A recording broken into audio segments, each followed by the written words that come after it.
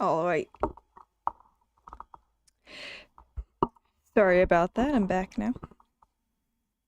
2 minutes late. Shit. Not a good start. Oh, I'm so fucking beat tired this morning.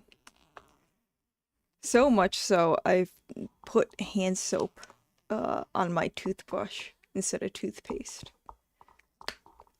I've always, like, have been afraid of doing that, and it's never happened until today.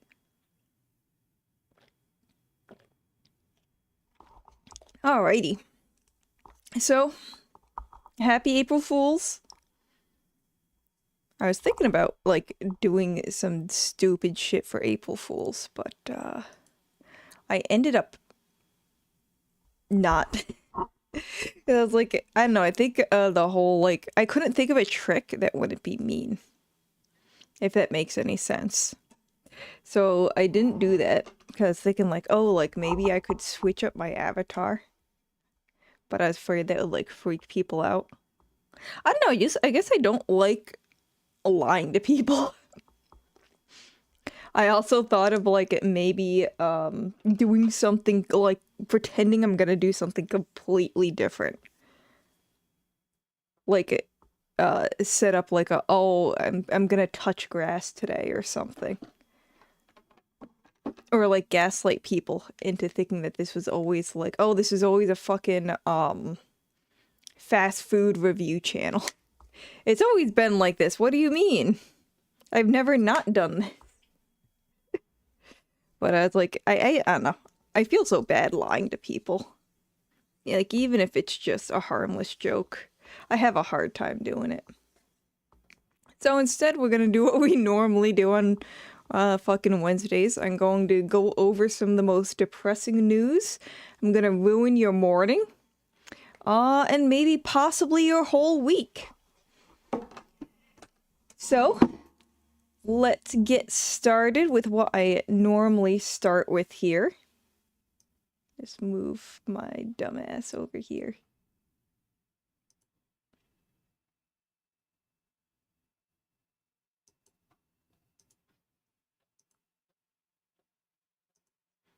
And we're gonna start with vet words, which I normally do.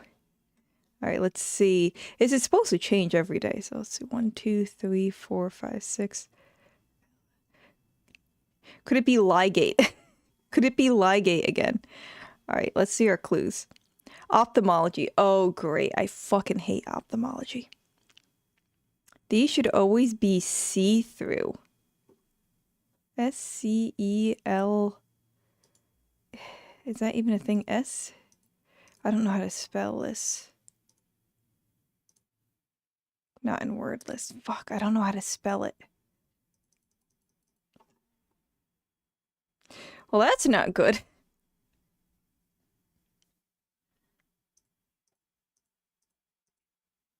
It shouldn't be this, but I want to. Okay, no letters. Fuck. Sclera? Sclera? Sclera?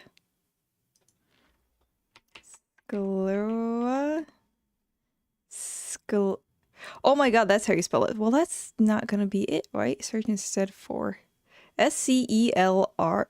Is this cheating? This might be cheating. Oh, but there is no S in it whatsoever. Okay.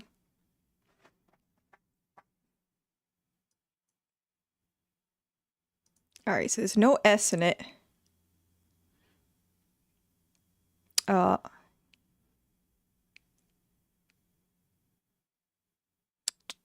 I'm literally just thinking about like every portion of the eye that would just fit in this, because this is too much for me. I'm not really good at these sort of things. Okay, so there's an A in it, and the A is in the right spot. And there's a R, an E, and an N in it.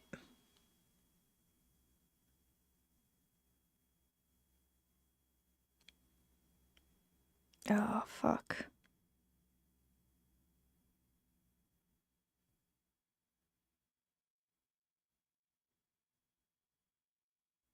Like, I'm just having a hard time thinking about what section of the eye has this amount of words in it. And now I have to think about what ends in an A. Also, fuck you if you get this just from the first clue. Nah. Pupils, it's not sclera. S, I don't think so. S. No, because there's no S in it. That begins with an S. There's no T in it. I keep thinking of shit that has S in it. Fuck. What words don't have S in it?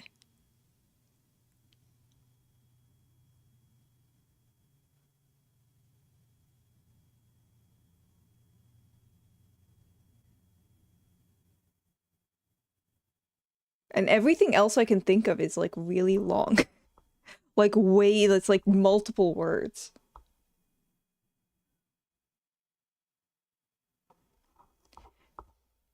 Anti-chain, no, that's too long. We might have to come back to this. I've never been good at this sort of shit. Like crosswords and shit. But that's fine, because we have a lot of news to go over today.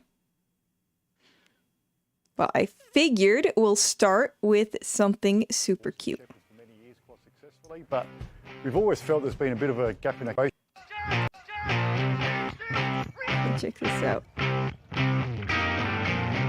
As you know, the dog operations unit, we've used Labradors and Shepherds for many years quite successfully, but we've always felt there's been a bit of a gap in our capabilities, so we're really enthusiastic about announcing this new squad, the small area urban search and guided evacuation dogs.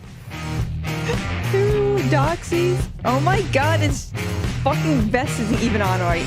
And what this is going to do is really be able to give us a new element of what we can offer up to the South Australian community. So it's been really hard work lifting those 40-kilo shepherds, especially above your head into ceiling spaces and things like that. Because of the size of these guys, we can chuck them into ceilings, on top of cupboards, let them have a good look around there. Chuck them into ceilings. Not only that, because they're obviously a little bit challenged vertically, we can chuck them under cars, under cupboards and things like that. We're also going to be able to attach them to drones. Oh my god. That's really a game changer for us. They're going to be able to be tactically deployed from that, drop down into people's yards and things like that. We're really excited about it, and we think it's going to be an absolute game changer. Oh my god. Tactical dachshunds. I love it. That's amazing.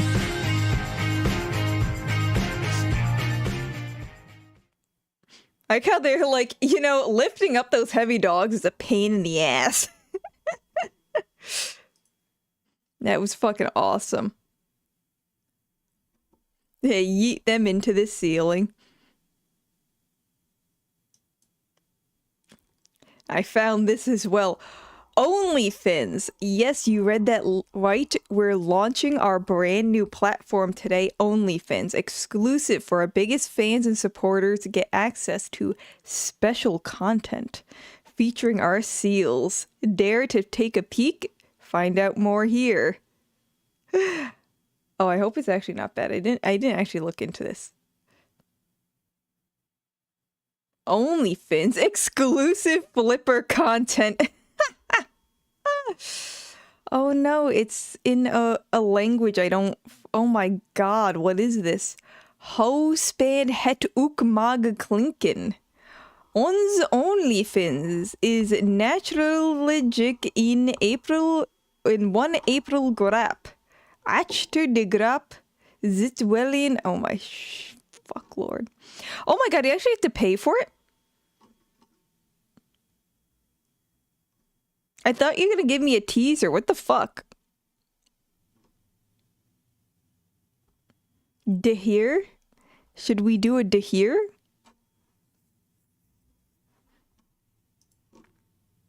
Oh my god, you could actually... I guess it's just to get donations. Oh wait. English. Yes, thank you.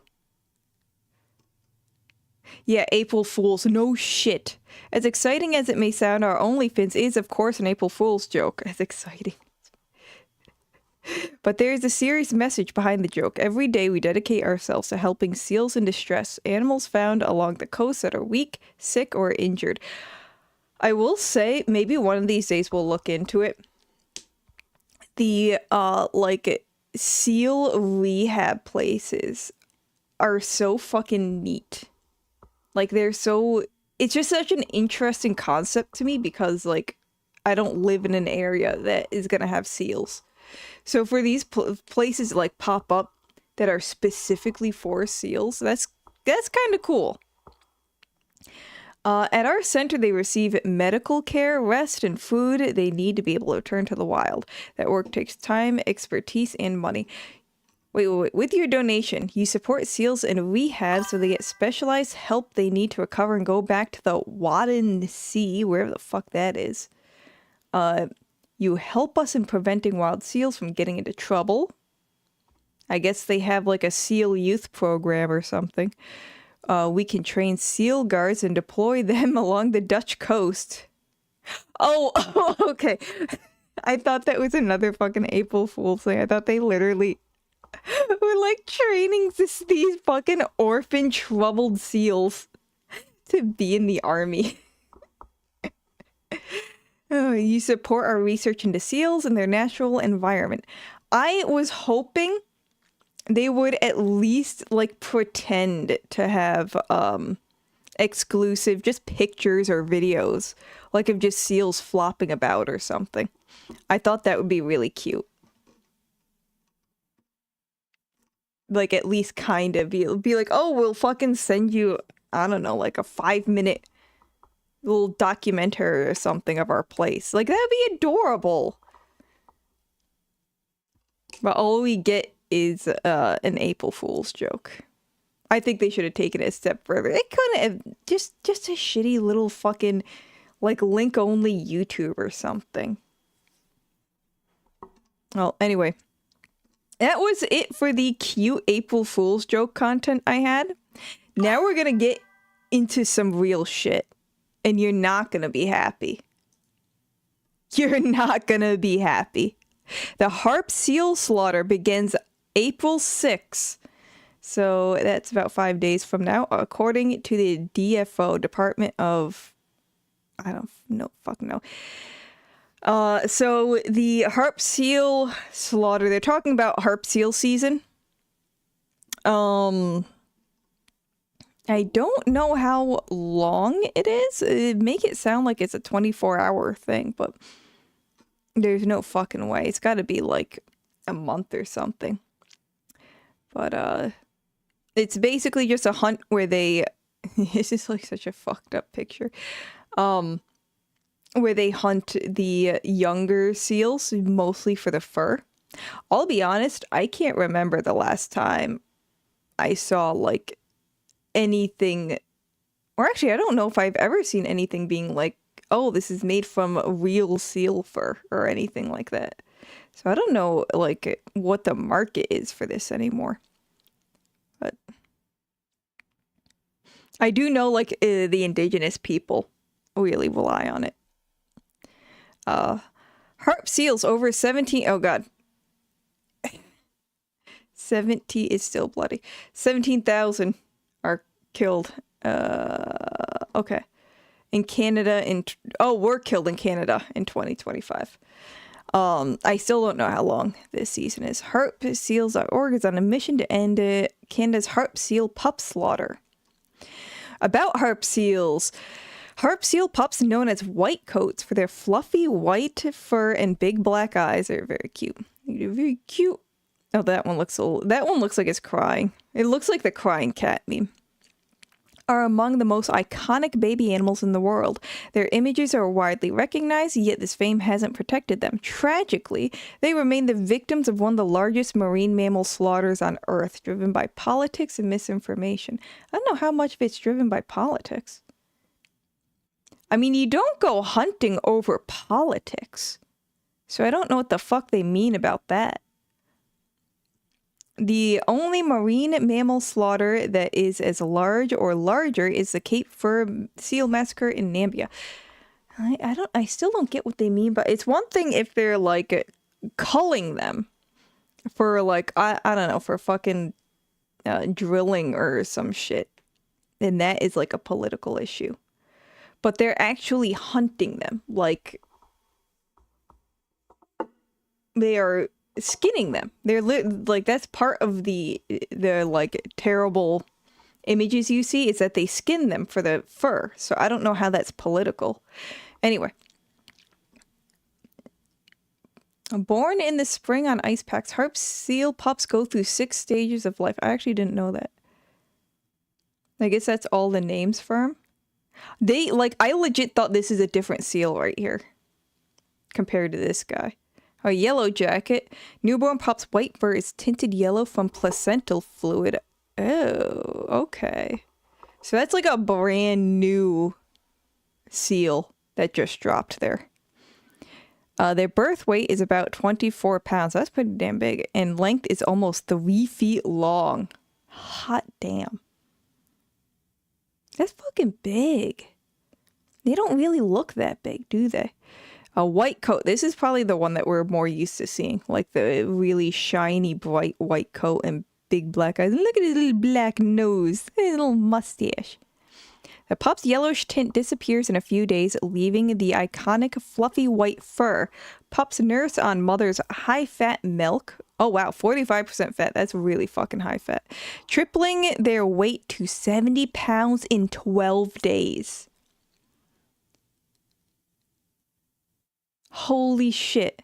So in roughly 2 weeks, they go from fucking 24 to 70 pounds. The mother finds her pup in the herd by smell. I can see that. Just like how penguins find like their chick in a mass of chicks just by their fucking sound. Like, that's crazy to me. Ragged jacket. These guys are kind of cute. They look like a molting bird at this point, where they kind of have like tufts of like white that's coming out. And they look a little bit ragged. Oh, they call it ragged jacket. That's why. A pup is weaned at 12 days old. Oh my god, so at 12 days old, it's fucking weaned already. And starts to molt in patches, leaving a dense silver gray fur with black spots. Pups do not eat after being weaned until they can swim and find food on their own. That makes sense. That makes a lot of sense. This can take 6 weeks. Okay, yeah, so that's more, like that's kind of when dogs and cats get weaned, right? Like around 6 weeks. 6 to 8 weeks. A beater. Why do they call it a beater? After about 18 days, the pup's white coat is completely molted. Okay, so this is completely like spotty coat. The pup learns how to swim by beating the water with his or her front flippers, which led it to the name beaters. Oh, so it's kind of like how, like, if you have a kid that's just learning how to swim and they're kind of like doing a stupid doggy paddle and they're slapping the absolute shit out of the water because they don't know what to do. That's what these guys do. A bedlamer. Bedlamer? Immature seals were given this name in the 15th or 16th century by the Basque and Breton. Isn't Breton a Skyrim race? Did Skyrim steal that from real life? From the settlers in the Strait of Belle Isle. The term comes from the French bêtes de la mer, animals of the sea. Okay, so they probably thought these bedlamers or bedlammers or whatever were their own species, I'm thinking. The adult looks pretty cool, but I'll be honest, I see so much more of the beaters and the white, like everything else except the adult. First, male harp seals reach maturity at about 7 to 8 years. What? 7 to 8 years. The fuck? So did they look like these bedlamers or whatever for 7 to 8 years? And females reach maturity at about 4 to 6 years of age. So how long do they live? If they're not even reaching maturity until 8 years old.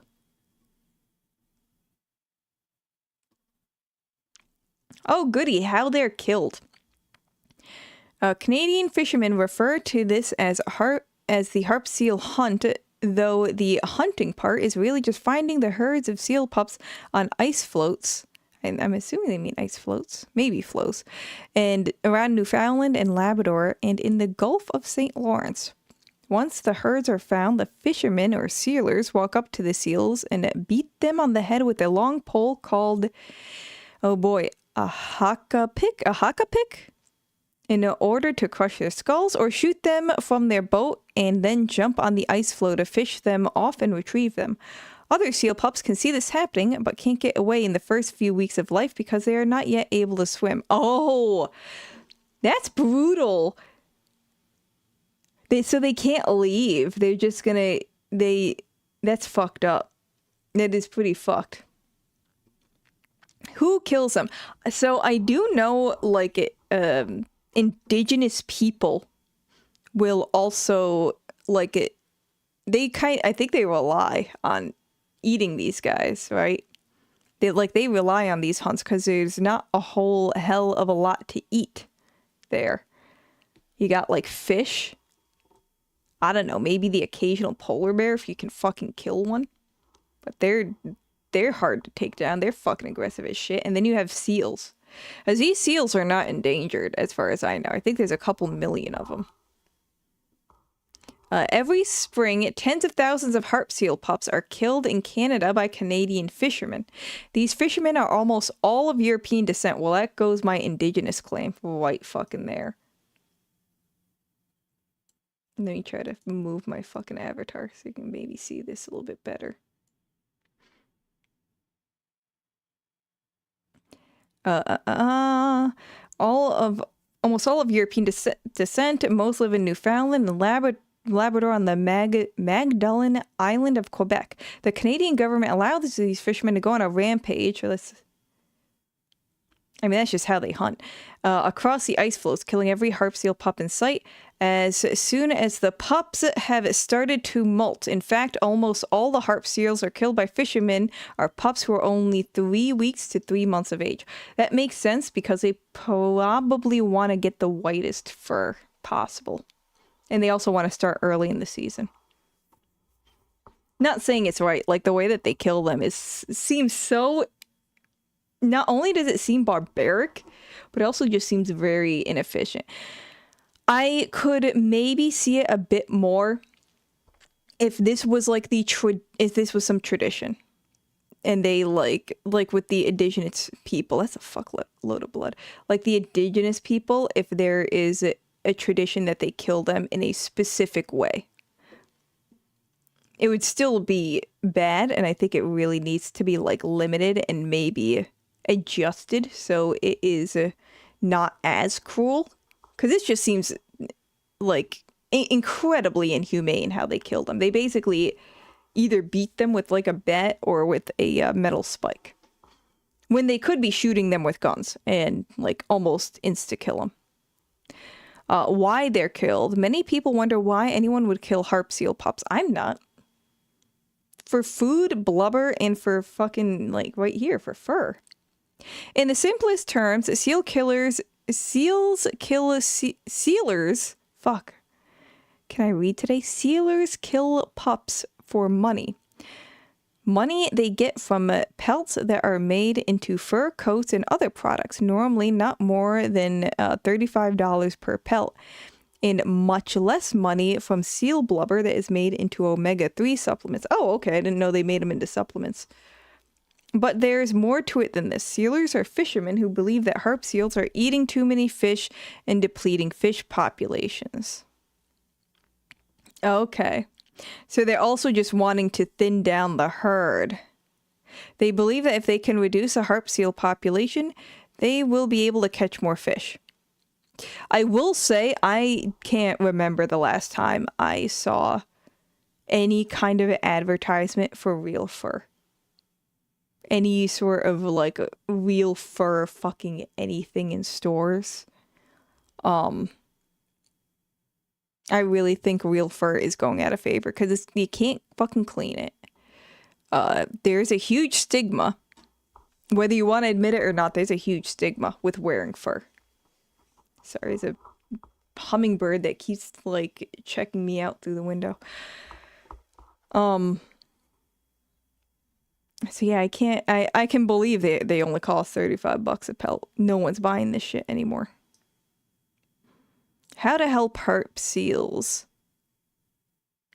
A key strategy that has had a greater impact on the number of seal pups who are killed each year is national and regional bans.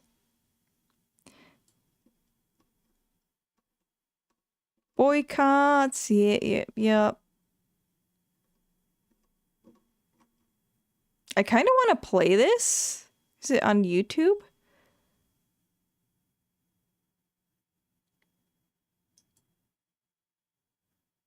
Okay, it's on YouTube, so it shouldn't be too bad, right? Oh, no. It starts right off with the graphic content. Okay. Huh.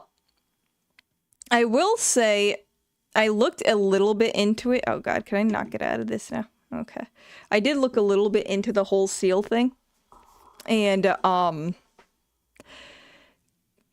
the indigenous people do not make up a lot of the seal hunting. They don't have any, like, really concrete numbers because the indigenous people that rely on, like, seals for stuff, obviously they're not having their hunting permits, right? Because they're just allowed to hunt as they need. So there's no hunting permits, so there's no way to track really how many seals they're taking. But there are estimates that it's like mostly European descent fishermen hunting, or at least it's mostly not indigenous people, I should say. So that theory kind of goes out the window. However, these seals are not endangered. I think they're least concern. So I don't... My main issue is I have a problem with how they're hunted, I guess. Like, I think there's no reason... I just don't get why people would physically go there. They physically go onto these ice sheets. Because that alone should be dangerous, you know?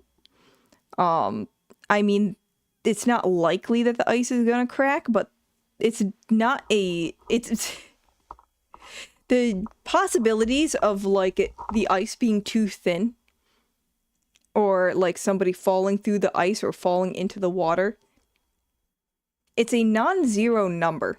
There's still a threat there. And you're also paying for the labor for these guys to get onto these ice floats and beat the shit out of a seal. So that's time and effort right there. And also, I consider it more risky because they're spending more time on the ice as opposed to if they shoot them from the boat and then just retrieve them. I was gonna say, like, oh, they could, like, train dogs to retrieve them and then even remove that, but I forgot how fucking heavy they are. There's no way dogs, like, are gonna be able to get that with that, not without a bunch of like a pack of dogs and a bunch of tooth marks in that pelt, which is probably what they're gonna get the most money out of. So I'm not, like, against hunting them. Oh, there's a close button. I'm retarded. I'm not against hunting them, but I am against the way that they are hunted. Like, as long as there is smart regulations. Oh my god, that's so cute. It looks like a little... if that's a stuffed animal, I would buy that. Holy shit, it's so realistic. Oh, that's AI as fuck. Does anyone else get the feeling that that's fucking AI art?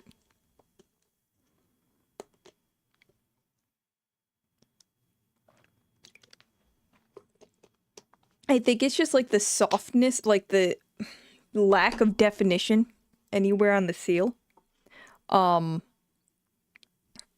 These like random ass hearts that are like here and nowhere else, and then like up here, and these really big snowballs.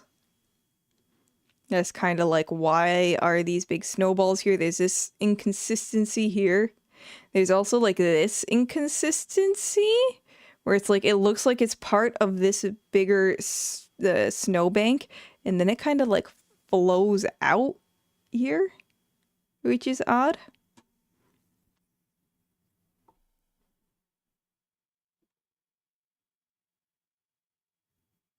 I think the seal itself I can't really find too much issue with, but mostly because there's like weird artifacts. I don't know if you can see it. There's like almost like you got the MS Paint spray paint tool and spray painted like also white and gave it a different texture. But besides that, I think like the seal itself is so nondescript that it doesn't actually oh my god, you know what I forgot to do? I think I'm still on I gotta change my fucking stream. Holy shit.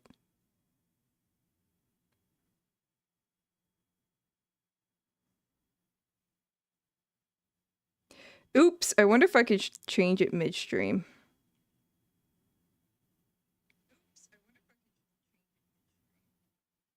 Oopsies.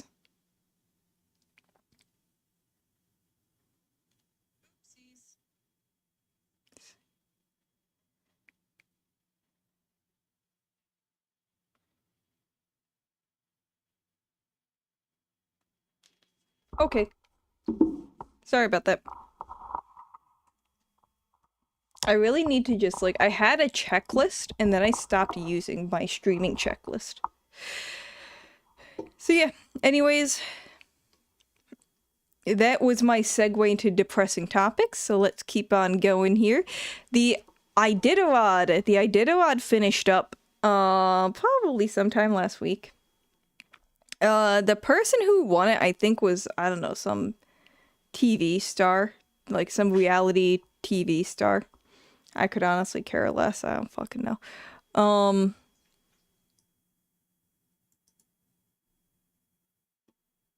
Let's see.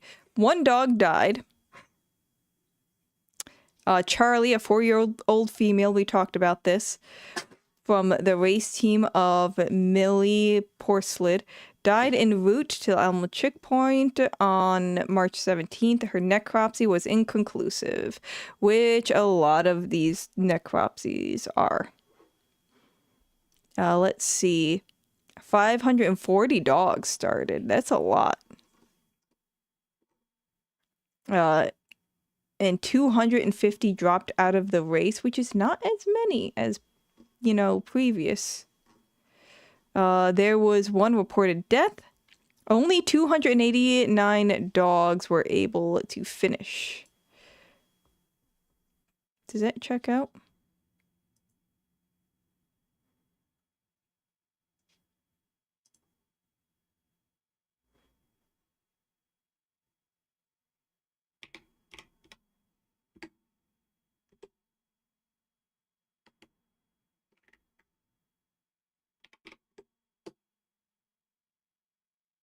Yeah, that checks out. Again, the dogs that drop out of the race, we don't know, like, once they drop out, like, even if they die on transport to get off of the race, that's not included anymore. So I'm pissed off that the necropsy is inconclusive. Like, in this day and age, we can find something. I don't know. I just feel like whether it was a heart issue, whether it was a physical issue, like, there's gotta be some information.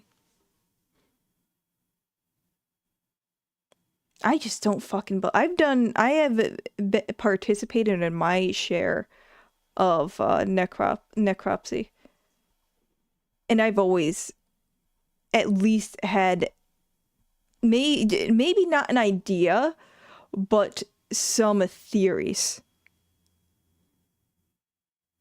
And to not even have a theory or like a possibility of something, that just sounds fishy as hell. Because a dog just doesn't die because its time is up. There's no like ticking clock in their organs. It's just like, oh, you reached the end. Goodbye. Something happened. Could be heart disease. It could be, you know, some malfunction in the brain. Like, it's got to be fucking something. I don't know. That kind of pissed me off. That made me very skeptical. But I'm usually a pretty skeptical person, so maybe that's a me problem. All right, so I don't know if y'all heard about this. This has been going around social media lately, so I had to look for it to talk about. A woman who dumped Golden Doodle at Las Vegas airport after being told she couldn't fly with him is hit with an arrest warrant. Let's see.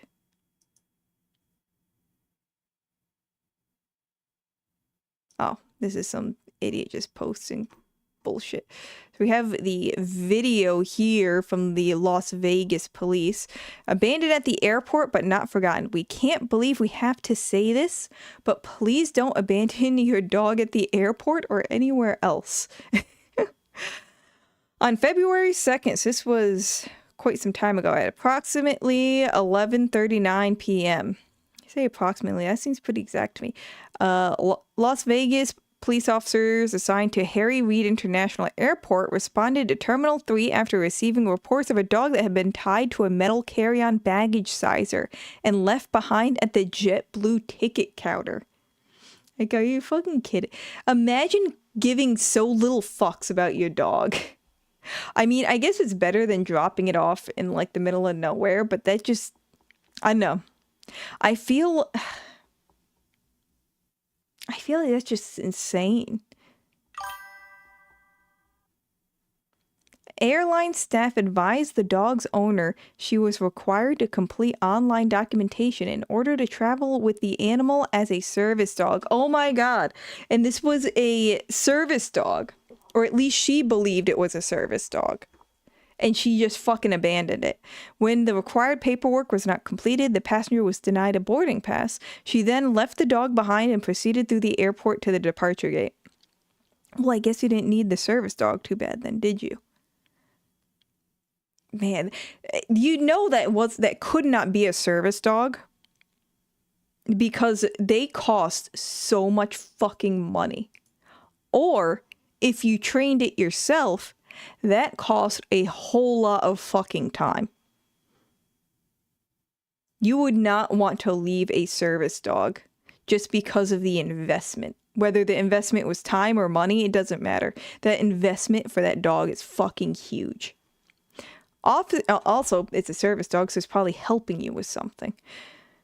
Officers later located the individual at Gate D1. When asked why she abandoned the dog, she stated the airline would not allow her to fly with it and claimed the dog had a tracking device. Like that fucking matters. Implying it was acceptable to leave the animal behind and it would return to her. So she was just expecting the dog to be shipped to her for free? What the fuck? While escorting her back through the security checkpoint, she became hostile and resisted officers' attempts to detain her. Oh. She was arrested and booked for animal abandonment and a resisting arrest. Airport employees and officers immediately stepped in to care for the approximately 2-year-old Golden Doodle / Mini Poodle while the owner was processed. Awesome, we got video of it too, of her resisting arrest. This is going to be great. Animal Protective Services took custody of the dog after a mandatory 10-day holding period passed, and the owner never returned. So even after the owner couldn't, like, get on the airplane with it and missed their flight, they still never came back and got the fucking dog? They didn't give two fucks about that dog. They really did not care. The retriever rescuer of Las Vegas stepped in. The dog, now affectionately named Jet Blue, is safe in foster care and will soon be placed in a new loving home. I cannot believe that. That even after the dog was... like, she missed her flight. She wasn't getting on that flight. She still never fucking picked up that dog. So she had no, like... I wonder if it actually had a tracking device too. So she had no plans on actually bringing this dog fucking anywhere. Like, the second something became, like, somewhat difficult, there was, like, a single roadblock for her, it's like, nah, I'm done. Too much work. Alright, let's watch this shit.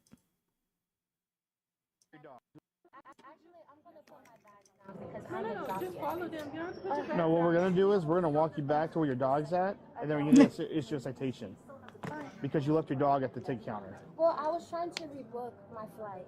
So you walked out here to rebook your flight? Yes. And left your dog there? That's not So how walk out here without your you dog. book your flight. This is where you can book your flight. Because I've done this before. I've flown a lot. Look at the dog is off leash instantly. And it's very untrained. It's running right up. That's not a service dog. Oh no, it's not off leash. She just has it on an incredibly long... Oh my god, it's on a retractable leash. That is not a service dog. Instantly, that is not a service dog. But that doesn't matter with flying because you can still get dogs on flights. You know, you can still travel with a dog. It's just that service dogs get, you know, a little bit more priority as far as flying with their owners because they might have to perform a task for their owner. But even if it's not a service dog, you can still fly with it. That's not an issue. Well, it might be an issue for some people. Like, it would be an issue for me because it costs a lot. But so you can book your flight here. You can change your flight here. You can do all that shit right at this counter. And sometimes I will if I am, like, really overwhelmed. I'll make them do everything for me. Yeah, this dog, if you're in public, although there's nobody here, so maybe it wouldn't be, she wouldn't make it be so on alert. Oh my god, she just tied it up right there. She didn't even hide it. She's got no fucking shame. Oh my Christ. I so want to hear what is being said.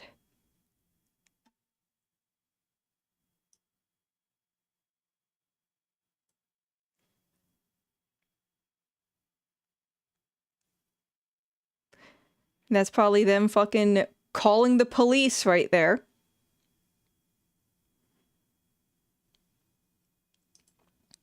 Yeah, and she just fucking walks away.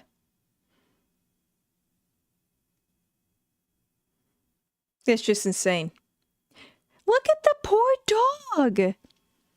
It's sitting there waiting for his fucking owner.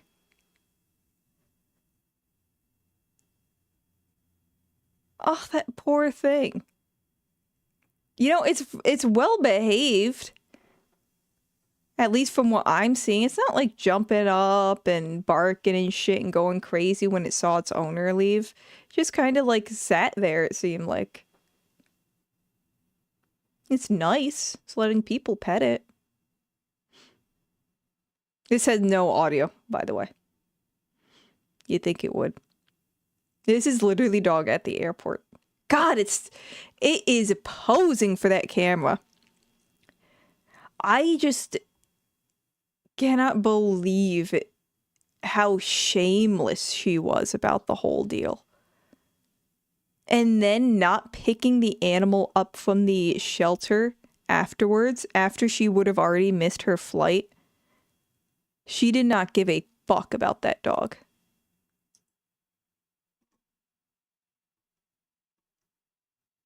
Look at how much he's posing. What What a little ham. What a little ham this guy is.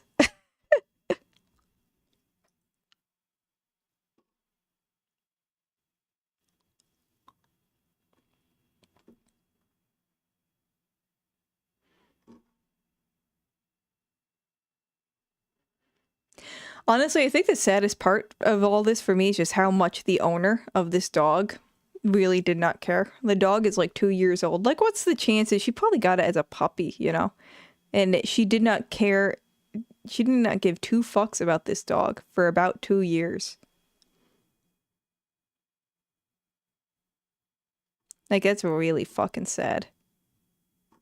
But at least she doesn't have the dog anymore, I guess. No, what we're gonna do is we're gonna walk you back to where your dog's at, and then we're gonna issue a citation. You're gonna walk you back to where your dog's at? So maybe you can feel a little bit of guilt? And then we're gonna fucking arrest you. Well, I guess she got arrested because she resisted. She resisted attempts to detain her. I want to see that so bad.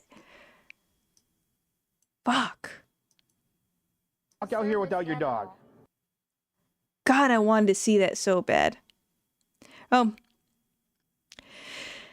I guess the silver lining here is that the dog is definitely going to get a better home. With how much popularity this has gotten, like, he's gonna, the rescue, and it went to a rescue, it didn't go to a shelter, so they can be really, like, picky if they want to be. Not that shelters can't, but they're usually on a bit more of a time limit than a rescue is. So he's gonna have his pick of homes. And I am sure that the rescue will find a suitable home for him. He's a good dog. He's a cute little guy. Now, let's see what else we got here. Ooh, another video. So, Port St. Lucie, Florida. Video shows a man allegedly dropping and mistreating his dog at Central Park. Witnesses say they called for help, but response was delayed. Police later said no action could be taken due to no visible injuries. Waiting for the address, as the woman from Animal Control may have forgotten it. She works for the animals. Let's see. What do we got here? We'll swing it back. It looked like he might have punched the dog there. Wait. Okay, I think he's slapping it. Yeah, I think he might have been slapping it. His arm is definitely going back and forward. Crack kills, kids. Lift your pants up. Wear fitting pants. Ooh, that's not good. Can I, like, slow this down? Playback speed.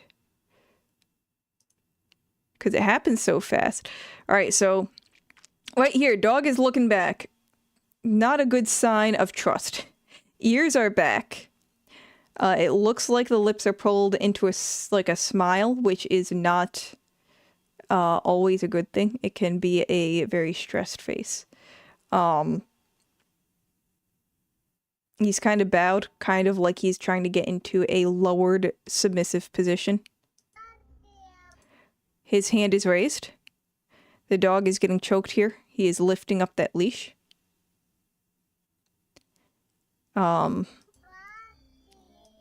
So it doesn't look like he punches the dog.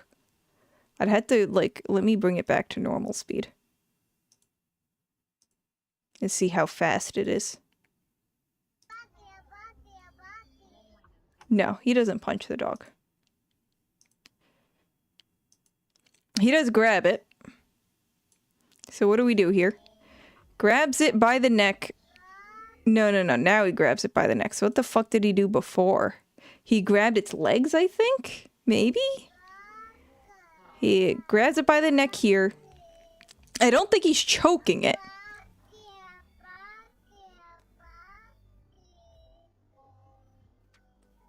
I think he's doing the fucking, like, alpha roll thing, which is, like, retarded, by the way. Incredibly outdated practice. I don't think anybody still does that. I mean, I don't think any prominent dog trainer still does that. And by prominent, I mean like, you know, well-known. Cesar Millan used to, but Cesar Millan is no longer a dog trainer.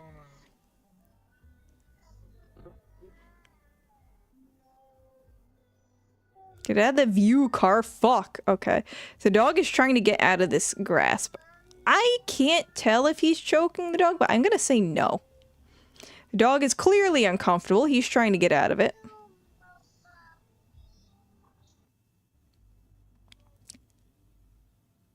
Is this another angle? No, this is another video entirely because the dog is partially on the grass here.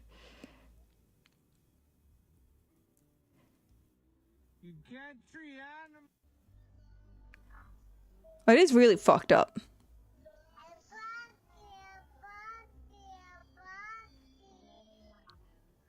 I think that was really fucked up, dropping the dog to the ground like that. Especially choking it out, like, right beforehand as well. The dog is not currently a danger to anyone or anything. So this is definitely an overreaction to whatever the fuck happened. Even if it had previously done something, trying to correct the behavior after the fact is not going to be helpful.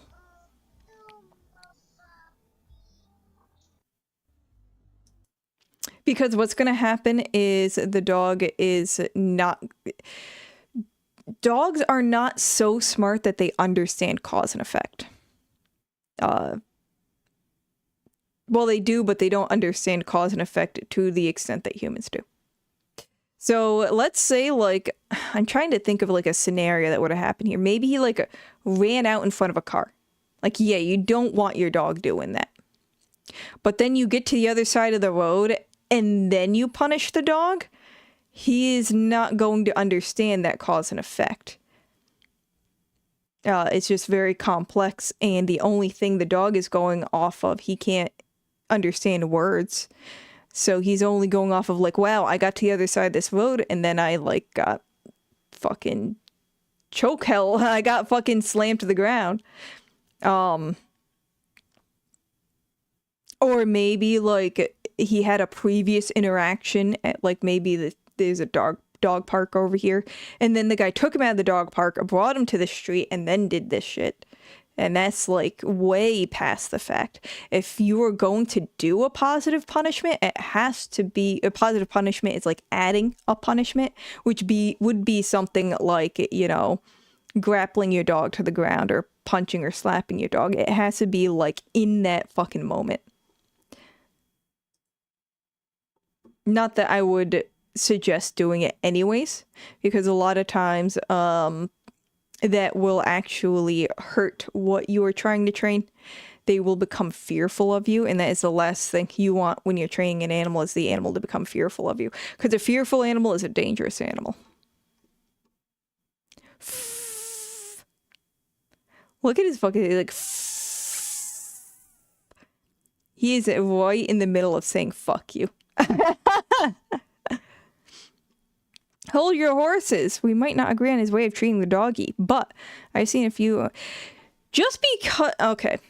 But I have seen a few owners still doing this to discipline dogs and keep them in line and make them obedient.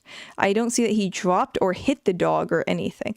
Just because you've seen people do this doesn't make it okay. I mean, what kind of line of reasoning is that? We've seen people do crush videos, so that makes it okay. Like, crush videos are very popular, so that's okay now. I watched the video. I don't see him dropping a dog. He does drop the dog. What they are thinking, probably, I bet they're thinking of, like, literally picking up the dog and dropping it. Which I would argue, like, sometimes that's an accident, you know, or the dog wriggles out and falls off.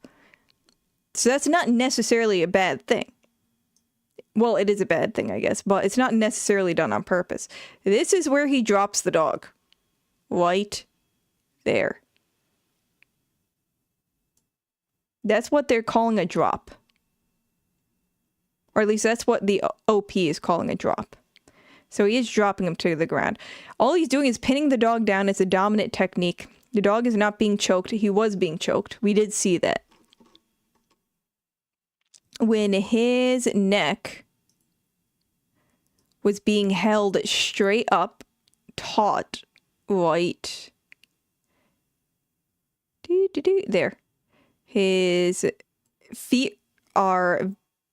They're still touching the ground, but you can tell he's very, very... It looks like they're still touching the ground. But his feet are very, very light on the pavement if they are touching the ground. You can see his like neck fluff here is being pulled up.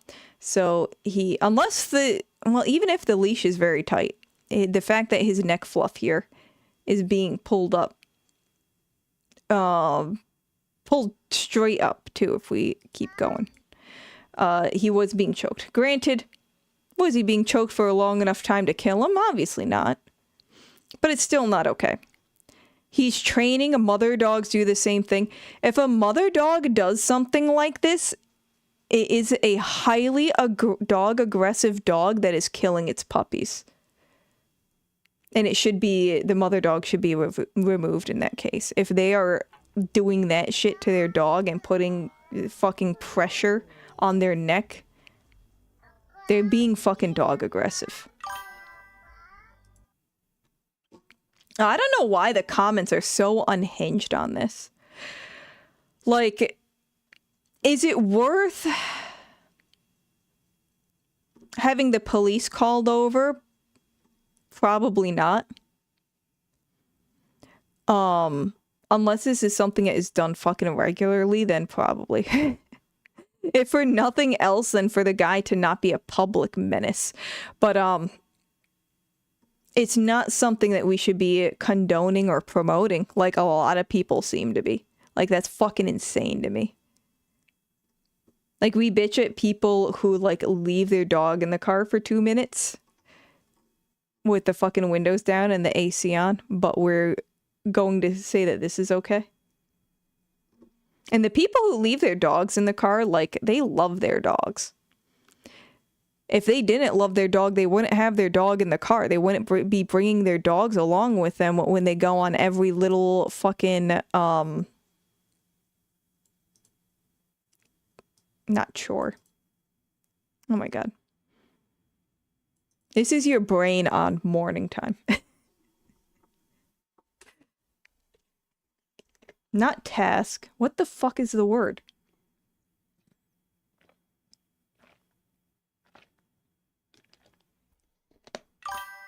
Fine, we'll go with chore. They wouldn't be bringing their dog along with them on every little chore that they gotta do. This person just looks like he got really frustrated with the dog. And he probably also believes in these dominance theory techniques. Which, by the way, will make a dog more aggressive. I've watched it happen numerous times. Oh. Speaking of improper training techniques, do you remember the case on Michael Gertschy? If you don't, I'll show a video of it if this doesn't show a video of it. But he is actually locked up and on, oh my god, a $275,000 bond after pleading not guilty to animal cruelty and violating a protective order. So Michael Gertschy is the fitness influencer that we saw. Literally, this guy literally did pick up and throw his dog on top of like punching it, I think, or at least slapping it. And he also, he took down that video and then put up another video, I believe, of him like slapping his other dog with a shoe for chewing on his slippers. I should say slippers. He slapped his dog with a slipper for chewing on a slipper. And then he like posted a video of like, well, what would you do in this case? So that's the Michael Gertschy guy.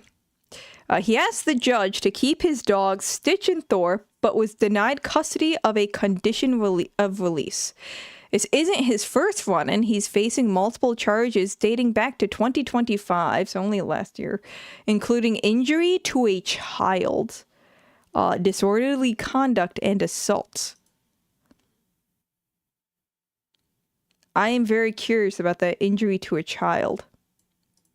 Now, here's the change. His next court date has been moved up from April 26th to April 1st, today. So we'll be getting an update from this today. Probably not during the stream. But as for Stitch and Thor, no confirmation location, but believed to be in Virginia. Who gives a shit? He's not with this guy, is the point. Desmond's army will be in court. Stay tuned. Fair use, all individuals, blah, blah, blah, blah, blah. All right, so let's see. News, a new court date in the case of fitness influencer Michael Gertschy. News, a new court date in the case of fitness influencer Michael. That is him in the middle of about to, this is a different one. I think. This is a whole different video.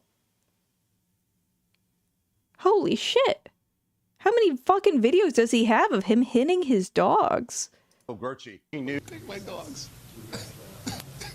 Now, that's what Gertschy told the judge inside a Connecticut courtroom Friday, pleading not guilty to both animal cruelty and violating a protective order. Bro, I have bad news for you. Not only is there video evidence of you abusing your dogs, but you posted it. That's a big thing. He posted these videos of him hitting his dog. So that's going to be a hard one to fight. While asking to keep his dog Stitch and Thor, but Gertschy tonight still remains behind bars, held on more than $250,000. Now, this comes as he faces a growing list of charges that date back to 2025, including injury to a child, disorderly conduct, and assault. Third degree assault, violation of protection order, illegal weapon possession. Oh, bro. Improper storage of a pistol. This all happened very recently. I wonder if he's like recently had a fucking mental breakdown or some shit. Now, the new development, his next court date is no longer April 26th. Instead, overnight, this is where he threw the dog. So why the sudden change right now unclear. As for Stitch and Thor, there's still no official confirmation on where they are, except that they are believed to be somewhere in Lancaster, Virginia. We shouldn't know where they are, by the way. Because if the general public knows where they are, Michael Gertschy is going to know where they are. That is the whole reason that they keep the whereabouts of these dogs secret. So we should not be looking into where these dogs are. Because that's dangerous. It's dangerous for the dogs. It's dangerous for the people keeping the dogs. So I really hope there's not a witch hunt to find out where these dogs are. You just have to, like, hope that they are with some sort of animal service.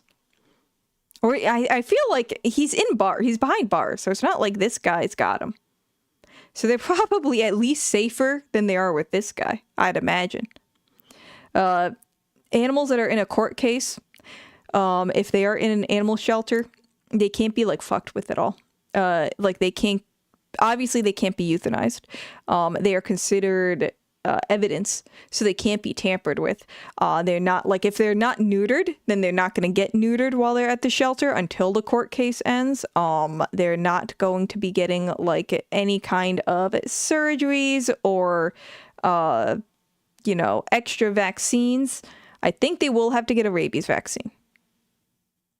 That one I'm not sure about. Like, if they are not updated on rabies, I think they do have to get a rabies vaccine. But otherwise, they're not going to be fucked with. They're not going to be put down. Like, nothing's going to happen to the dogs unless it is medically necessary. Like, let's say, like, if this guy beat one of the dogs, like, to almost half to death, and it's got his fucking jaw broken and shit, and it needs medical, like, a surgery intervention to stay alive, like, they would do that, right? Or if something happened at the shelter they're at and like one of the dogs got massively injured and it needs like wounds to be sutured to stay alive. Like they would do life-saving medicine. but they're not going to fuck with the dogs beyond that until the court case is settled. They just evidence, or unless this guy gives up the dogs, and then they can, you know, process them for adoption and shit. But until then, like, you just don't fucking find out where they are. The dogs will be in danger. The people keeping the dogs will be fucking endangered. There's a chance that, like, this guy could have his, like, meathead friends go and break in, or, like, you know, hit the place up. Just don't fucking do it. I've been in that situation. It's scary when you have fucking court case dogs. Or any kind of safe holding dog. Or cat, too. Because you're just kind of on edge. You never know who's gonna fucking come in and, like, threaten you.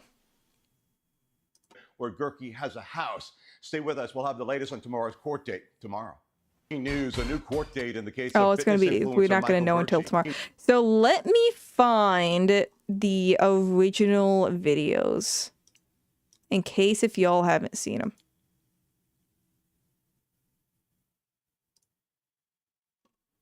They are all of this dude. He turned himself in. Ah, here it is. Oh boy, it's Instagram. I don't have Instagram. Is it still gonna let me watch it? Okay, yeah.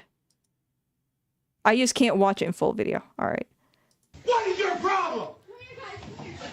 See, this is... He kicked him. Don't. What is your fucking problem, huh? Stop it. What is your fucking problem? What is your fucking problem, huh? What is your problem? Want to die?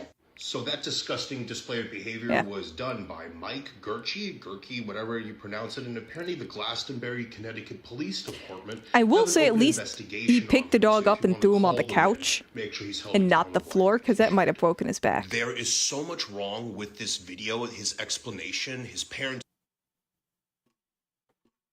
And there's another one, I think we saw like a photo of it. TMZ. Where he's like, hitting the dog with a shoe. Which it's bad. I don't think it is conviction bad.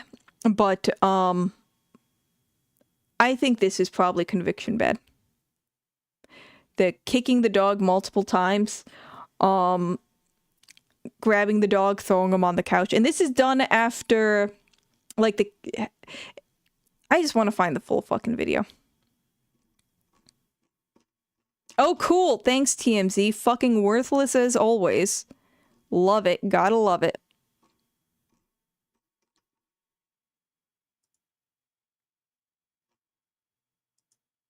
Let's see.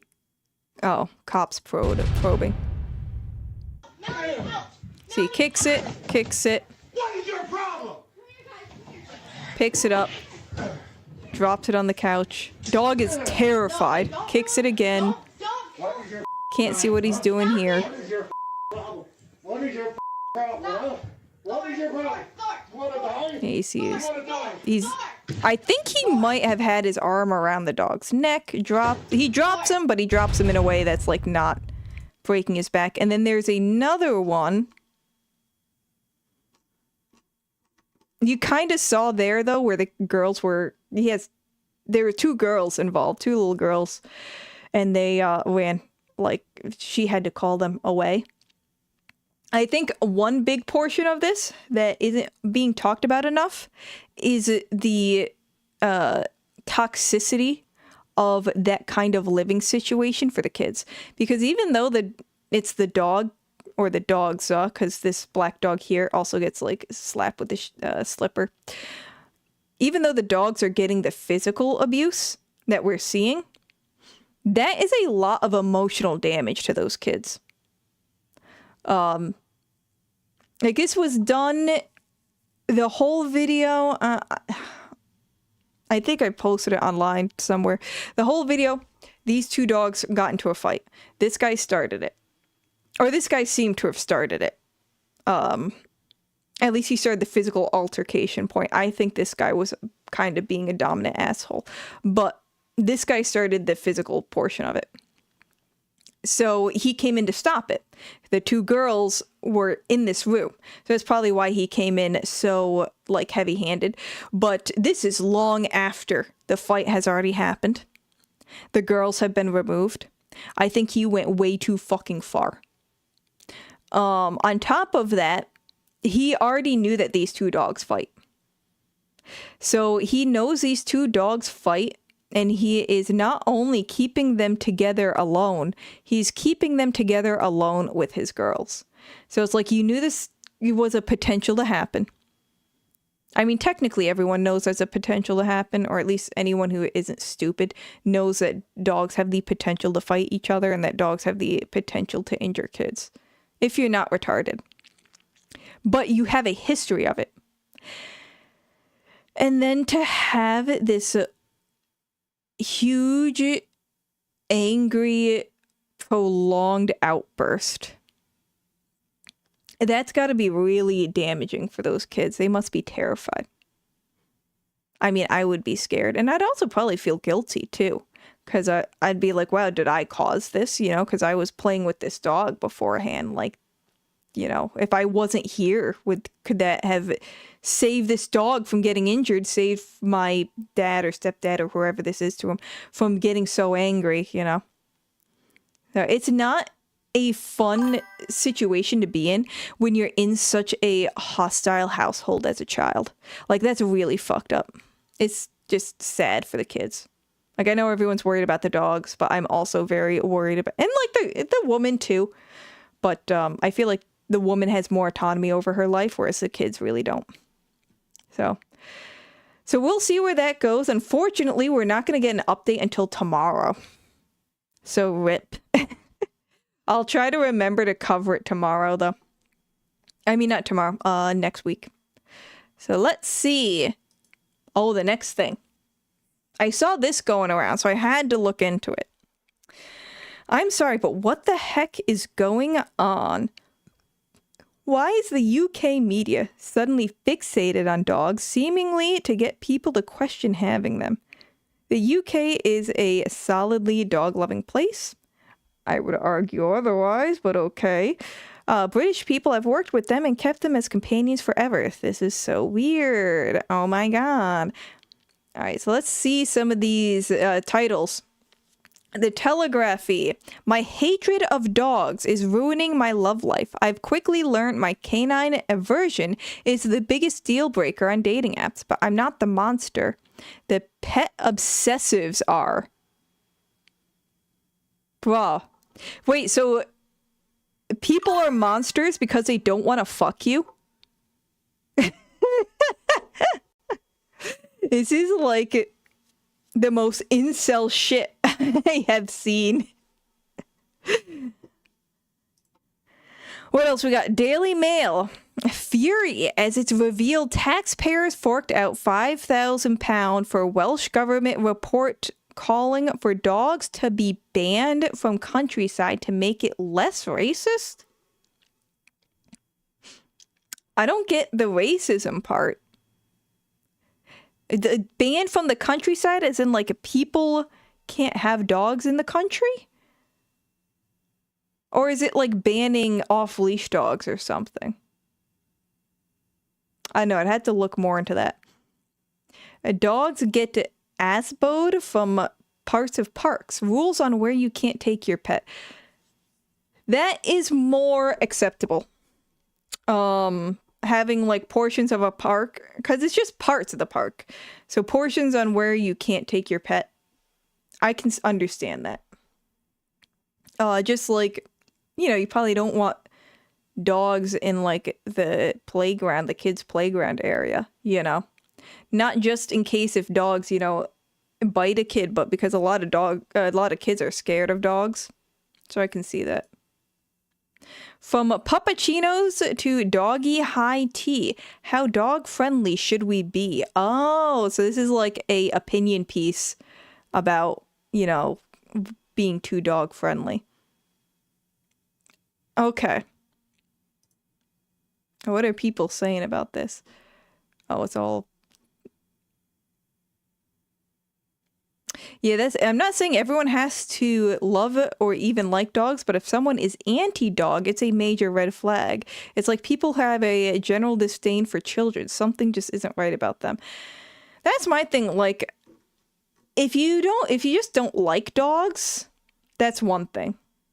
Like, maybe you just don't want really, like, if I have a dog, you just don't want really anything to do with it. You don't want to go on walks with the dog, whatever. But if me having a dog is, like, a red flag for you, I'm not gonna get rid of my dog to date someone. Just to date, too. Like, that's fucked up.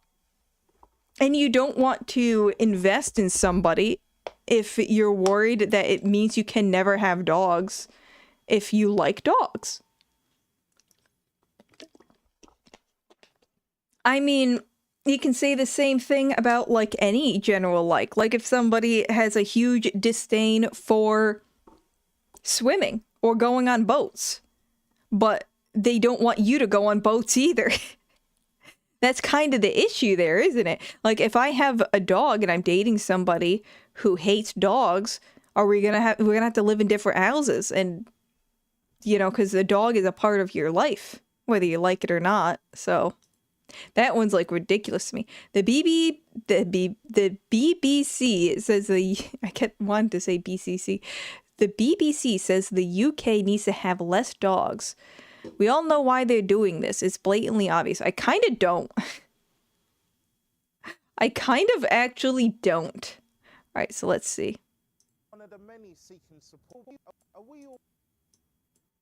Maybe this guy will explain it a little more. Are we all becoming too dog friendly? From coffee shops, restaurants and retailers like IKEA, Zara and John Lewis, dog friendly spaces are becoming easy to come by. There are 13.5 million pet dogs in the UK. Is it really a problem though? And 36% of households own at least one dog. But people who are allergic to dogs or afraid of them say that the rise of these dog friendly spaces is a concern. One woman with the extreme fear of dogs told the BBC that she feels trapped and only goes out on special occasions due to the lack of dog. That is a dog phobia. Like, we should not be catering to people who have such a huge mental, I don't want to say mental issue. I want to be nicer than that. But that's a phobia. Like, we don't limit ourselves because people have, like, a phobia of talking to people. Like, if you're so scared of dogs that even a dog on a leash in the same vicinity as you is a deal breaker for you going outside, and now you only go outside for special occasions, you need to work on that. That's not something that everyone else needs to work on. Like, I totally get wanting to have, you know, while you're working on it, wanting to have a safe place for you to be. But there are still, it's not like every single place allows dogs. Like, what did the guy say? Like, fucking IKEA? IKEA, Zara, and John Lewis. It's not all coffee shops and it's not all restaurants. I can guarantee you that. I can guarantee you that. As friendly as the UK supposedly is with dogs, I think the United States is actually considered more dog friendly. Although it might be because of us having fewer breed restrictions. But, and Austin, I think, was considered one of the most dog friendly places in the US. I don't think the most, but one of the most. And when I was in Austin, there were a whole hell of a lot of dog-friendly restaurants and cafes. There were some, but you had to go searching for them. It wasn't just like, oh, I want to, like, oh, let's just, like, stop in here to eat. Oh, fuck, there's dogs here. Okay, let's go to the next place. Oh, fuck, there's dogs here, too. It wasn't like that fucking at all. It was just, there were slightly more places you could bring your dog. some retailers like And IKEA, some retailers, Zara, and IKEA. Oh no, you have to order IKEA furniture online. I don't know what the fuck. Zara and John Lewis look like high-end retailers. I don't know what the fuck they are, but Lewis. it's Dog not friend- like fucking Walmart. Or do they even have Walmart there? But it's not like your grocery store your local grocery store that you gotta buy food at, your local baker that you gotta go to. Like it's these bigger companies that you can buy shit online. Friendly spaces are becoming easy to dog-friendly spaces is a concern. One woman with the extreme fear of dogs told the BBC that she feels trapped and only goes out on special occasions due to the lack of dog-free that's not my zones. problem. She's one of the many seeking support in online groups who offer advice on how to avoid them. And that's fine. That's totally acceptable. Like having support groups is a good thing.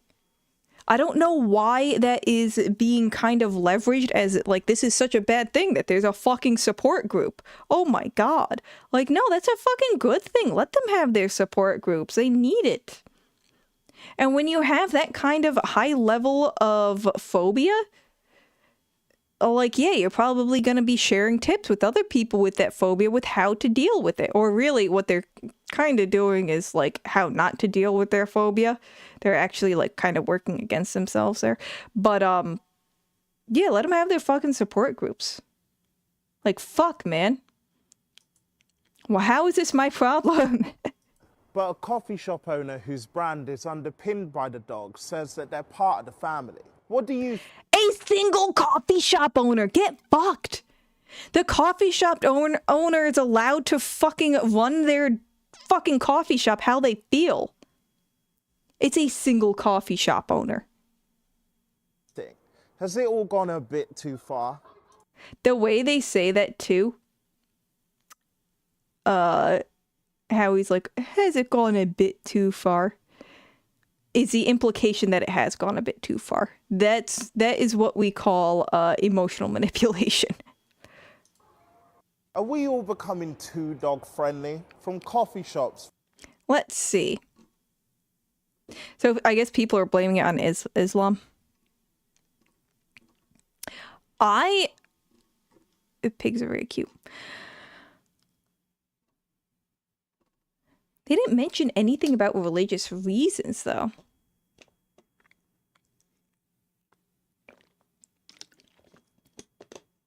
They didn't mention anything. They mentioned just people who dislike dogs and are afraid of dogs. And I don't think just because you're Islamic means that you dislike dogs or are afraid of them. I think it just the religion is like it says that dogs are like dirty or something, like you can't have them in the house or some shit. They didn't mention anything about religion, and I feel like that would have been a strong point, is to say like, hey, some people's religions make it so that they can't be, you know, around dogs, or it makes them uncomfortable around dogs or some shit. So I don't know. I mean, I've been talking about this for fucking years. First, you ban a breed. Then you ban a type of dog. Is it really a slippery slope if it's true? Is it really a logical fallacy if it's all actually happening?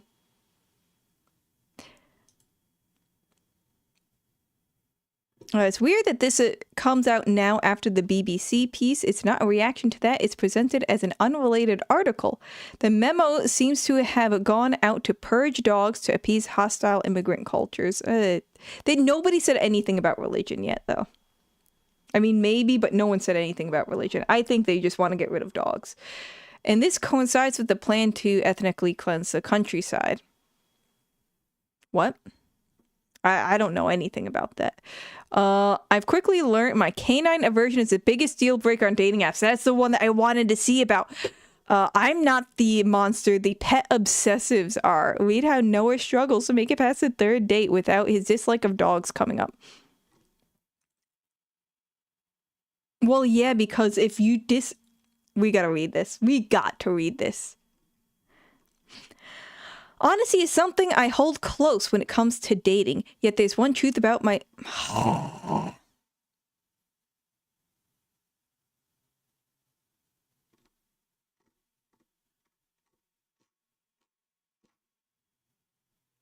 Well, I guess we have to default on the fact that it's because they hate white people.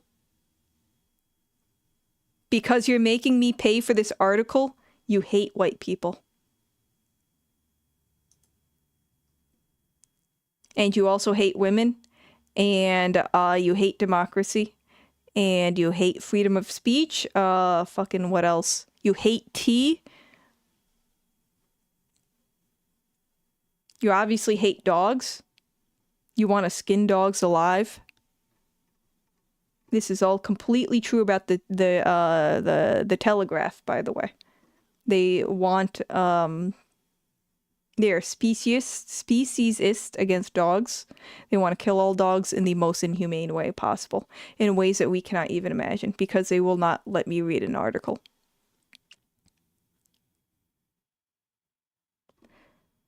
So, without being able to read this, we're going to just make assumptions, because fuck you. Oh, why isn't anybody coming visiting my fucking news blog? It's because you put it behind a paywall. It's because you're making me sign up.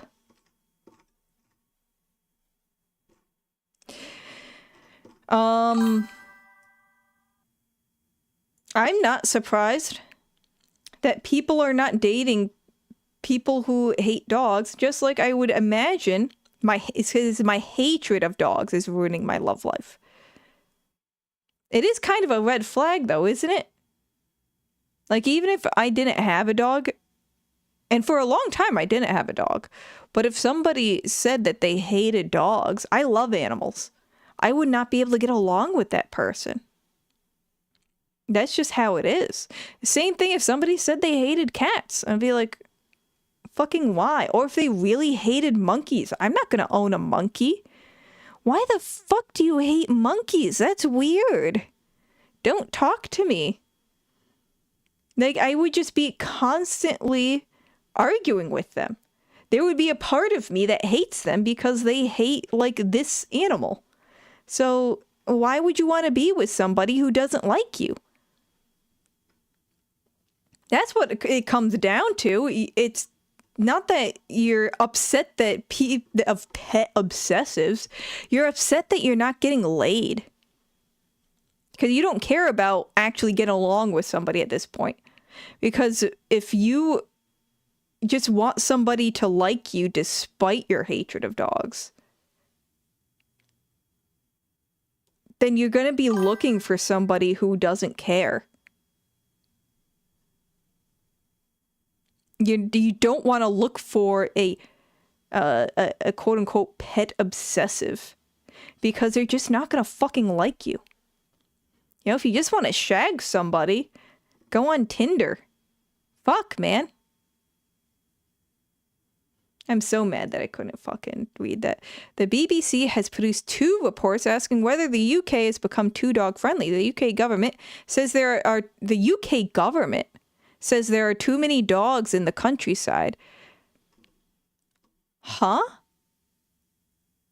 Can I actually read this one? The war on dogs is barking mad. Why is the BBC coming after our 4-legged friends? What is it, Spiked? I've not heard of Spiked. Has Britain become too dog-friendly? Apparently, even as war rages in Iran and an energy crisis bites at home, the question of whether too many public spaces are welcoming to dogs is one that the BBC News felt it had to address this week. Yeah, that is kind of weird, isn't it? I feel like there are, like, much bigger issues closer to home for you right now. From coffee shops, restaurants, and retailers, dog-friendly spaces are becoming easy to come by. Oh, that was from Wales. But people who are allergic to dogs or afraid of them say that the rise of these dog-friendly spaces is a concern. I really don't think that they are so easy to come by that non-dog friendly places are hard to come by. That's my thing. And it comes down to like who should have more rights: people who want dogs or people who don't want dogs. Or should we just kind of like let the free market choose? I guess. I don't know. I'm not good with this politics stuff. I just think this is fucking crazy. Maybe I'm wrong. Maybe every place in the UK you can fucking bring your dog into. I just highly doubt that's the case. Considering that I feel like the UK has more regulations on like food safety and shit, I feel like it's probably, as opposed to the US, I feel like it's probably harder to make a place dog friendly. And thus, likely that fewer places are dog friendly. So reeling off statistics conveying the extent of the UK's love affair with dogs, the BBC presenter goes on to note that an increasing number of people feel trapped in their homes. They didn't really go through many statistics, did they?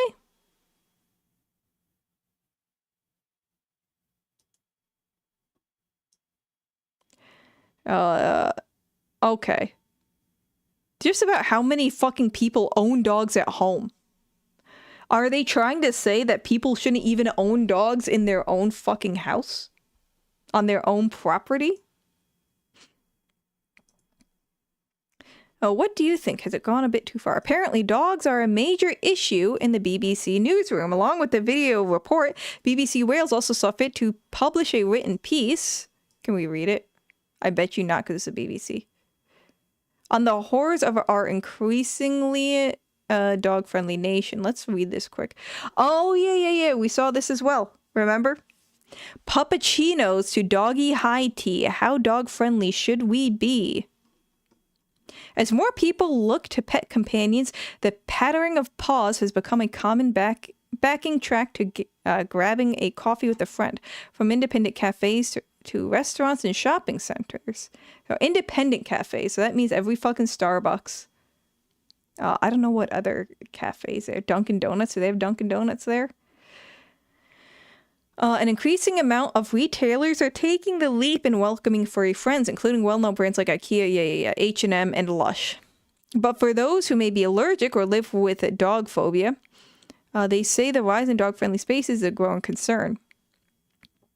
One woman, if you are so allergic to dogs, like that's just the thing. We're kind of bending the knee to these extremes.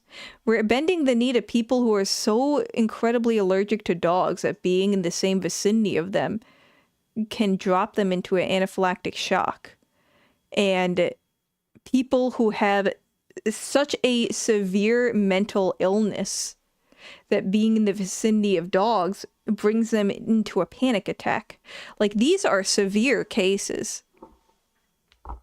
And if we started to adhere or cater to all of these severe cases, we would really be shooting ourselves in the foot with a lot of things. It's like, what else are we going to adhere to? Like, I don't like talking to people. You know, I don't like seeing people. It scares me. Can I just like schedule a time that I can go into the grocery store where no one's going to be there and I can just check out like through one of those self-checkouts? You're going to cater to me too, right? As you're catering to them. Now, one woman, it says she felt trapped. As puppuccinos become as easy to buy as cappuccinos, is the UK edging towards a society that is completely dog-friendly? No, never. That would never happen. Because it's too much money. Unless the UK really drops its regulations on, like, eating establishments. If so, what does that mean for those who don't see them as man's best friend? There are an estimate that, yeah, whatever, nobody gives a shit. The Kennel Club said that 72% of dog owners were more likely to visit a restaurant, pub, or cafe if their dog could come. Yeah. Who founded Big Dog Coffee is one of the many who set up his businesses to be pet-friendly without any questioning.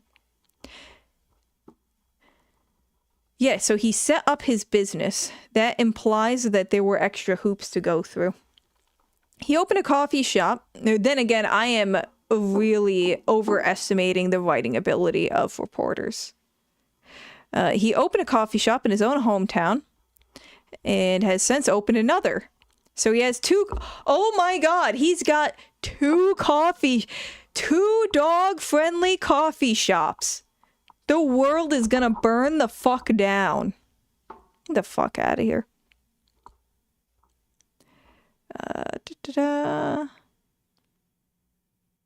It has never been a marketing ploy for me, but I never had any idea how much it would facilitate our business.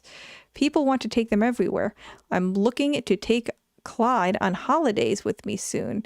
A dog is part of the family. Yeah, people are allowed to take their dogs on fucking holiday. What? Why is there such a...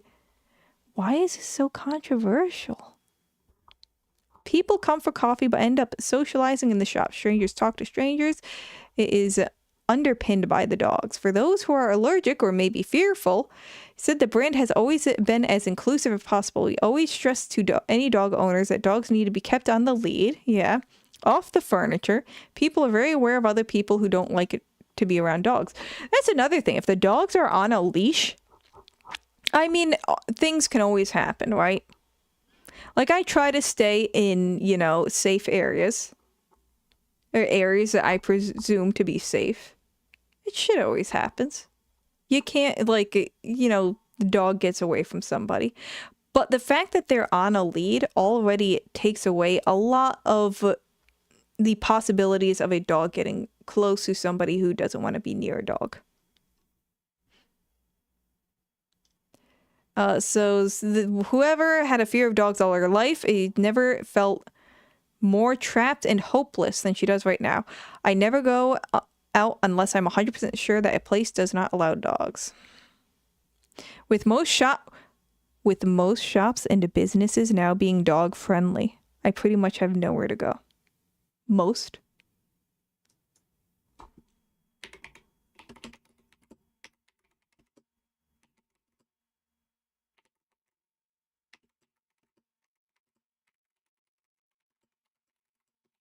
I gotta find this out now.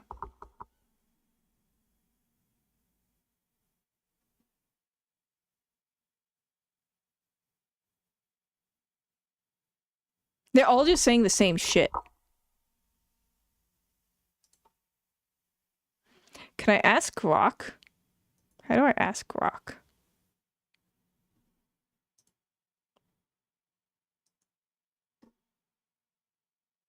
I have a huge doubt that it's most. I severely doubt that it's most.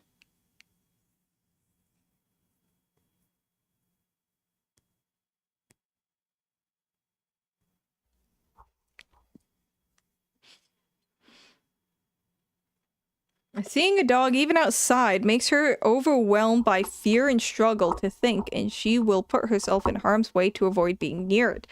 That is a severe mental illness. So she is saying that if she sees a dog in somebody's window walking by their house, she would walk into traffic to get away from it. That's how I am interpreting this. That is not so. Does everyone who have a dog just have to have blackout windows or curtains, never see the light of day, or just get rid of their dogs? Like, have no dogs. Her symptoms start the second she thinks about leaving the house and include checking around every corner, behind, being on edge, stressed, and nauseous. This is not normal human behavior, even for a human who's been attacked by dogs before. I can never go into cafes, pubs, bars, small businesses, shops, some shopping centers. I can't even step out the front door to go to the car without feeling sick and sweating. This is beyond there being a too dog-friendly issue. This is about this woman having a fear of dogs. That's it. Many of her traditional safe places were becoming dog-friendly, but weren't changing their online policies. as well as more places starting to allow dogs in certain areas. Pet behaviorists said training has evolved beyond the basic etiquette of sitting on command and holding well on a lead. She said there is now a huge expectation on owners for their pets to be able to sit quietly in a cafe. There is a lot of pressure on the dogs to behave in those environments, which involves a host of distractions. She admits that taking her 10-year-old bulldog everywhere she can would feel put out and not welcomed at places that don't allow dogs. I've taken Bear for a fancy high tea. He had his own one. Well, yeah, I mean, if you love your fucking dog.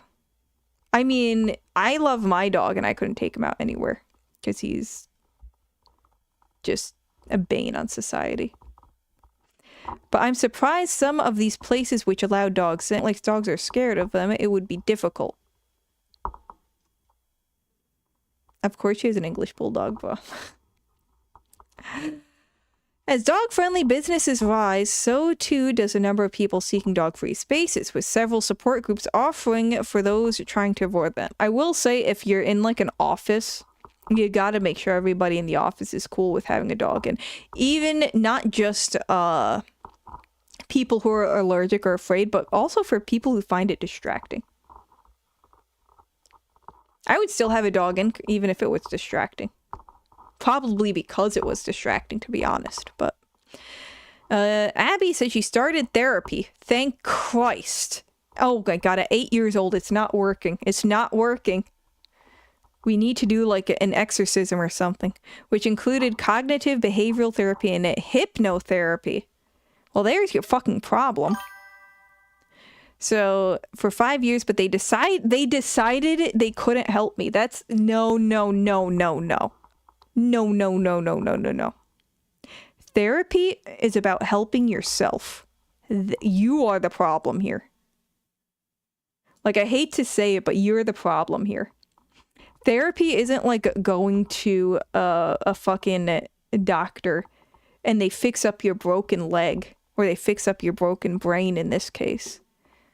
Like, they are giving you tools to try and help yourself. You say cognitive behavioral therapy and hypnotherapy, but you mention nothing of exposure therapy. You know why? Because exposure therapy is work. Each time we apply for more therapy, they immediately sent us away. What more therapy are you? Probably ketamine. Abby recently found a new doctor who she said has been brilliant, and she's been put on medication and referred for therapy, but has been waiting for more than a year. Okay, so I don't know the whole UK system. Like, why does she have to wait for a year? She believes all businesses should be required to state whether or not they allow dogs and uphold to those rules. That's fair to say if you allow dogs or not. Because also think about on the dog owner's end. You go to this place thinking that you can bring a dog, finding out that you can't. So I can see that too. I don't think that's a hard ask. I really don't. Just stay online, and I think Google, like a Google business, whatever, has the ability to say if it's pet friendly. She also wants at least 50% of businesses to be safe for people who do not want to be around dogs. And dog licenses introduced to implement proper dog training. What did I say? They start with banning the dog. They start with banning the breed. They start with banning a type. They start with banning a size. They're going to start licensing dogs. And then they're going to start just banning all dogs. I want to make it very clear that I do not dislike dogs. I do not have anything against dogs. I'm just terrified of them. I cannot help that. Yeah, I suffer because of it every day now. I highly, highly doubt that half of businesses in the UK are dog friendly.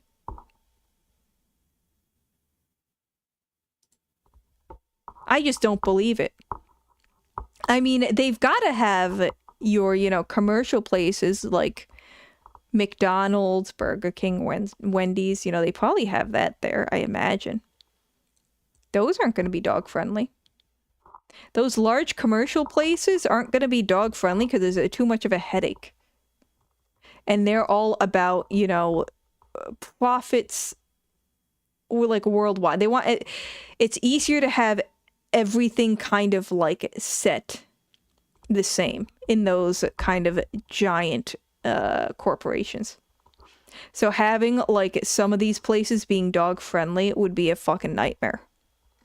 And it would be easier for them to just not be dog friendly. So with all of this, there has also been, and this is actually how I found out about it, was that there were talks about 67 dog breeds that could be banned in Britain. And this is including dogs that aren't like dangerous either. I mean, obviously, I don't even think there are fucking 67 dog breeds that people consider dangerous. It includes like the corgis. It includes border collies. So there is a lot of misinformation going around that this dog breed ban is about this whole thing with the UK being too dog friendly. So it's actually not about that at all. It is, and it's not even a ban at that. It is about like healthier breeding, or trying to breed dogs to be healthier, which in some cases would probably, in a way, ban breeds. And it's not actually in enforcement at all yet. This is more just like people like discussing this shit. So they made like a health assessment on all these different dog breeds. And basically, if the dog like hits too many of these negative health traits, then there would be restrictions on continuing to breed them in an effort to try to breed them to be healthier. So the checklist includes the following. The muzzle is at least 1/3 the length of their skull, so they can't be incredibly brachycephalic. Their tail is long enough to wag. That one I don't really understand. Because you have naturally, docked tails. I don't think this has anything to do with health. You definitely have, dogs that have spinal issues because of their tail or lack thereof. But it has nothing to do with the length of the tail, and more to do with the structure of the spine and the tail. They have a spine that can flex. That one, I don't really understand too well. Like dogs that, I feel like all dogs have a spine that can flex, and if they don't, they probably have some version of intravertical disc disease, which is not generally a breed trait. Like the dogs are not supposed to have. It's called IVDD, and I'm going to call it IVDD from here on out. Dogs are not supposed to have IVDD. It's just that some dogs are much more prone to it. They have includes the following. Okay, yeah. They have a natural leg length, so they're not dwarves. They don't have a merle coloring, which you know what merle is, and if you don't, I'll go over it really quick soon. They have smooth skin, so we're not talking about folded dogs like the Shar Pei or the Neapolitan Mastiff. They have eyelids that don't turn in and or droop. I didn't understand what they meant by turn in, so I looked it up, and they meant ectropion. So we're looking to Merle dog. A Merle dog looks like this. These are Merle dogs, all right? They have this pattern on them. And we'll talk. Okay, I'll talk about it fucking later, I guess. Their jaw closes correctly with no overbite or underbite. So they don't have any kind of malocclusion. When malocclusion just means a jaw teeth that when they close, they don't have any kind of issue with closing. So no overbite, no underbite, no sideways issue happening, none of that. They have straight legs, which is no bowing. And their eyes sit deeply in their sockets, so no bulging. So like pugs usually have a very shallow eye socket. So let's see. So the merle thing, you can get what is called a double merle, which you can see like right there. Let me kind of like move my ass. Boop.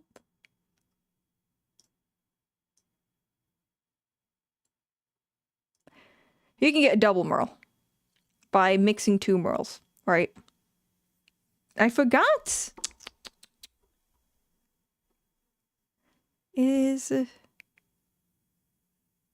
Well, anyway, so you get a double merle, right? The cryptic merle doesn't result in a double merle? I didn't know that.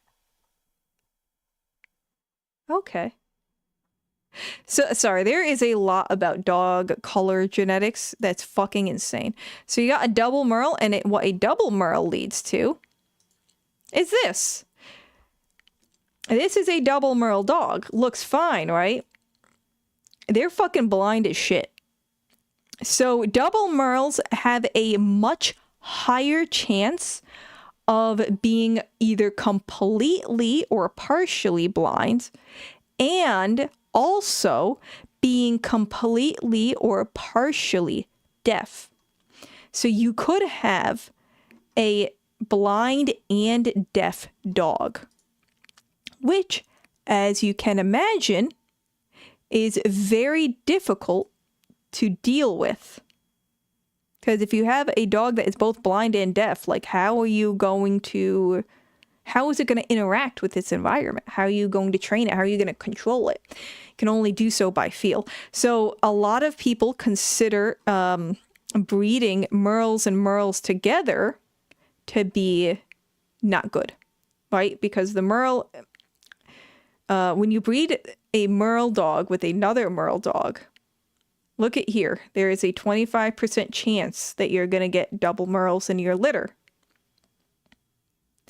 And they have cryptic merle here, which I guess I always thought cryptic merle led to a double merle. Oh no, it does. They just didn't make it fucking retarded. It says double merle cryptic. Wait a second.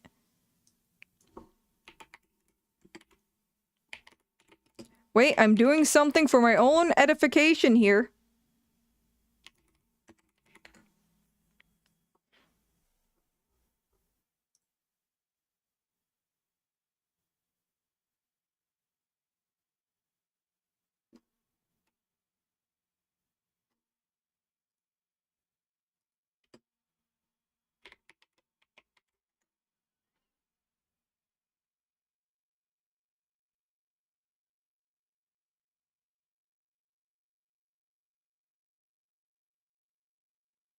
There is a 3% chance of a cryptic to merle breeding to produce double merles.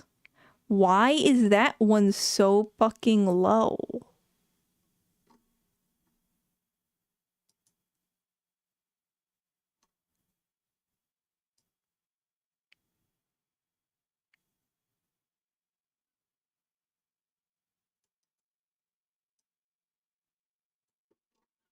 Okay, yeah, so cryptic is hidden merle. So okay, I think I understand what this chart is trying to say. So a cryptic merle is also known as a hidden merle. And that is basically what happens when you have a merle dog that's genetically merle, but its merle patterning is either incredibly hard to see or nigh impossible to see. Like it's just not visually there. But they do carry the merle gene. That's what's the little C's there. So this double merle here would still have the same issues as this double merle, but its coat pattern, I guess they're showing that the coat pattern is hidden, but I still think that the hidden merle would still often be, but just not always white. I think that's what they're trying to say, is that the cryptic double merle is not always completely white. Whereas here, it's almost always completely white. I think that's what they're trying to say. So, holy fuck, that was a tangent. So, that's why they don't want these dogs to have merle coloring at all. Because even though a normal and a merle will be totally healthy, look at these two. Look at the cryptic or the hidden merle and the normal. They look exactly the same. So you can accidentally, thinking that you're breeding a normal and a merle, you can accidentally breed a hidden merle and end up with this pairing here and end up having 25% of your dogs be blind and deaf. So that's why they want to get rid of merle breeding entirely, which I can understand. It is a very pretty coloring, but there is genuine concerns for that hidden merle. And that hidden merle is, I don't think it's actually technically like a genetic pass down thing. I think it's more of like how the coat grows in. I'm not entirely sure about that though. Let's see. They have a natural leg length, so no dwarfism. Dwarfism causes a lot of issues. They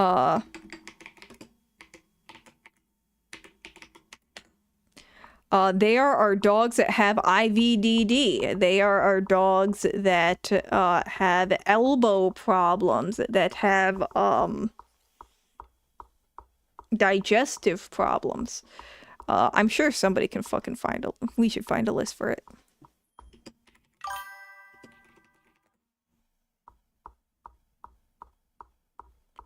Oh yeah, obviously they're more prone to fucking arthritis. Somehow hair loss. Oh, bowed limbs. That's where the bowed limbs come in. Which we do see that in our basset hounds, right? I will admit that these severe dwarfism in these dogs, it's pretty rough, you know? IVDD leads to this sort of shit, where the dog is in a wheelchair. You'll see a lot of our little short-legged dogs here in a wheelchair. Look at this. His spine is showing. He's totally atrophied back here. That's what that means. Because if a dog has a fucking wheelchair on it, they're feeding him. You know. It's just that his shit's atrophied to fuck. What do we got here? This is just disproportionate dwarfism in mixed breed dogs. I don't know. I thought number A and number B here look pretty normal. What the fuck? Whoa. The fuck? It's pituitary dwarfism. Well, that's crazy. So yeah, like if we look at our bassets, that's not the greatest picture, but you can see that they have pretty bowed legs.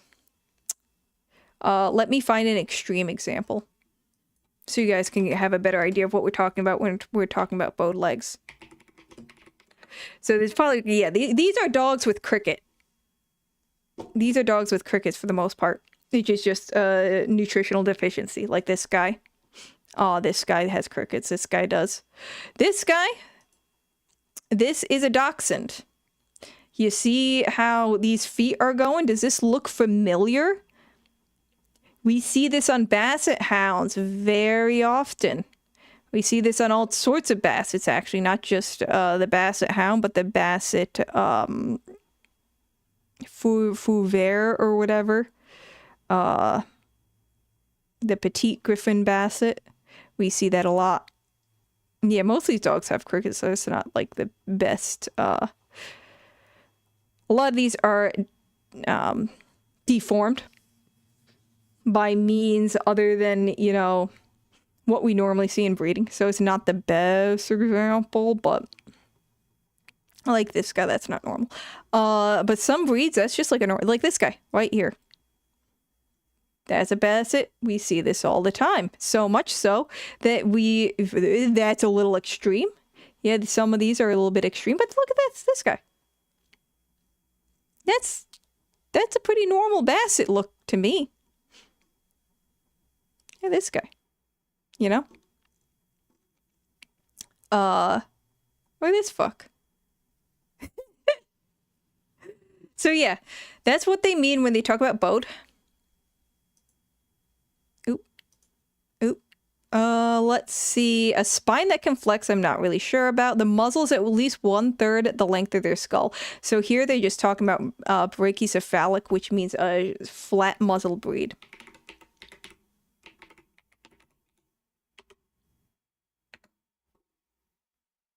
So, oh, this is a good picture to look at. Ah, get off of here. Oh, but it's all blurred. Okay, so you have Dolichocephalic.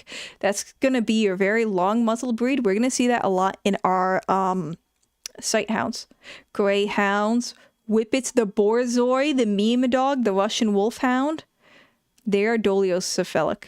Mesocephalic, that is going to be like, what's a mesocephalic dog? Like a beagle. I think that's a beagle here, actually. Like a beagle, a Labrador. I think this guy up here is like a Hungarian pointer. And then you have your brachycephalic. That's, I mean, your boxers, your English bulldogs, your French bulldogs, pugs. Anything that is going to be shorter than a normal dog muzzle. And a normal dog muzzle is like a little bit longer than the width of their head. There's like an actual measurement system for that. Like, there's an actual formula, but I don't care that much. Oh yeah, here's a good list of all of our, not all of them, but some of our brachy breeds. We got the Pekingese, the Boston Terrier. What the fuck is that? I'm always bad with really fluffy breeds. The Boxer Chihuahuas, which is, they are brachycephalic. People think that because they have a muzzle, that, and it's not like really flat, like the Pekingese or the Pug, that it's normal, but it's not. The Bernese Mountain Dog actually is brachycephalic. I think that is the Mastiff, or I think in the UK it's just called American Mastiff. I think, maybe. This is the Pug and a Shih Tzu. Just a few examples there. Try to clean that up. So that's what they mean by brachycephalic. As you can imagine, they have a hard time breathing. They, if you take a look at this bad boy here, their soft palate is smaller. Their nose, oh man, it's raining like crazy. Their nose is really squished. They will also often have what we call stomach nares. Oh, this guy's a good example of stomach nares. So check out, this guy has big nares. You can see these little nostril holes. Comparatively, he has pretty big nares for a flat-faced breed, right? This guy, look at how tiny them little nose holes is. He's got really small little nose holes. Hard to breathe.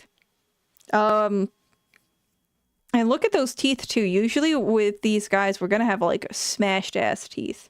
Teeth are gonna be fucked. Breathing is gonna be fucked. Their soft palate like goes further down their throat, which, does it show it here maybe? I have a diagram here. Yeah, but it's really shit. So look at how far down their soft fucking palate goes, down their throat. So there's like issues with breathing there too, as well as swallowing.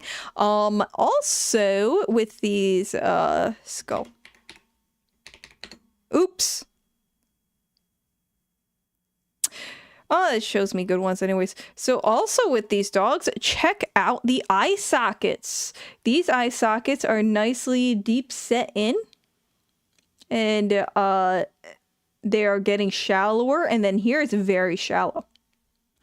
If you ever seen, like these guys, look at how bug-eyed like how large these eyes are. Those are shallow sockets. Those are also not fucking good, because what can happen is the eyeball can actually be popped out of the socket with trauma. Like if they run into a wall or something, the eyeball can pop out. Yeah, so this is a pretty good show of it too. The zygomatic arch here. So yeah, there's a lot of issues with dogs having a very flat muzzle, mostly related to breathing, which is, you know, essential for life, but also for other things. So that I can understand. Totally get that one. Natural leg length. I feel like if you get rid of dwarfism entirely, we are getting rid of so many dog breeds. That one's going to be a doozy. I will say, though, there are different levels of dwarfism. So, for example, let's say working dachshund. Dachshund versus show.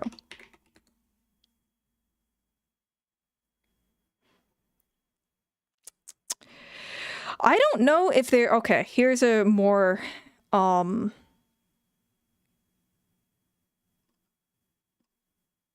modern version. So open a new tab. Let's see these guys. This is a show dachshund on the left, right? On the right over here is what is supposedly a working dachshund. Meaning that this dog on the right is probably likely hunting like rats or something, or at least being bred for that scenario. So you can see already the leg length difference here, right? How short these tiny front legs are. His are slightly longer. Look at the insane hock angle on this foot here. That is absolutely intense.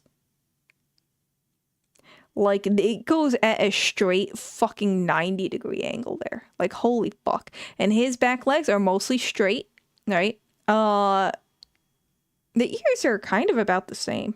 I was surprised. I thought the ears on the working dog would be a little bit shorter. Look at the narrowed muzzle, which has really nothing to do with the dwarfism, though, and his is a little bit thicker. But mostly we're looking at the leg length here. I think Basset Hounds is a better... This one's a more extreme example, right? His chest, this guy's chest, is almost touching the ground.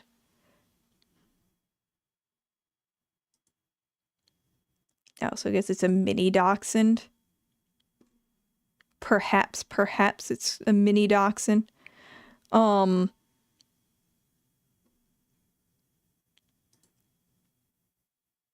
Yeah, that is blurred as fuck. I can't read shit. So yeah, dachshunds don't have the best example because we don't really use them too much. However, I think Basset Hounds would show us better. Especially because of how exaggerated the show one is.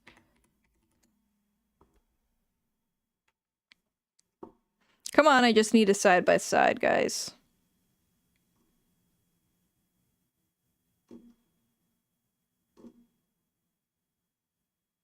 Well, here.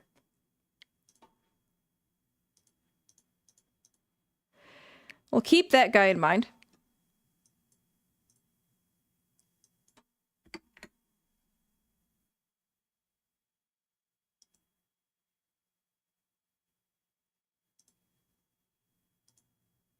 Wow, that is a shitty fucking image. And it has Alamy written all over it. So this is a working Basset Hound. Actually, I think if I look up Albany Basset. Yeah. Check it out. Check out how much longer these legs are than this. And also, they call the wrinkles on these guys furnishings.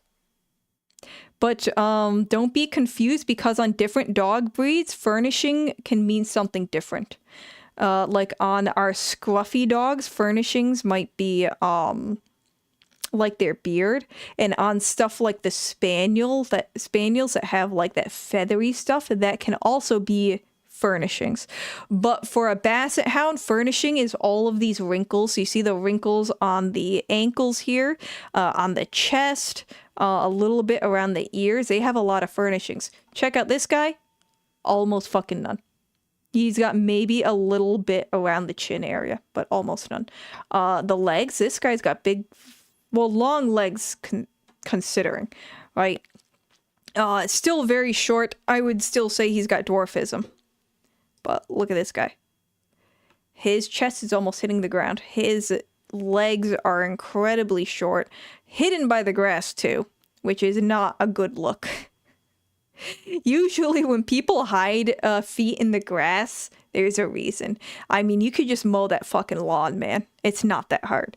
And we've also got, again, the extreme angle of this hawk here. Oop. His has much of a less extremeness to it. The ears, look at how much longer these ears are, how much droopier they are.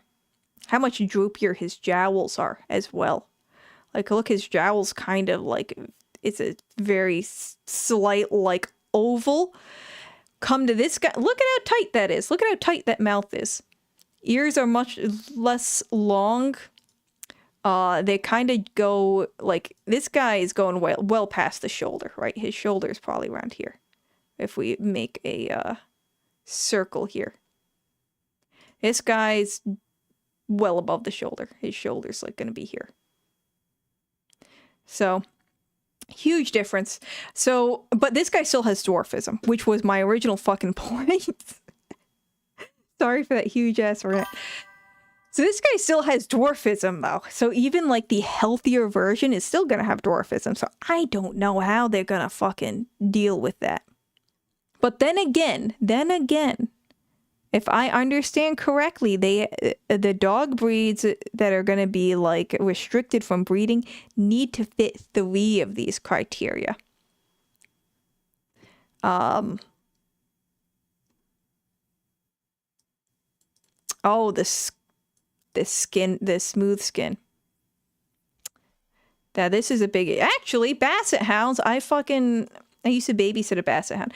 They have fucking wrinkles all over. So this is what they're talking about with the smooth skin versus the non-smooth skin. But we already talked about bassets, so let's go look at somebody else. Who's a good wrinkly boy?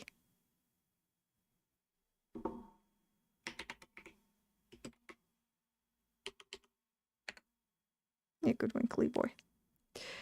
I actually would watch a basset hound that I would have to clean the wrinkles out of.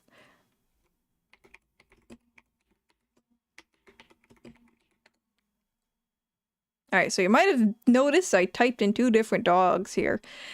But they're the same dog, basically. Just like with the Albany Basset, it's just a line. The bone mouth is just referring to a line. Oh my god, I'm so fucking smooth-brained. I looked at the Pokemon community game, and I thought it said a wild Skibidi appeared. It's Skidoo. I want to die now. So what they're talking about with no wrinkles. This guy would be wrinkle as fuck. Look at this fuck. He's wrinkly as fuck. It almost doesn't look real, honestly. Yeah, these guys are really wrinkly. They kind of look like fucking... They're having an allergic reaction. What happens with these wrinkles is... I mean, just kind of think about with a human, right? If a human's like really fat and has like flaps, these flaps get infected. They hold moisture, right? And bacteria loves to grow in that flap, and it's going to be hard to clean, right? It's not getting any air. And so what the pet owner has to do is, like, daily, they have to go and wipe out these stupid fucking skin flaps to make sure that bacteria doesn't get in them. And then if they do get infected, they're going to have to fucking get one of those medicated wipes and start wiping it with that shit. So that's the whole issue with skin flaps. You also have these, they're called bone mouth Shar-Peis. Still basically a Shar-Pei. I think there's also a Thai Shar-Pei, I want to say. Which is like this... It looks very similar to fucking bone mouth. Might even be bone mouth, I'm not sure. But look at how they still have the ears of the Shar-Pei, right? The ears that are folded and go forward like that. Very interesting. You don't see many dogs with that. They still had the very tiny, like, slit diamond eyes. The tail that still is held above the back, like naturally curled and a little bit shorter. But they don't have any of they really don't have any wrinkles. Compared to this guy. This got wrinkles fucking everywhere. Yeah, this is, again, that's not real. Look at the eyes. That's no way that's fucking real. Take a look at this guy. This guy's more real. Man, AI has ruined everything. I'm so skeptical of everything that I see.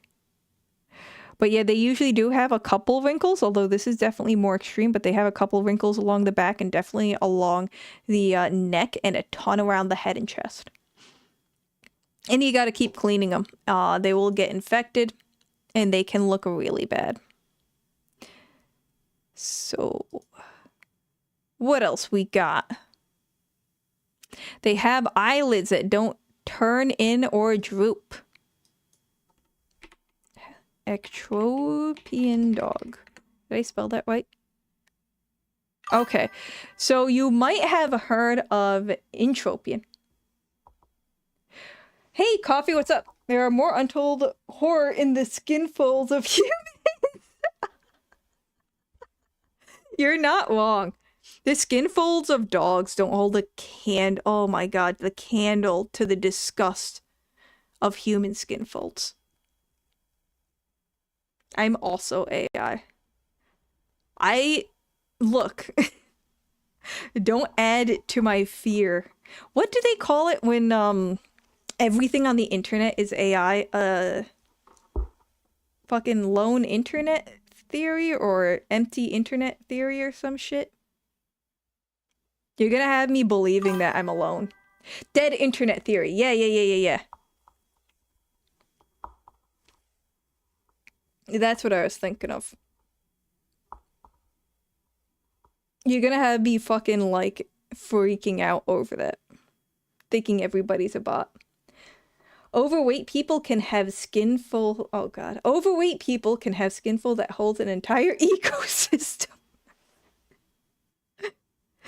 You can get a petri dish out of that shit. Severely overweight people. Yeah, I've seen, what was it? My 1,000-Pound Life. You see the... I almost don't want to fucking spoil it. But it's not been a show for a while now. But one of those episodes, the motherfucker dies. I was not prepared for that. You cannot prove I'm not AI.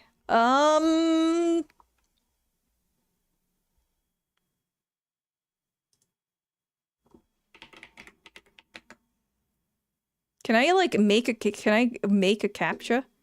The official CAPTCHA site.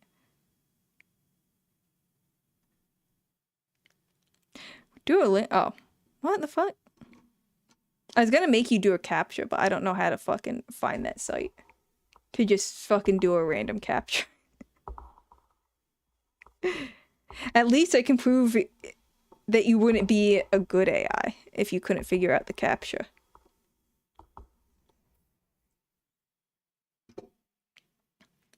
So I don't know if you ever heard of an entropian, but entropian is more commonly a problem because it's when the eyelid grows inwards.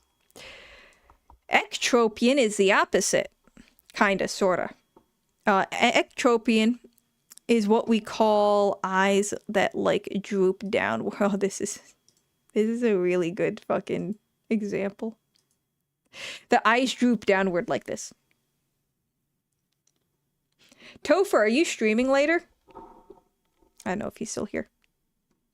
Don't worry, in 10 years, no one would be able to tell what's AI and not as well. You're just ahead of the time. Okay, I'm gonna get off on a bit of a tangent. When do you start streaming on Wednesdays? So, I have a family member on Facebook. And I try not to make fun of her too much.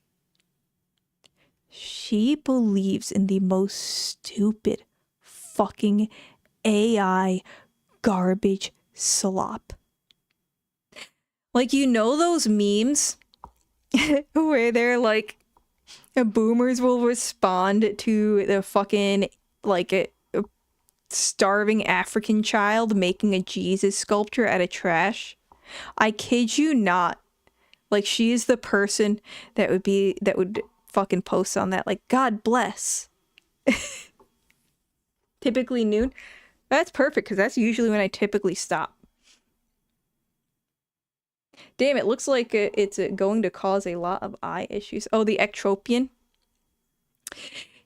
Yeah, I haven't really read into too much about the ectropion because nobody gives a fuck about ectropion. Like, this is just how bassets are. Facebook in 2026. Yeah, I know. It's so bad. There was a AI video going around. And it was saying it was a sinkhole in like Orlando or something. And it was the fakest looking video where a fucking like sinkhole took out the entire city. And it was so bad that there was a huge not AI artifacts, but video artifacts. Like, it had huge fucking lines where it was all kind of like blurred, like it couldn't figure out what it was supposed to look like, so it just kind of used the blend tool and it made it all like fucking gray and shitty there, and it was it sunk an entire city. And she was like, oh my god, thoughts and prayers.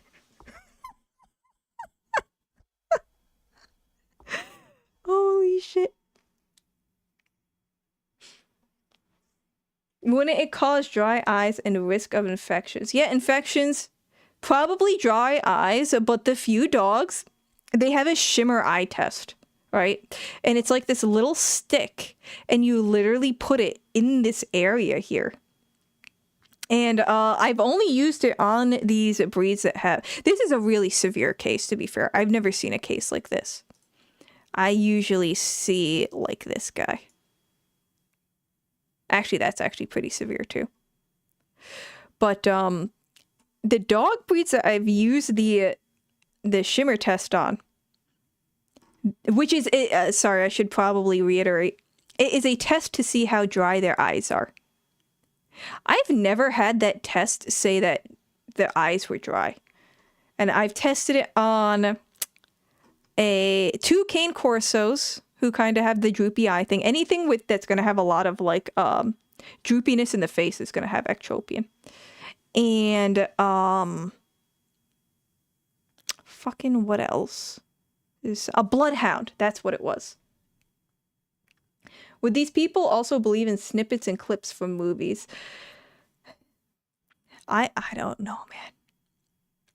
They had somebody like die, right? Like someone that they knew die, and they posted like a Facebook thing about it. About like them dying and like thoughts and prayers and shit. And you know how in Facebook you can put like emojis to it, and you can have like a basketball emoji and like a flower emoji, and there's a bunch of flowers behind it. She used the laughing crying emoji for announcing this person's death. I'll tell you what, I was crying laughing seeing that. Oh, I should have screenshot that. That's the shit that memes are made of. I thought it will allow a lot of irritants to get into contact with the mucous membranes. Yeah.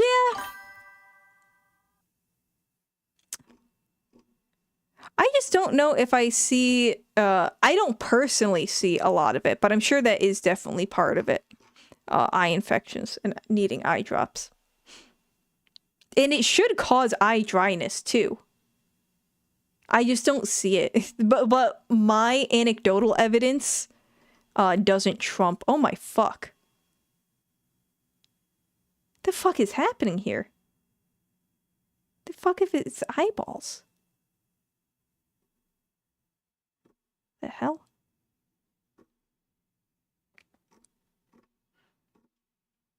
So anyways, that's what they mean by those, by ectropion. She's definitely on some sort of YouTube compilations. She would be great for those, honestly. I just don't want to dox myself. The straight legs, no bone. We already went over that. The jaw closing correctly, so no malocclusion. That's kind of understandable, right? Their eyes set deeply in sockets, which we kind of went over with the pug.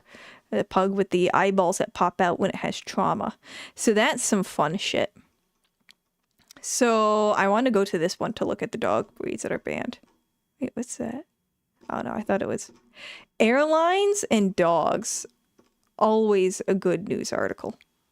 Wait, where the fuck? Oh my god, it was set deep down in here. So they are looking to quote unquote ban, more so like restrict breeding of a lot of fucking dogs. I'm gonna have to be fucking reminded what some of these dogs look like. Affin Pincher, I know they have a short muzzle. Let's see. That guy looks pretty normal. Whoa. Oh, that's right. They're the gremlin-looking dogs. All right, so let's see. What were our thing? Oh my god. You can't tell me that doesn't look like one of those tiny Wookiees. Oh my god. Ewok. It looks like an Ewok. Is that what it is? I don't know more than 3 breeds of dogs. Oh, you probably know more than 3 breeds. I bet you could name 5 breeds of dogs. Definitely Ewokish. Ewok adjacent.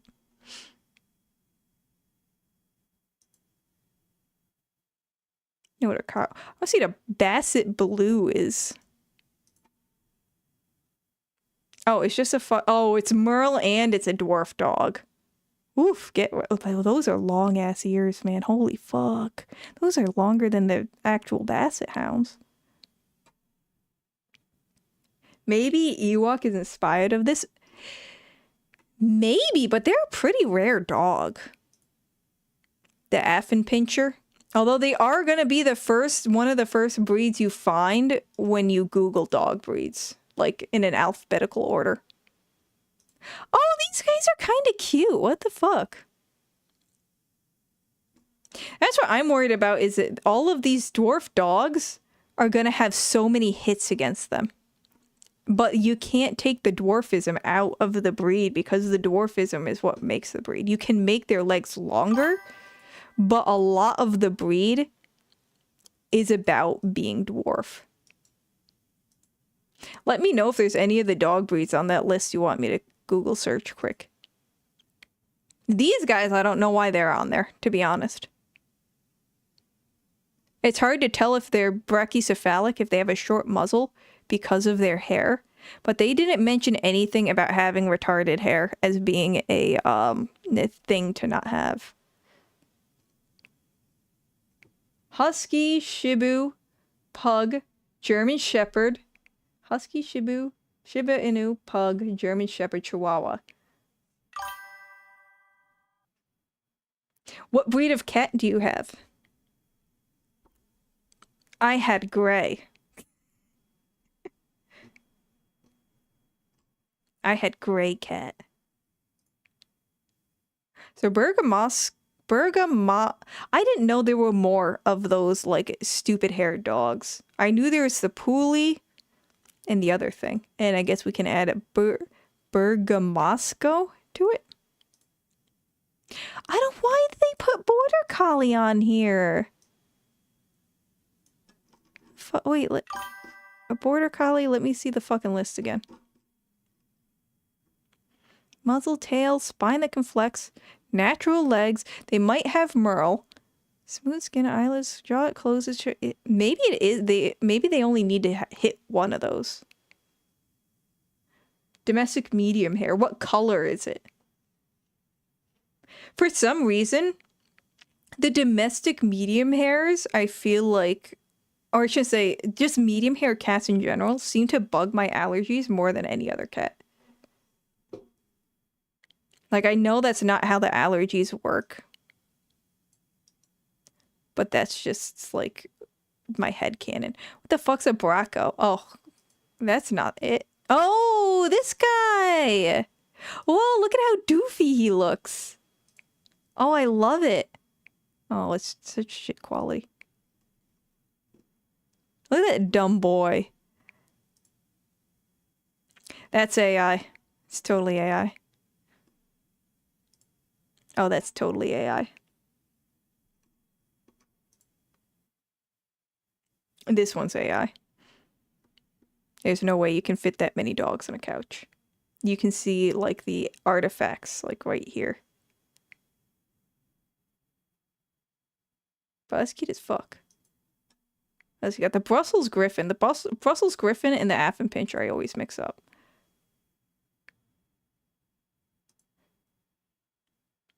They're kind of the same, though. No wonder I fucking mix them up. Are they not the same thing? It's like white and brownish. I drew it very poorly as my Twitch profile icon. I'll have to look at it later. White and brown. Is it like striped?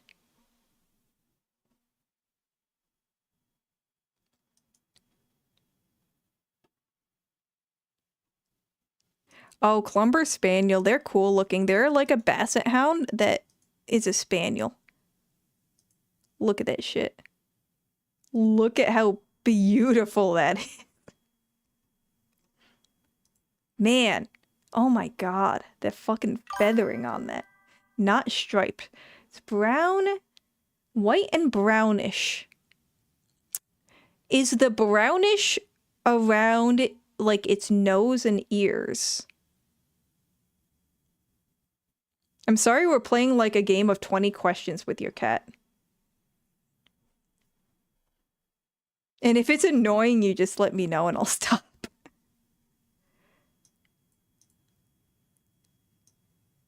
The Glen of Amal Terrier. Why the hell is he on that list?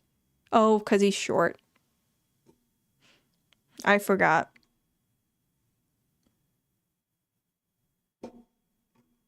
You can send a pic? Yeah, sure, send a pic. I probably won't see it until afterwards just because of how my setup is, though. And I'm really scared to change it. Oh, what's a Grand Basset? There's so many dog breeds I haven't heard of. Oh, he's grand because he's tall. He's taller than the other Bassets. Honestly, this looks just like an Otterhound. Otterhounds are exceptionally rare. Yeah, they look a lot like an Otterhound. I think Otterhounds almost went extinct. Mainly because they make terrible pets and nobody hunts for otters anymore. So it kind of makes sense, honestly. Let's see. Lancashire Healer. Don't know. Lancashire? Lancashire? Oh, he is dwarfism, so he's fucked. Okay. Yeah, every dog that's short is going to be fucked. Norwich Terrier, I think that. Moody, that's the other one. That's the other one with retarded hair. Not too bad, actually. And so what's wrong with this dog? Because they didn't say shit about the coat. Oh, does it not have it? No, it has a tail that can wag. Oh, does it have to be a full-length tail?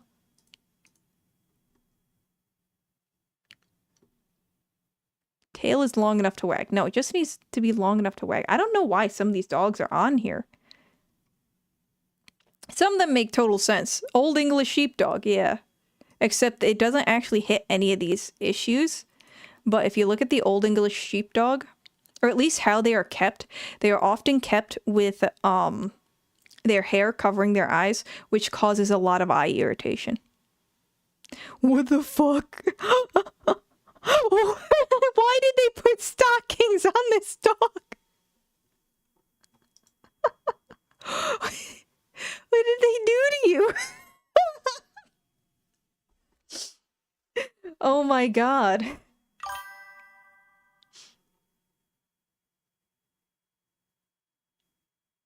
I'll post it, but don't check who I'm following. I don't usually use Twitter, so I don't have alts. Okay, that's fine. I went onto a stream and they found out that I was, they started checking my stream and I'm like, oh my god, don't look at my clips. As I just use clips as like a free video storage. And I use it to, in my video editor later. Even little shoes, I wouldn't be the... Wouldn't that be hella uncomfortable? I guess it depends on what's happening. I used to put shoes on my dog in the winter because they would use salt on the road, right? And sometimes that salt would really irritate their feet. So I'd put little booties on her. And she wouldn't give a shit as long as she was walking. But like if I tried to keep the booties on at home, yeah, she'd get them off. She'd not like them. But it's like between that or like, you know, bleeding paw pads is the lesser evil. Polish lowland. All I can think of is the lowland gorilla.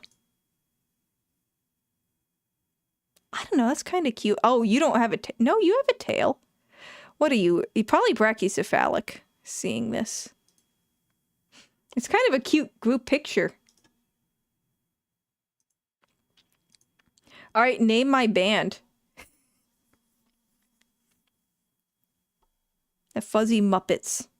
1, 2, 3, 4, 5, 6, 7. That's a lot of band members. This guy's definitely the singer here, though. I think this one's the drummer. Or maybe the one way in the back is the drummer, but I feel like the buff one is going to be the drummer.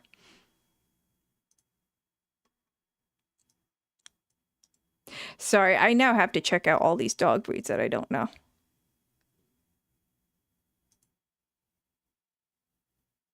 Well, that's AI. Okay, so this is like the Pyrenean Mastiff. That's what they're talking about.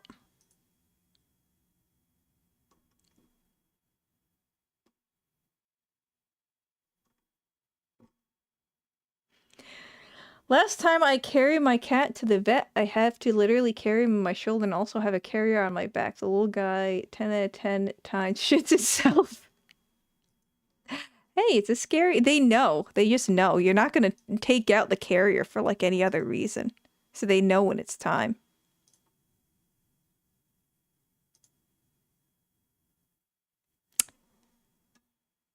This dog doesn't look right. I can't put my finger on it. I think its head is too small for its body.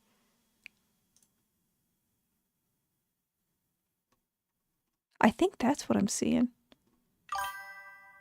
Doesn't look right. Something about skews me out. Oh my god, now that you say that, I want to see the dog to look like a death metal band. Actually, yeah, they look like headbangers, don't they? They'd be like, boo, boo. And they'd be like Death Clock members or something. That might be the female vocalist with her little hairband up like that. The male vocalist, female vocalist.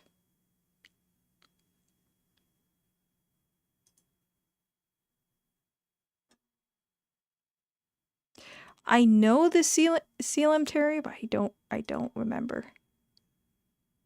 Alright, there's so many fucking dog breeds that are just copies of another dog breed.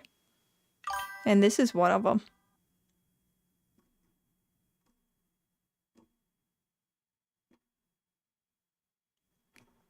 I literally carry him on my shoulder and walk all the way and put him in the carrier when we're at the door of the vet. I am surprised he doesn't jump away. I used to see people on my walk that would have, that would be walking cats. Spanish Water Dog, no, that one. Staffordshire. Sussex Spaniel, that's also a cool one. We'll look at it. Just quite quick.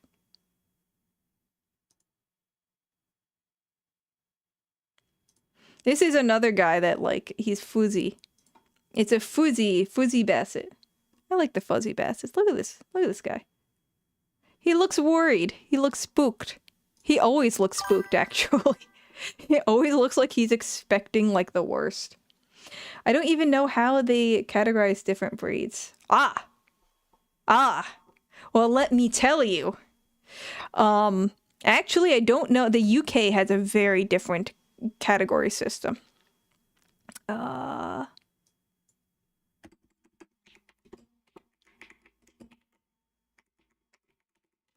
At category as. Oh, dog breed. I really... It's my keyboard, it's not me. Yeah, just fix it for me, thank you. Not British dog breeds. No, not British dog breeds. The breed categories. Fuck. So, oh my god, the best British... I don't give a fuck. Okay. So, the categories for UK is gun dog, hound, pastoral, which I think is anything to do with, like, farming, terrier, and toy, utility, and working. And I feel like utility and working are the fucking same.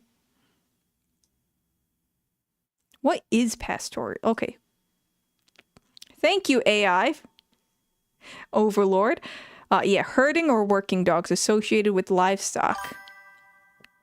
And reindeer? There's a reindeer herding dog?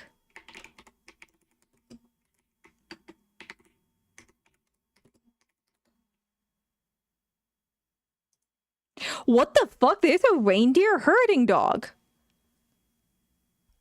The Laponian herder? Oh. Toy dogs are the tiny dogs. And the America also has a toy dog as a category as well.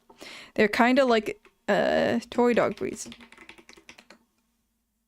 So not all small dogs are toy dogs, but all toy dogs are going to be small dogs. A lot of them are just breeds that have little to no, like, working ability. There are some... No, these are not actual fucking... Okay. Toy dog breed category. There we go. So, it's kind of confusing. Fucking necessary cookies. Because colloquially, we call all small dogs toy dogs. However, the American Kennel Club, the American Kennel Club has a category of toy group that doesn't always align with what, like, we generally call toy dogs. I'd rather have a big pet to cuddle than a small one. I like some... Well, I like all dogs, but I definitely have toy dogs that would be, like, on my list of shit I want. So, this lists all of them. Cool. So, like, for example, like, the Cavalier King... Generally, for the group, the toy group, we're talking mostly about toy dogs that... Small dogs, I'm just going to call them small dogs, that don't have a working use, for the most part. For example, Cavalier King Charles Spaniel was literally created to be a companion. Just Chinese crested, literally created to be a companion. Chihuahua, strange history because of how ancient they are.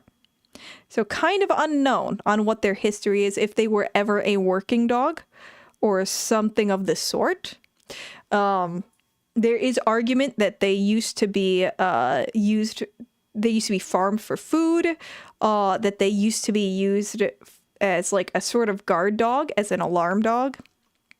But they're in the toy group because we don't really fucking know, and they don't fit anywhere else.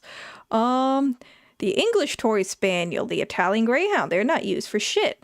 The Manchester Toy Terrier, not used for shit. Load more. Let me see if I can find anything that is used for something. Pug ain't used for shit. Poms aren't used for shit. Pomeranians and toy poodles are actually used more now than they were in the past as service dogs.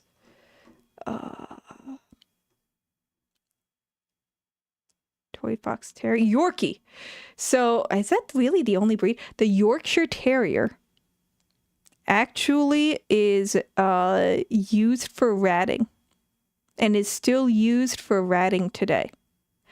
So that's an example of a quote-unquote toy breed that does have a utilitarian purpose.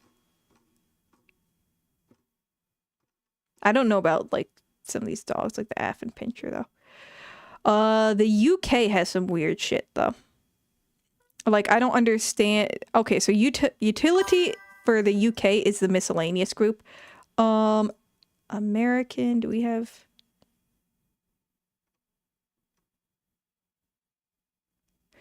The American miscellaneous group is called the non-sporting group. I don't know if you can see it. It's kind of like blacked out here.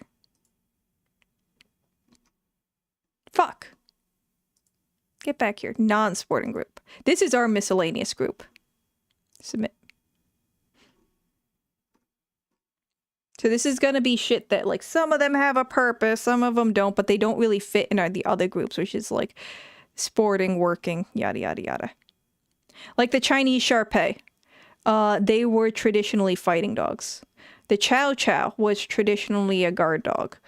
Dalmatians, you see, their thing was very like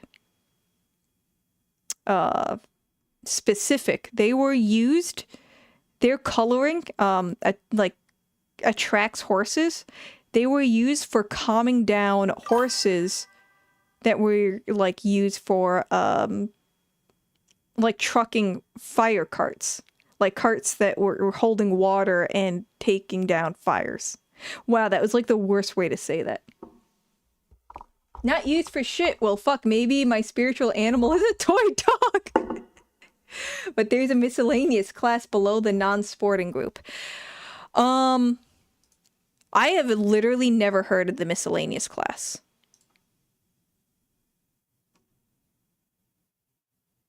Okay, these are very new breeds.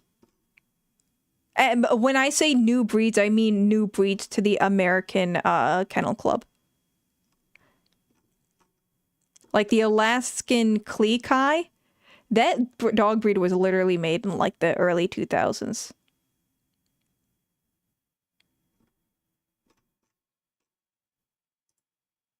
Yeah, there's not too many here. I think these are literally like the brand new dog breeds.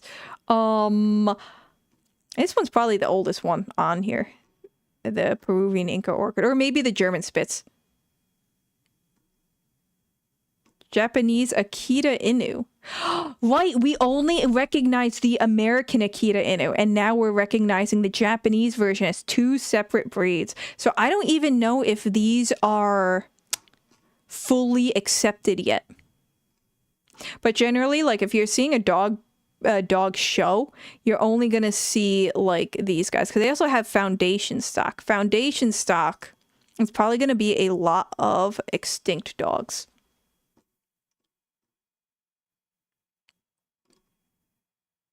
Or I guess not. Okay, so we're having a different understanding of foundation stock. Foundation stock is dog breeds that have been used to create other dog breeds, as opposed to like say the Saluki that is so old we don't know what the fuck created it. Other dog breeds, you know, we created from just a mishap of other dog breeds, if that makes sense. What I always got confused with was the working group and the sporting group. So our categories are like very confusing to me. The progenitor dog, yeah. Yeah, I'm trying to think of so like imagine if Labradoodles were a dog breed. Their foundation stock would be the Labradoodle.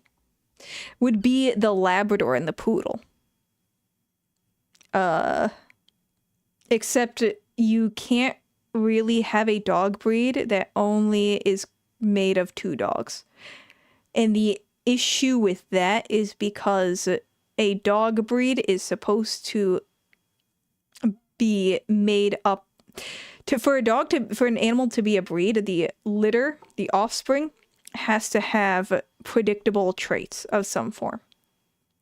When you have a dog that's just created of 2 breeds, anybody could get those same 2 breeds and then make your dog breed. And they can also have a huge variation in them. Like Labradoodles especially. Labradoodles are neat because their variation is a huge, stark difference. Because you have your traditional Labradoodle look, which is like kind of a curly coat. You can also have wired-haired Labradoodles, and even like Labradoodles that look completely poodle, or Labradoodles that look completely like Labs. Or Labradoodles that just have a long-ass coat. Like, it's kind of crazy.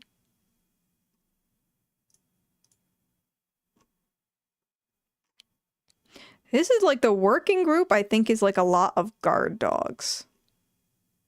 A lot of guard dogs, and then we have like other random shit. So what is the sporting group?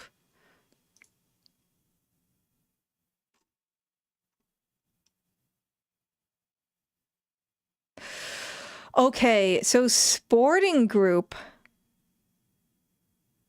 I think it used to be the hunting group.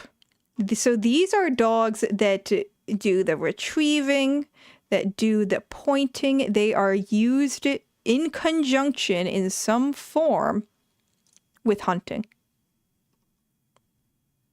But not taking down the animal, I don't think. Like boar dogs might. Yeah, like tracking. Wait, no, we have a hound group. That's a spaniel, okay. Hound is easy. I don't know why, but hound's just fucking easy. Hound.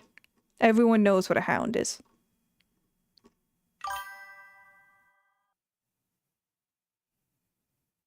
Yeah, we had Springer Spaniels growing up for hunting. Springer Spaniels seem to be a fairly popular hunting breed. Are they the one that is the Iliwan line or something?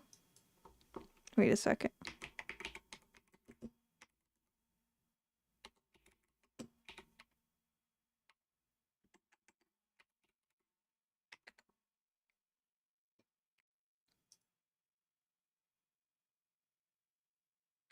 Field and working. No. I want the actual. It's like.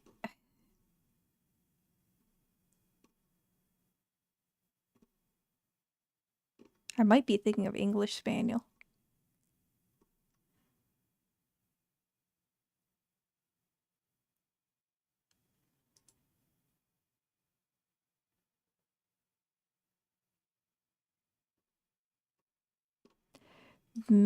Oh god, I can barely. Oh, hopefully my hooked on phonics will fucking come in clutch here. Ilowan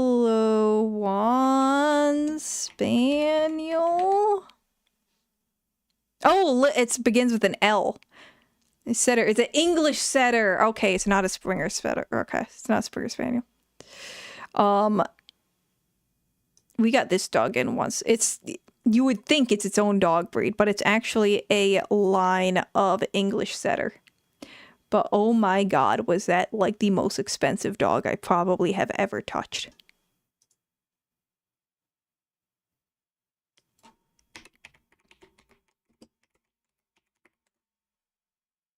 These guys are pretty cute though.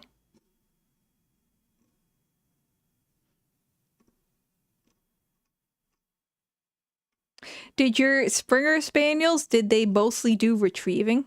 Because I am not familiar with using them in work. Look at that little boy. He's about to pounce on some shit. Oh, papas. Boo-boo papoos.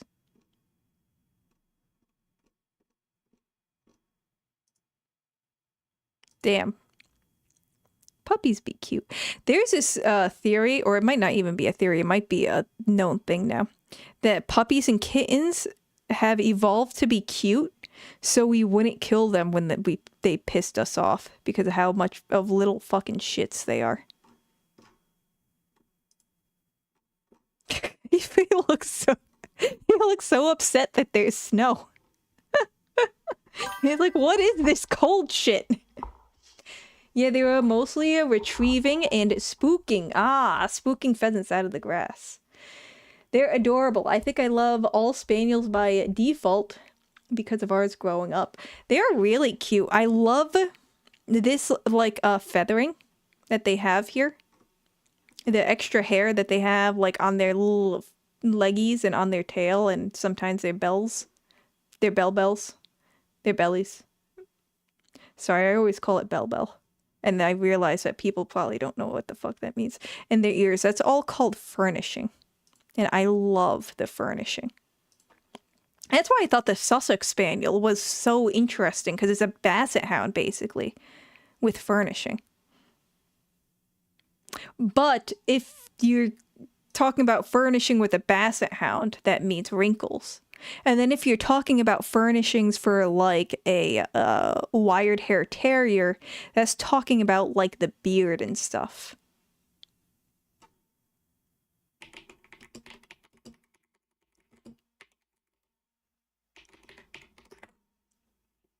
It's talking about, like, this little bird. Oh my god, they're so skinny. They're so skinny when you fucking cut them down. Holy shit. I always thought that I don't like that look. Kind of creeps me out. It looks like a poor dog model. Oh my god, it's almost time to hop off. Holy shit, did I have anything else to look at?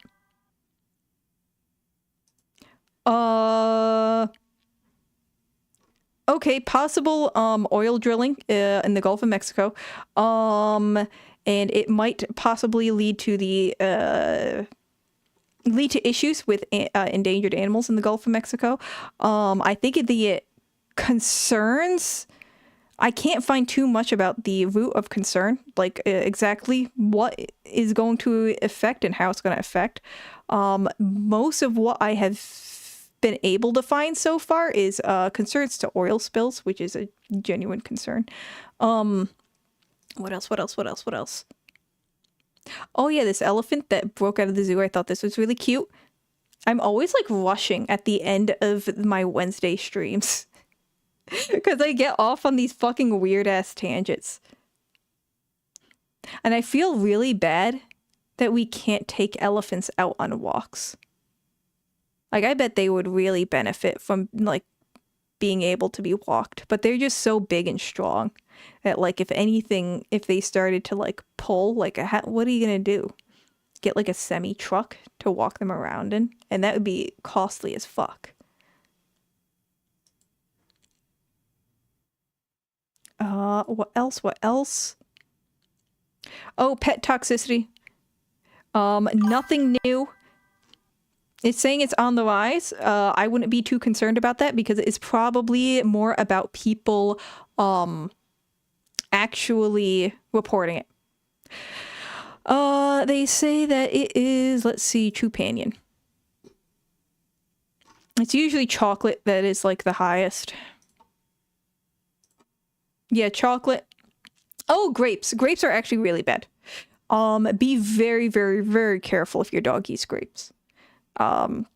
Even a big dog eating one grape. Raisins are even worse because it's concentrated. Chocolate, yeah, chocolate is bad. You don't want to, like, be feeding it. Oh, fuck, I'm in the way. You don't want to be feeding your dog chocolate, okay? But, like, the chocolate that we eat, like the milk chocolate and shit, is not nearly as bad. White chocolate doesn't even have theobromine in it.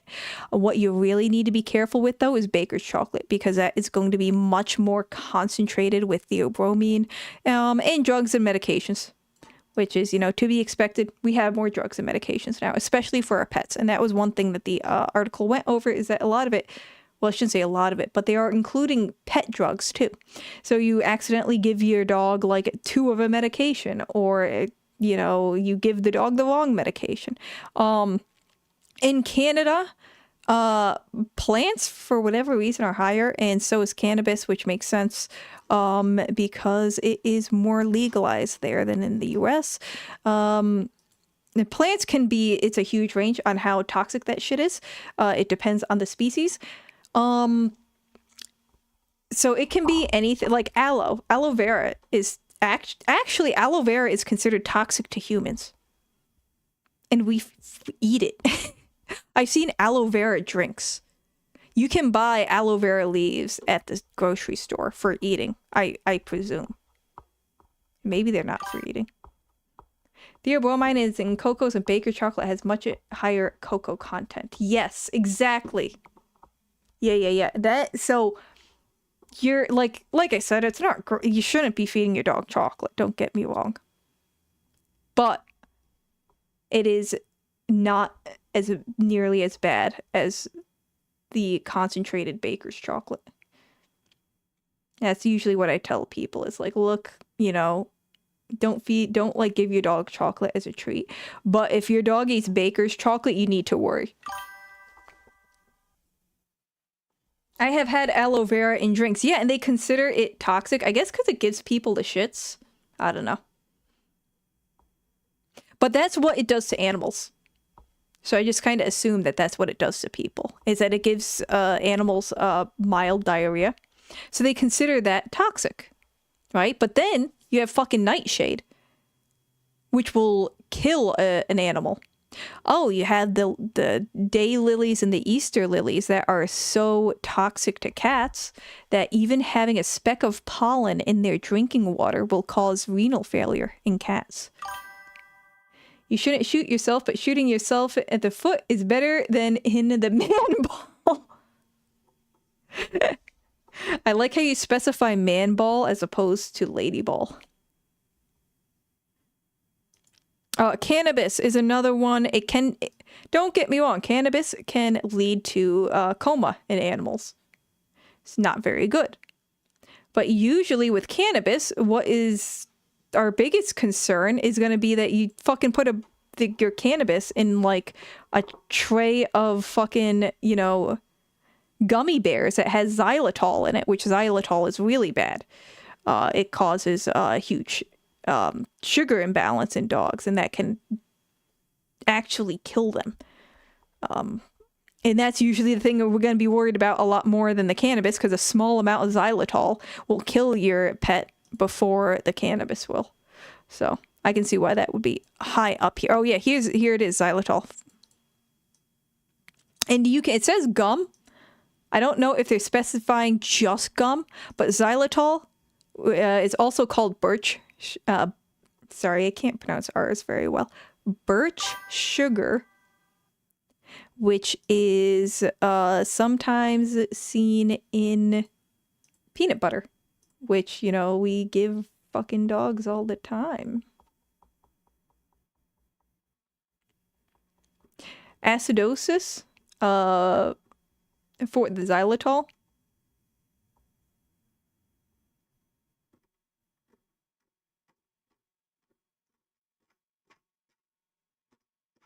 The xylitol, mostly just causes a really terrible, hypoglycemia. Ironically. It causes a sugar spike and then a sugar crash. Did I have anything else fun? Oh, no, I didn't. I didn't land on anything. I didn't plan for any, funny or cute things at the end of this. A management plan aims to remove 128 horses from the habitat between 2026 and 2030. That is not a lot of horses. This is a direct violation of Arizona law, which allows removal only for humane purposes. Our legal team has sent a formal warning, whatever, blah, blah, blah. This is basically they're removing horses from land in Arizona. Probably due to wild horses or feral horses, depending on how you want to say it. Probably due to overpopulation.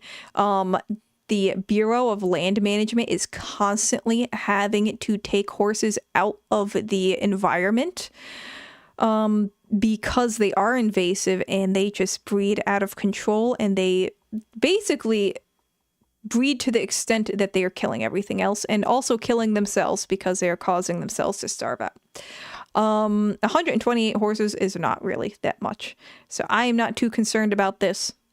And they said that it only allows removals for humane purposes. I would argue to keep populations like stable, that would be a humane purpose, but I don't know. I guess we'll stay tuned.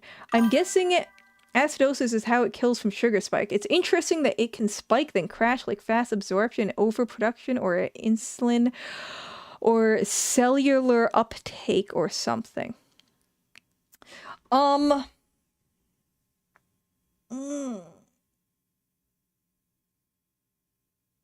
think it is a fast absorption. I think it's fast absorption overproduction, I think is what happens. I am not 100% sure on the cellular level. I'm being much more like observant of how bad I can pronounce my R's. And it's fucking myself up. Let's see. Xylitol poisoning.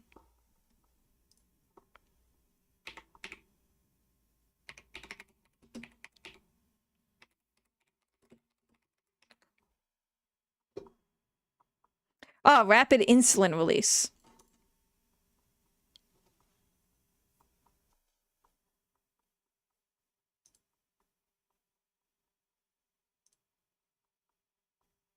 Oh, that is cute. This shows literally the amount of xylitol ingested. Left is hypoglycemia. Right is liver failure. Go research at home and present to the group tomorrow is what my professor would have said. Well, your professor probably couldn't just like fucking Google it. Or actually had like, or knew what it was, but like didn't feel like going over it. That's the latter's probably more likely. I don't know what the fuck I'm talking about most of the time. I'm just saying shit based on vibes. That's really cool to see how much. So light is liver failure, but hypoglycemia can absolutely kill. Liver failure is just long game killing. Overproduction of insulin was what I was trying to say. Yeah, I figured. That's why I was like, oh, that was right. Wait, what's this? Is this a... Oh, no, it's not. Okay. I thought this was a fucking crossword or something. Highly toxic. I don't know why in that particular thing that they, in the Trupanion website, that they specifically said gum, but I will say the only xylitol issues I have seen have specifically been gum. I'm not saying that other, like, forms, like xylitol and, like, peanut butter isn't also an issue. But I've only seen gum, and I wonder if it's maybe because it's really highly concentrated in gum.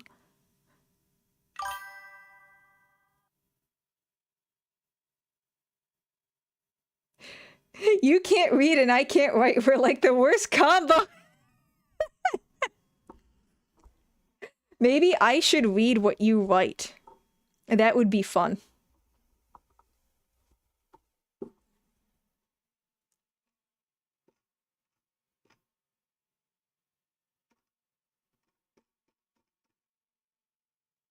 Oh man, I can hear my poor little PC going. I want to see if I can find something like happy to end on. Here we go. This looks cute. Beep, beep, beep, beep.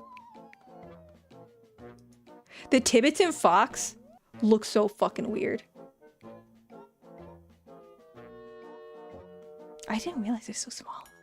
It looks like a Minecraft animal. Didn't realize they're so small. It looks like Minecraft.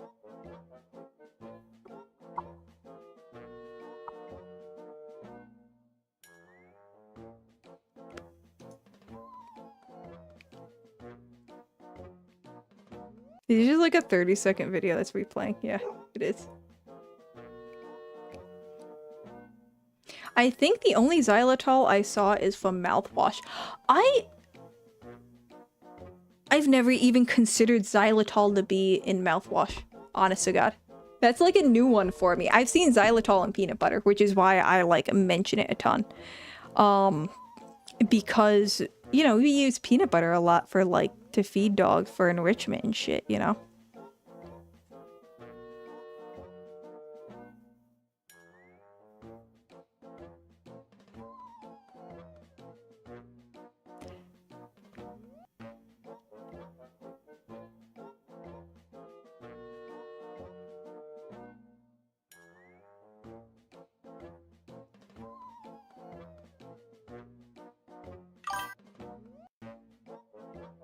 Don't mind me, I'm being really quiet because I'm trying to figure out how to raid a channel. I don't think...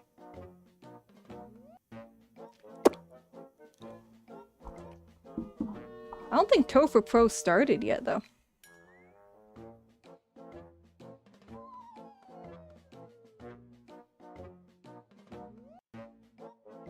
Both of us do shots. Then you'd have to read a joke I typed to you. No, the worst part about that is that I'm gonna slur even more. It will be a perfect hell. Nobody will understand what's going on. Not even us.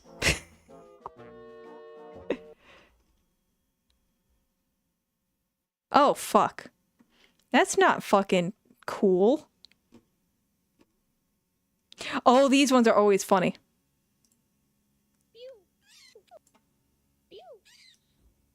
Not gonna lie, I'm fucking buying time. 你不配合，今晚罐罐就都给他俩吃了。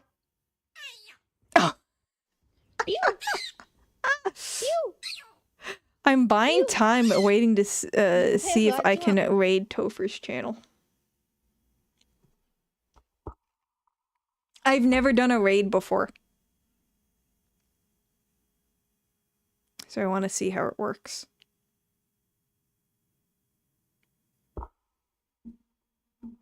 Oh, another hour! Oh god! I can't! I can't do another hour, bro. Joke shot, joke shot. I can't drink that fast.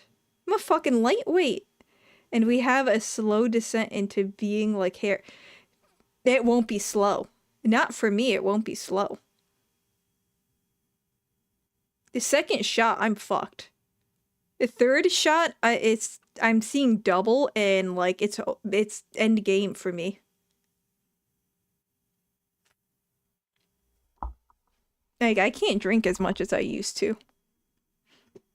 When I was like 12, I used to drink a lot. No, but I can't make those kind of jokes because people think I'm being serious. I didn't even know they did greyhound racing in Ireland. I think the only place it is allowed in America is Florida. Alright, well I can't hold on for another hour. I don't have enough content to go over. Especially this week, I was not focused on finding content. Look at all the... I did go to Nara. It is so funny. They have like police all over. It's adorable. The cars like stop for the... Oh my god. I saw a car that was held up at a light for 3 rounds because one fucking deer was like somewhat in the street. It was so funny.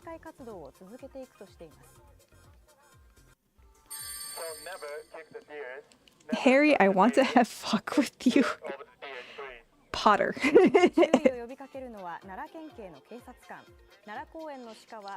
And like they like feed the deer, and at a certain time of the day, like when it's kind of getting twilighty, they lure all of the deer into like the temple grounds with a bunch of like corn and nuts and stuff. I guess so they can try to get a majority of them off the street before it gets dark. And they have like fucking deer doctors. We saw like a deer that was limping and we went to one of the police people and they're like, oh yes, we know about that deer. Like they literally, before we even said anything, they were like, oh, is it the deer that like, oh, he kicked a deer. We saw, they're like, before we even said anything about the deer, they're like, oh, is it the deer that like hangs around this fountain and has a limp on like the front left leg? And we're like, oh my god, how did you know? And it's because, oh yeah, we know about that deer. I feel like going to any part of Japan is like tourist hell.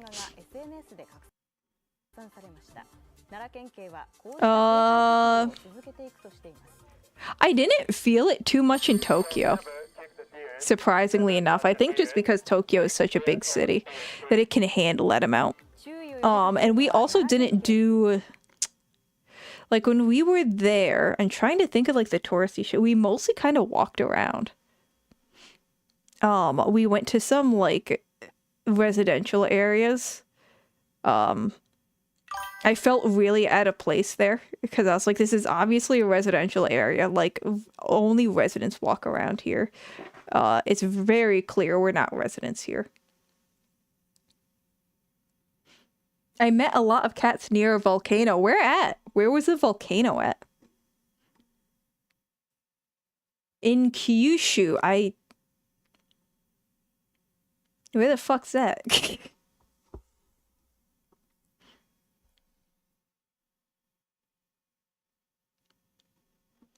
Oh yeah, the thing that I was talking about earlier about the drilling in Gulf of Mexico, apparently that's not happening. No wait, that's somewhere else. No wait, it's on the Endangered Species Act. So that would include the Gulf of Mexico too. So I guess that's not happening. White otter.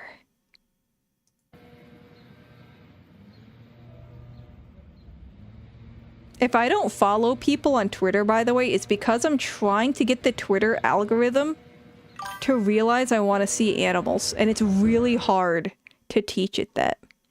Because I get a lot of shit like this. Like, yeah, I know I need to learn about, like, what's going on in the world. But also, can I just have, like, some cute animals once in a while? The big southern... Oh, Nagasaki. Okay. The big southern part of Japan. Okay, I have a better idea of where it is now. Why were cats hanging out at a freaking volcano? This guy's always posting depressing shit. Now be warned if you see that face. Like, it's just... it's news. It's what's going on, but it's always going to be, like, abuse. Oh...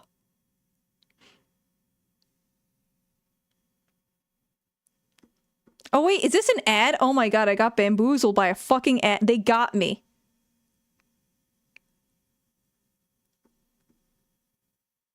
They actually fucking got me.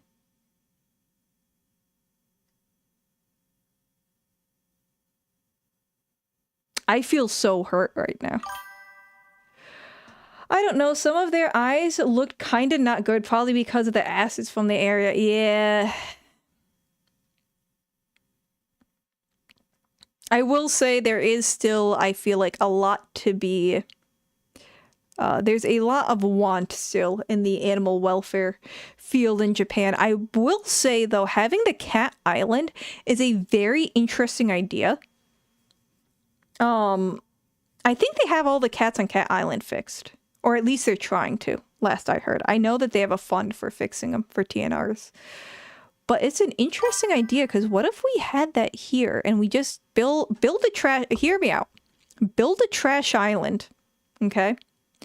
And then all of the cats that, for like whatever reason, we can't adopt out, you snip them, you put them on Trash Island. You have like a visitor center there or something, like a hotel. So you got employees there that can feed the cats, you know, and take care of the cats. And then you also bring in tourism too. And it should probably, right, pay for itself, hopefully. One of the cats looks like it's dying. Oh, and it mewed at me when I left after I pet them and it actually broke me. That's so sad. And they were probably feral cats, huh? Or stray cats in the area.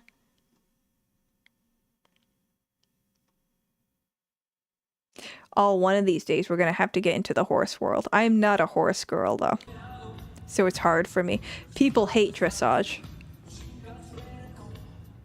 Well, people hate horse sports in general because it's usually, they're putting money over the animals, which happens with every fucking animal sport, unfortunately. Any animal sport that involves... I love that they do it to this song, though. That's gonna get this shit, oh god, I'm gonna have to, hopefully I don't get copy striked on fucking YouTube for that. I definitely am. I'm gonna have to, like, immediately take this video off of YouTube. Oh! The fuck? How is that staying on there?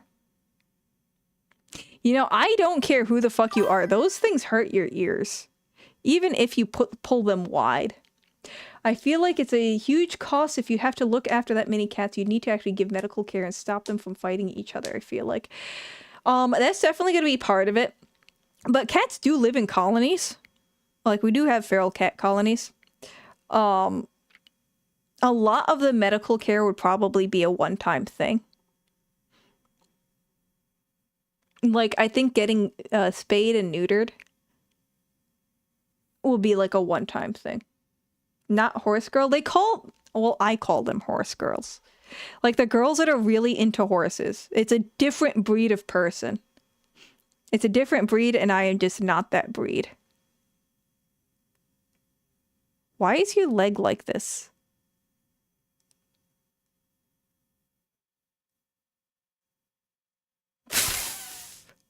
I don't like that. Man punching sunflowers. Why do I love that so much? This is why my fucking algorithm is so fucked up. No, horse girls are like girls that get really into horses, into like riding them and stuff, and their anatomy and shit. Like, I know a little bit about like the lower leg anatomy of a horse. And that's kind of where it stops. Because that's just what I have to know. Because that's usually the area that is going to have the most issue, you know? Oh my god. They are silly critters, though.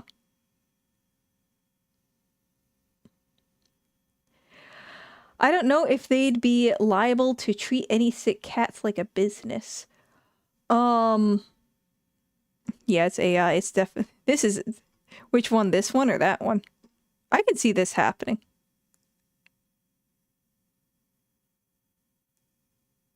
Because those... The heads of those are actually really heavy.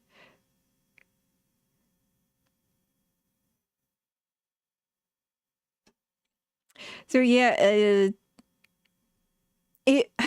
I guess, like, in my view of what a cat island would be, they wouldn't necessarily, they probably wouldn't have to take care of them if they are feral. But if you wanted to keep up the tourism, having unhappy cats would not help you.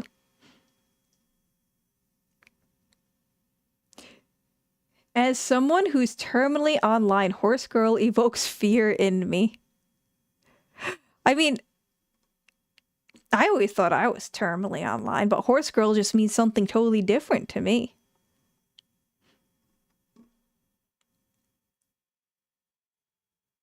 I would type in horse girl, but I understand what you mean to find like the horse girl that I mean, but I know what you mean, and now I'm scared too.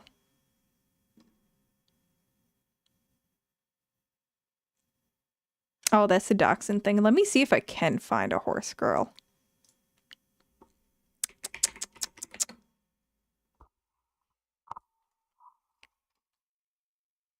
Oh, these are so satisfying, watching the hoof trimming. You need to have like a farrier though. You can't just do this shit on your own. There's a lot of intricacy that goes into this shit. Because if you fucking like trim these foot incorrectly, I thought, oh my god, I thought that was blood. I thought that on his glove was fucking blood, and I was like, oh my god, dude, you went way too fucking far. But if you do this fucking incorrectly, it's like wearing a shoe that doesn't fit you, you know? It's gonna fuck up the posture. It's gonna fuck up their ankles. You get a lot of issues with like the coffin bone upturning. It's a very important part of horse upkeep. Oh my god, if it's not satisfying. What's even more satisfying is the guy that does cow hoof trimming.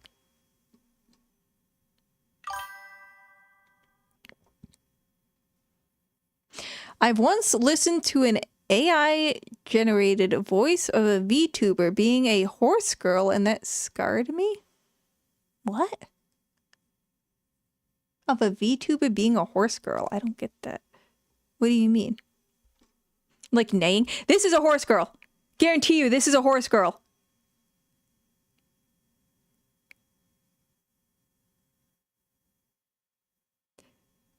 You know why she's a horse girl? Because she just trained her horse to fucking help her up like that. That's what makes a girl a horse girl. That's not necessarily a horse girl. That might just be a... This is a horse girl. The other person might just be a person hugging a horse.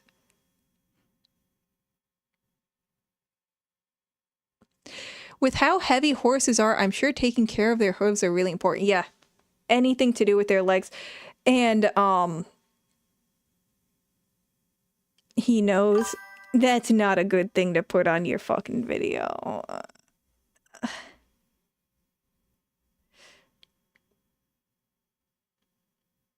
Oh my god, that's super cool. They can be smart, but they're also spooky retards at the same time.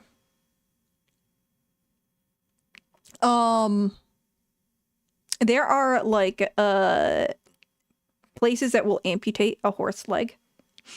There's a lot of controversy around that because when you amputate their legs, their other legs are taking the brunt of that weight. And like you said, they're very heavy animals. They're very heavy animals on like toothpicks. That's a horse girl. Wait, I don't think she has a top on. Horses always be acting like the vet is free. Oh my god.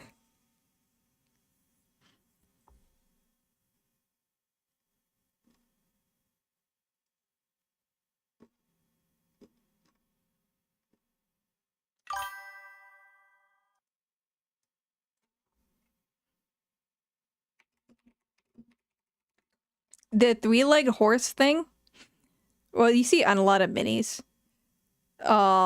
Very controversial. Can cause a lot of this. Oh my god! I can't believe it! I've never seen... Praise God! Thoughts and prayers!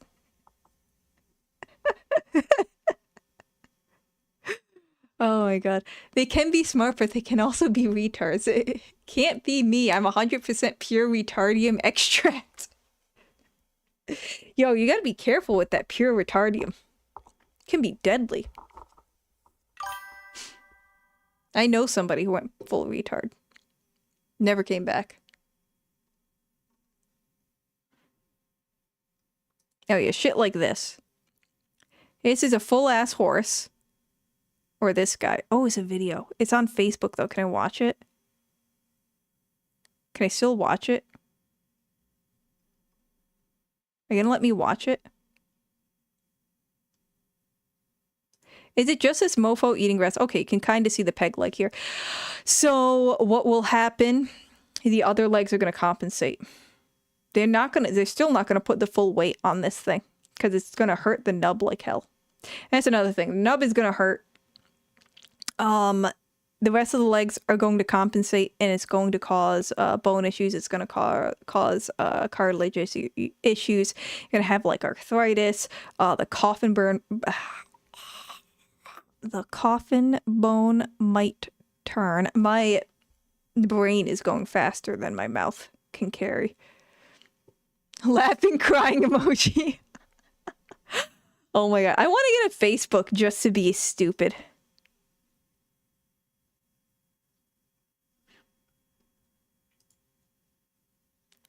Yes, people do it. A lot of people don't like that people do it. And there's a reason that we're seeing a lot more foals with it than we are adult horses. I'll tell you what, you'll never see a very old horse with 3 legs. Anyways, where were we? We're trying to look for a horse girl, right? Where was my horse girl? Where the fuck was my horse girl? Fuck it. We just need to invent exoskeleton for animals. Specifically horses.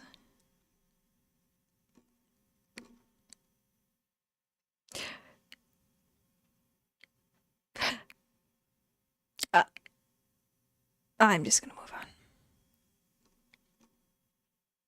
That's cute as fuck.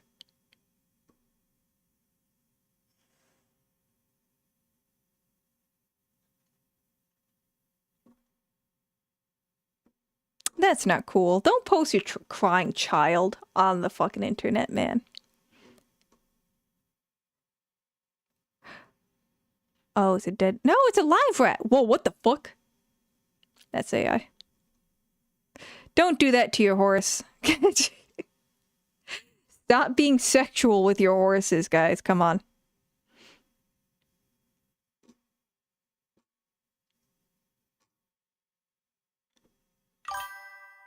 This is a horse girl. You can tell she's a horse girl because she's wearing like that little coat and she's not freaking out too much. I know normal girls into horses, Japanese animated horse girls, and the internet version of horse girl, who's very much not safe for work.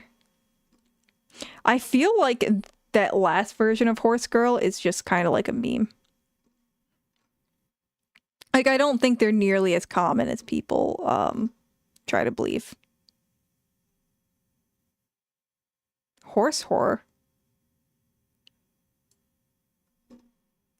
Polk County, that's the one where they post all their shit publicly, right? They can be funny as shit. They caught a vet tech. That fucking abandoned like a dog and cat. And like they starved to death. It was fucked up. And the worst part was that the food for the animals was in the cabinet. So they could smell that the food was there and they just couldn't get to it. Whoa, this is cool. This is a horse dude. Look at that. Mongolian horse archery skill. I think the Apache Indians did this too. But there's no more Indians, so we don't get videos of them doing that.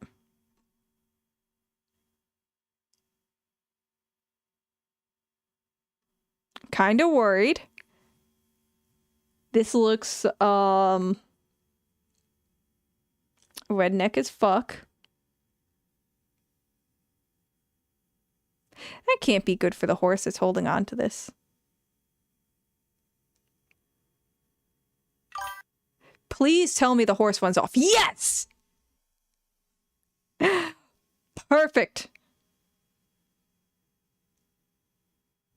Yeah, the horse wasn't taking your shit. Mongolian throat singing in the background. Mongolian, was it Mongolian metal? Mongolian throat singing metal.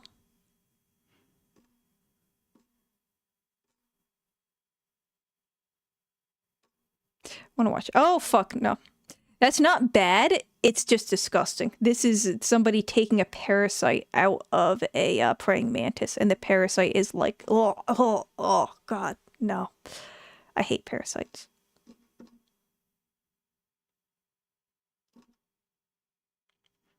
Let's see cow hoof trimming. That is really satisfying to watch. Don't stay too close if the cow's hoof looks... Oh, it's probably gonna fucking have pus. I don't like pus. So obviously you can see the one is way longer than the other. So it is favoring this fucked up hoof. That's why they are not treading evenly. Oh yeah, I've watched parasite extraction videos before, even from human. It's hell.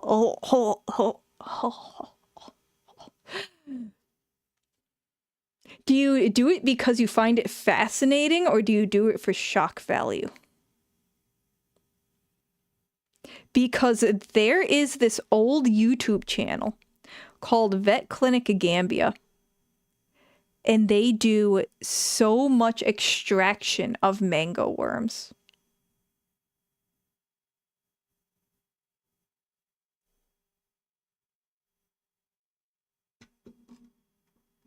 And those are brutal. Wow, an elephant hoof trimming. Okay. Yeah, I guess if they're not going to be walking... Oh. Didn't realize how soft their fucking feet are. I'm expecting like a hoof back under there, which I guess is incorrect because they got little tootsies. So like when I see it soft like that, I'm like, oh my god, it's got to be so infected. But I guess not. Yeah, because that's the little footsies. That's right. They also feel vibrations through the ground. So it makes sense that their feet are kind of sensitive. I do it to test my tolerance. Whenever I see some comments saying how bad it is, I just can't stop but think it can't be that bad. Check out Vet Clinic Gambia on YouTube.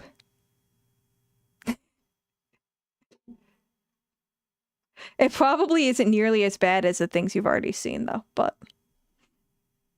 It's a disinfectant foot bath. That's cool. Oh man, it must be cold as shit. I can see their breath. Injecting silicone under protective plastic pads on a horse hoof is help support the hoof.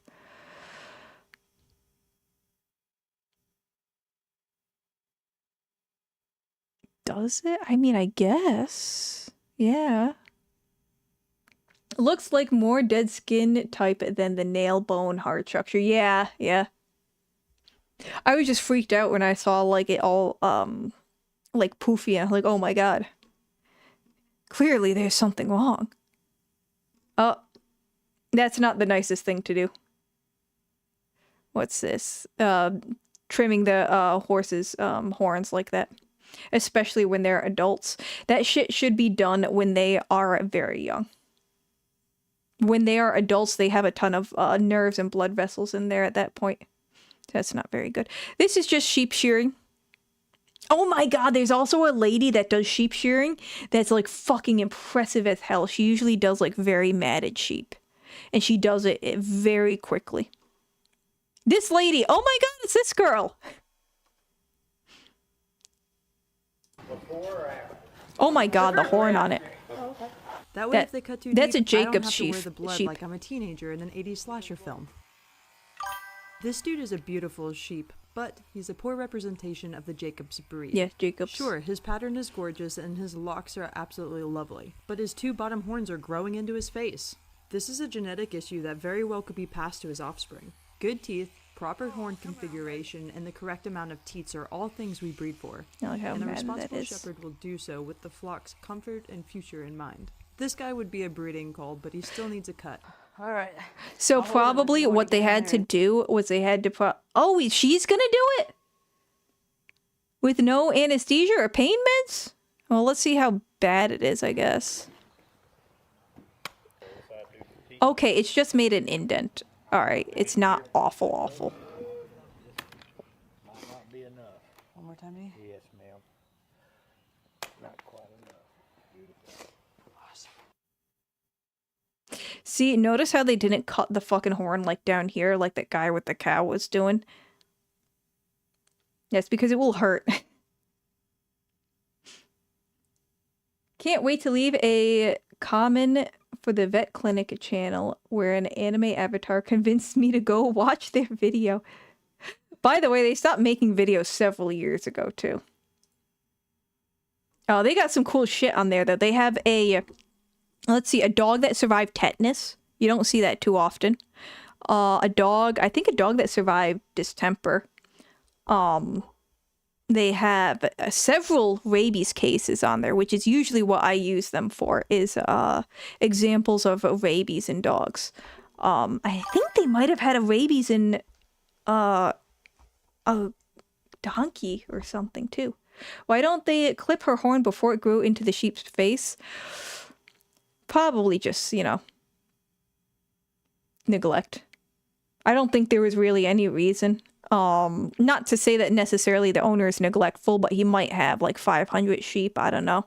And it might just not have seen it. I typed comment instead of comment. I should probably fix it myself when I'm reading. But I literally read like one word at a time. I don't see the whole thing like a lot of people do. How do we get to sheep shearing when I looked up cow hoof trimming?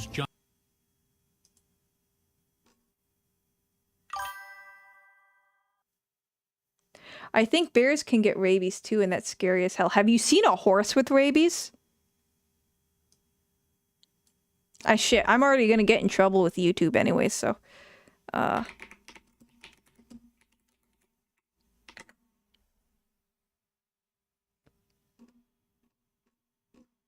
I think I originally saw it on here, but I guess not. Okay.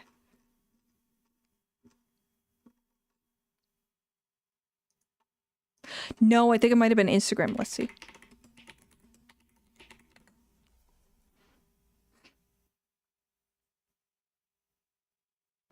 Does Reddit let you see stuff?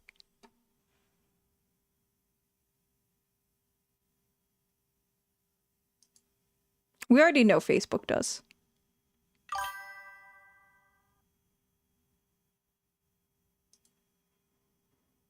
This is a horse with rabies. Imagine a 1,200-pound animal. That's a companion animal that you're working closely with getting rabies. Danville described as polite, kind, and well-mannered, one of his oldest patients. Arrived at the practice 2 weeks ago in a manic state. I know this is the Murray animal, says the but horse developed this is a not dangerous the video I was 107-degree expecting. fever and began biting metal bars so He was so much forcefully, worse. it lost teeth. Even powerful tranquilizers had little effect. The symptoms leading him to think one thing: rabies. We gave him probably 10 times the normal dose to even slow him down, and it didn't last any time. He blew through the tranks. Dr. Murray says the disease looks different in every species, but in horses, there are 5 common symptoms: lameness, colic, lethargy, aggression, and stupor. And in any animal, it is always fatal. And what's most concerning to him is this.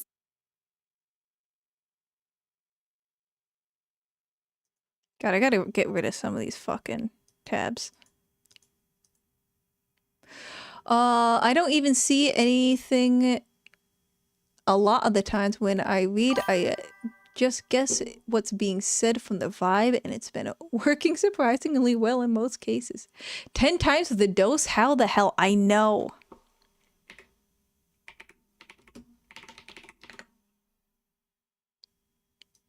I can go to videos, maybe.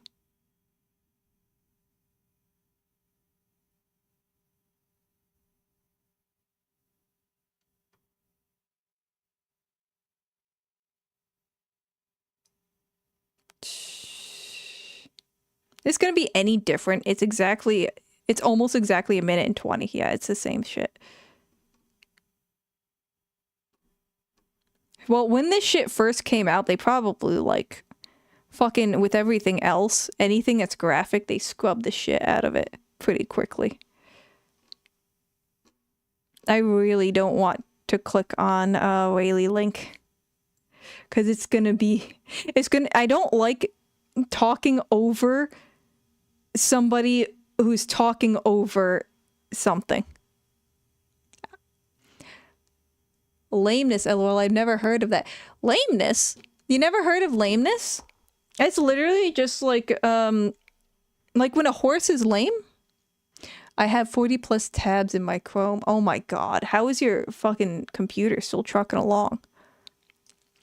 A horse being lame is basically just like limping. Like anything that would make it, think of anything that would make it like unrideable. Or at least that you shouldn't ride it. Fuck, I guess we'll watch that. Fuck it. Just right quick.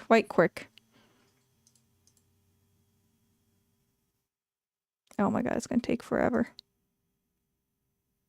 Let's see. Here's where everybody replayed. There we go. I'm gonna watch an ad. It's also just animal abuse. This poor horse is just being traumatized. This is chaotic as hell and should never happen. Not the same video, but still. Look at that shit. كلنا عارفين ومتعودين ان السعار مع الكلاب بس ولكن ده غلط. السعار موجود مع كل الثدييات. What is that? اتنقل عن طريق العض من حيوان مسعور او ان السلايفا. You see the mouth is bleeding. He's probably breaking teeth off. يلمس جرح او ميوكس ممبرين او غشاء مخاطي لاي كائن حي ثدي على وجه الارض. Why are you putting your hand that close, dude? What the fuck are you doing? له مؤلفات وكتب بتدرس في جميع أنحاء العالم. Oh my god. بحوث عالمية Couldn't be me. Holy shit. طبية بيطرية. They're doing a lot of biting. That's the aggressive form of rabies. Not all rabies shows in the aggressive form. Yeah, I don't even know why I have this if I can't fucking understand him. Not all rabies show in the aggressive form, but this definitely is. He's got his ears back. He's doing that little front paw kick. He's definitely pissed off. You can also see he's like quivering a little bit. He's seemed slightly ataxic, like he can't quite walk correctly, which is like the neurological issues most likely.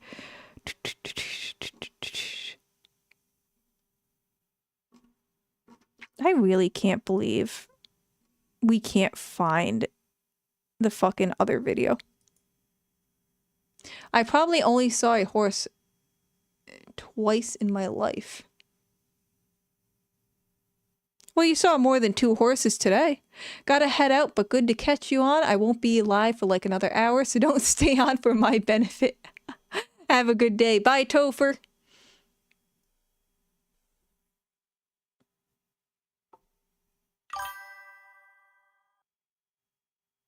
Would removing stimuli like light and noise help? To an extent. To an extent. That's usually what they do for humans with rabies. They try to make it quiet. I don't know if light really has too much of an effect for the actual disease, but just like having it be calmer in the area, I think would probably be helpful.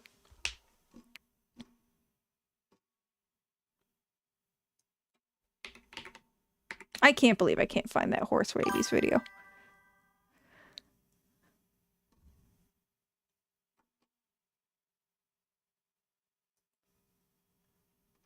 Oh, this is actual video. Cool.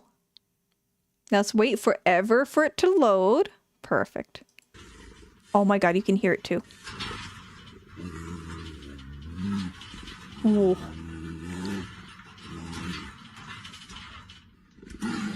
Holy shit.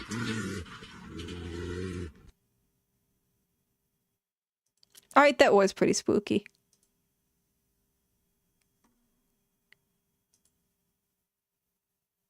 It's all the same thing. Okay.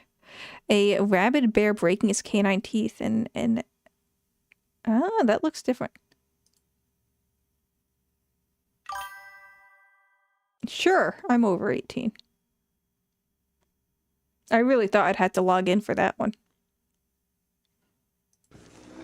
I think this is the same bear. Maybe not. No, I don't think it is.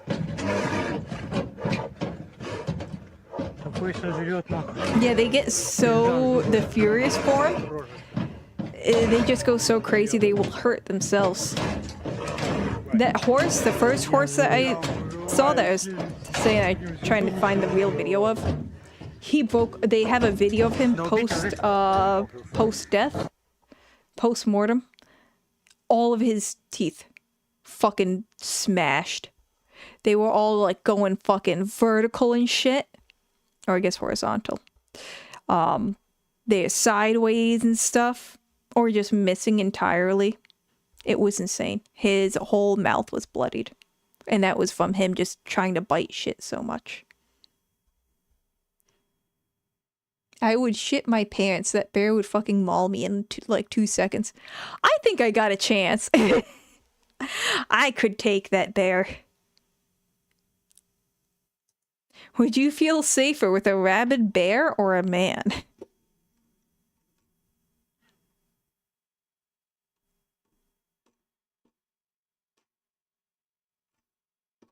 What other cool things can get rabies?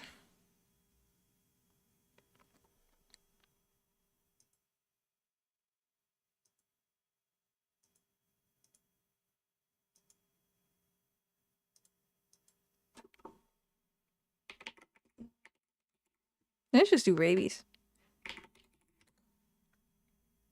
I'm so surprised that the US doesn't have just a conglomerate of like rabies reports. I would run faster than you, that's all I'm saying. I hope. Oh, the people having rabies is really shitty. So they're showing their... This is also really fucked up. They're showing the phobias here. So wind is a phobia. Like feeling wind. So that's why he's like fucking freaking out with that. I have a theory that the reason why wind is a phobia... if you ever heard of... The trick to like medicate a dog or a cat is you put the pill like down their throat, you close their mouth and you blow into their nose and it causes them to swallow, right? So the whole thing with rabies is very interesting. The virus, obviously, it spreads by saliva in wounds, and saliva in open wounds. So the virus causes excessive salivation, and at the same time, it also causes, I forgot if it's an inability to swallow or if it's just a fear of swallowing or what, but basically you don't swallow. And I think the whole wind thing comes from that. From maybe potentially trying to swallow. And obviously they don't like water. This is him trying to drink water, I think. And just him thinking about it, he can't do it. And I think it's the same thing, can't swallow. Yeah. That's fucking insane. If you got rabies.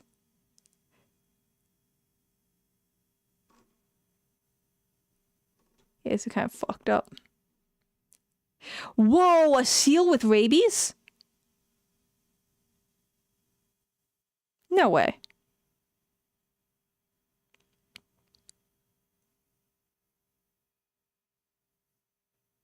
No way, right? I mean, they can get rabies, but fucking how?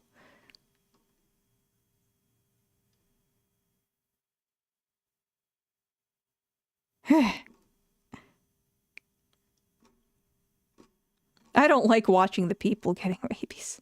It hits too close to home for me.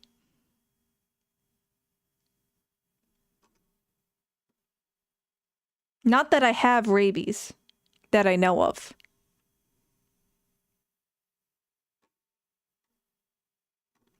Alright, let's see.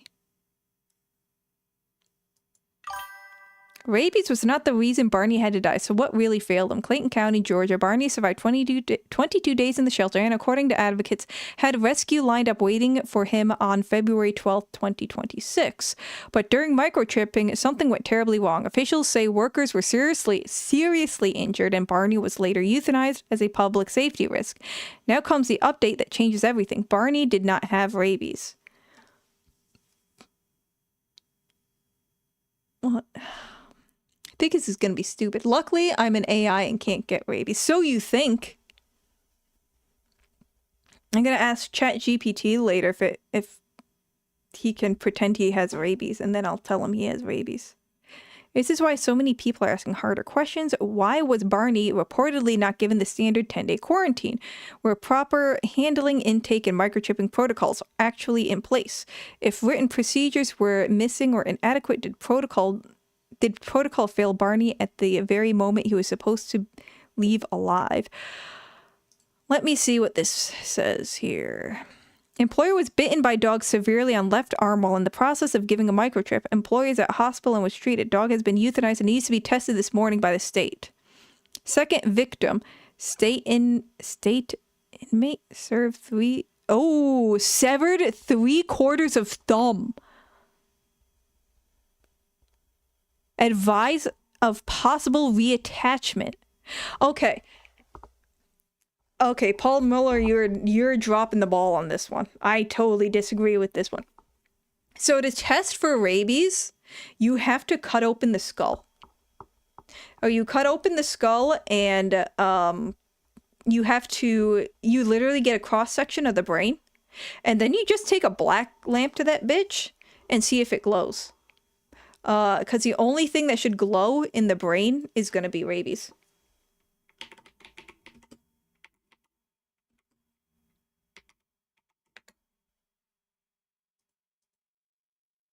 It's going to look like this. The brain tissue will look like this. So that is basically a definitive test that the dog has rabies, okay? So, fuck, I lost it again. All right. The reason that they did this is because this motherfucker got bit so severely he lost his fucking thumb. They wanted to find out right then and there if that dog had rabies to make sure there wasn't another fucking issue that they're going to have to deal with. Your thumb has a ton of fucking blood vessels going to it too. It must have been bloody as shit. On top of that, a bite that severe, I'm sorry, but no shelter worth its salt would ever release a dog with that level of bite. Like, I love dogs and stuff, and, like, I'm sure, like, you know, hindsight 50-50 is probably stuff that could have been done to prevent this, but after it happened, that's it. I'm sorry. I remember reading in news where a house animal in a private animal shelter was forcefully taken away, so the animal bit the officer and the animal got put down. Yeah, that's like another thing, if the animal already belonged to somebody and the actions that were taken kind of like make sense. Like, let's say a strange police officer, you know, reached down to grab a dog and it bit the police officer. Then it's kind of like, yeah, that's kind of expected.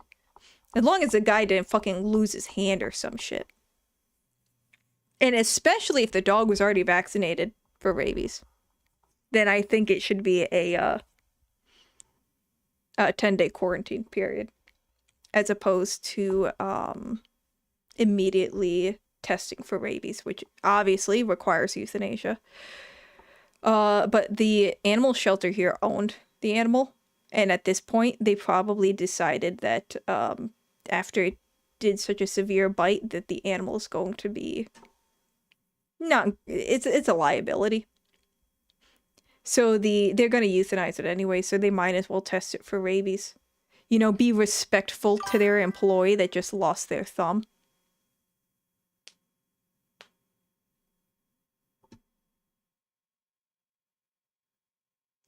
Two doses of PPE was given anyways per victim. Those were booster shots recommended by his provider, and he will not be getting any more. Yeah, so they were already very worried about rabies. If he already got 2 doses of rabies vaccine, and so they're probably just doing that to be like, look, you don't, well, not just doing that, but I think that would be a nice added benefit, being like, hey, look, that dog didn't have rabies. You don't have to keep getting all these fucking shots, you know?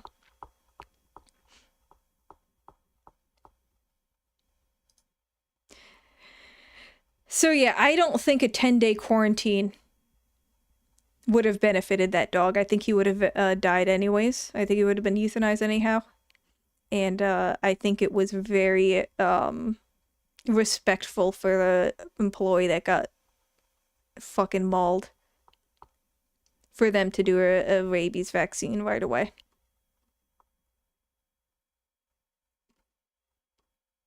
They say, oh yeah, why was this dog beheaded? Come on, man.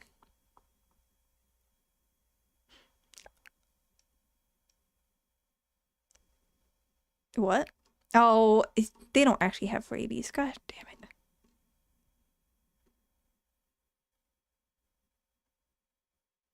What is this? Top rated dog?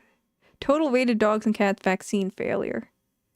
Oh, actual vaccine failure.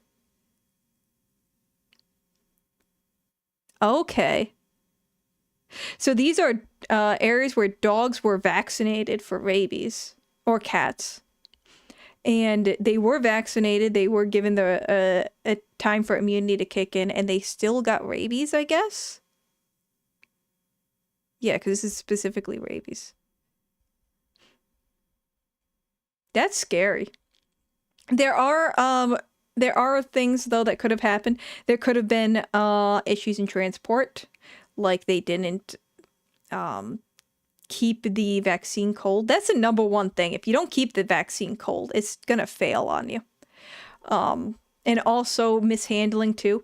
If you give the animal the vaccine, but you accidentally like put it in the skin and then it pops right back out. Like you put the needle in one side and out the other, which does happen. It does happen. People like to feel righteous and get angry, sometimes myself included. It is what it is. Vaccines aren't 100% after all. Yeah, I feel like the rabies vaccine should be fairly... I mean, of all of these, of all these rabid animals, that's a pretty good, effectiveness. Because that isn't just animals vaccinated with rabies. This is all animals, like, rabid. I can't believe New York is so high. And I can't believe... That's Puerto Rico. I can't believe they're so low. Isn't that Puerto Rico?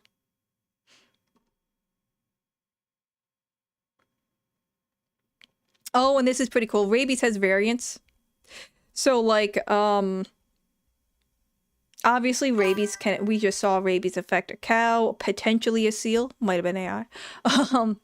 I know our suppliers have really poor cold chain handling.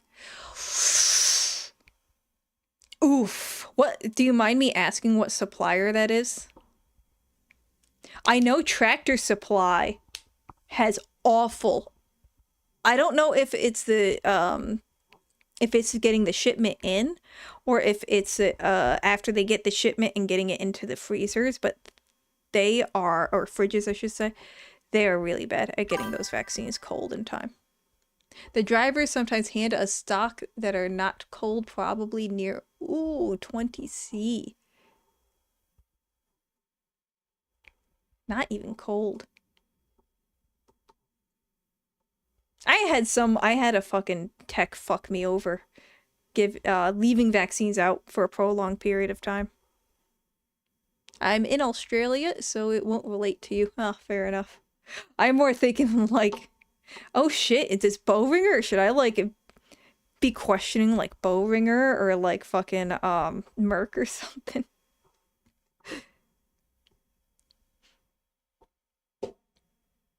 I had a coworker who left out fucking distemper canine distemper combo vaccines. So like parvo, distemper, herpes virus. They left them out. They got warm. Vaccinated a litter with these bunk ass fucking vaccines. And obviously in a shelter, so they definitely got fucking parvo. In a shelter that often sees parvo, to be fair. Like, I know some of these places don't get too much parvovirus, but we absolutely do. The whole litter got parvo. Whole fucking litter. Oh god, it was so... Because they were kind of older puppies, too. So to quarantine them all, and you had to keep them separate, too. Because you had to, like... You have to know who's eating, who's drinking versus who's not. And if you doubled them up, you wouldn't be able to tell. And then when you start putting IVs in them, you can't have them together. It's such a pain in the dick. And then also, I tried to get my supplier, I tried to like hit them up for some freebies or for like some apology thing. And I tried to be like, look, your vaccines, you know, I don't know what happened, but your vaccines fucking suck dick. But the coworker ruined that. Because when they came over, the coworker was like, oh yeah, I fucking left him out for like fucking 3 hours. And this was before I even stepped into the foot of the door of the place. So I had no idea. I had no idea that that was happening. Oh, that's so bad. Yeah. And then they left too. They left while I was having to take care of this giant, like 9 dogs. And I had to take care of this giant fucking litter of parvo puppies. Also, our fridge is like a bukkake of drugs. The airflow is 100% obstructed because there's no space and the owner doesn't care. Damn. Your fucking fridge is that full.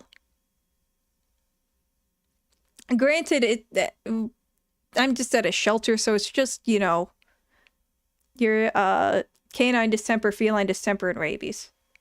That's pretty much all we've got. Got some, like, epi in there. We got like gabapentin, like liquid gabapentin. The fuck else do we have in there? It's not a whole lot. Because we're not doing a whole lot. Like if an animal needs much more than that. Now you got hundreds of other animals that need just the basics.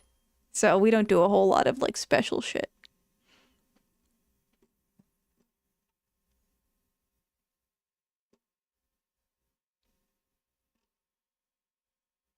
So I can't even imagine having a fridge that's like full of stuff.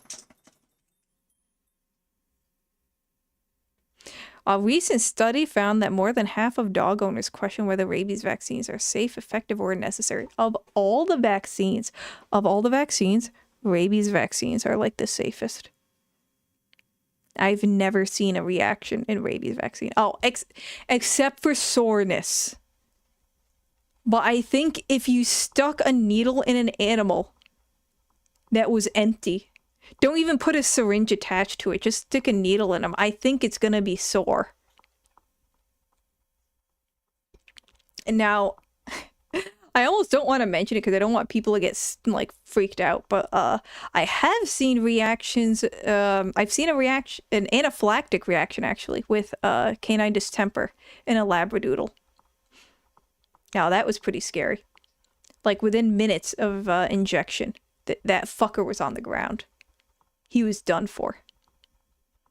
Well, he wasn't done for. He actually lived. But I mean, like, he wasn't... he was no longer able to stand. He immediately released his bladder and bowels. And we just injected him with IV injection of Benadryl. But it was very scary. Oh, thank you for following. What is this? Vega. I hope it's Vega. Or Vega. Vega or Vega. Violet 07. Is the 07 supposed to be like a salute?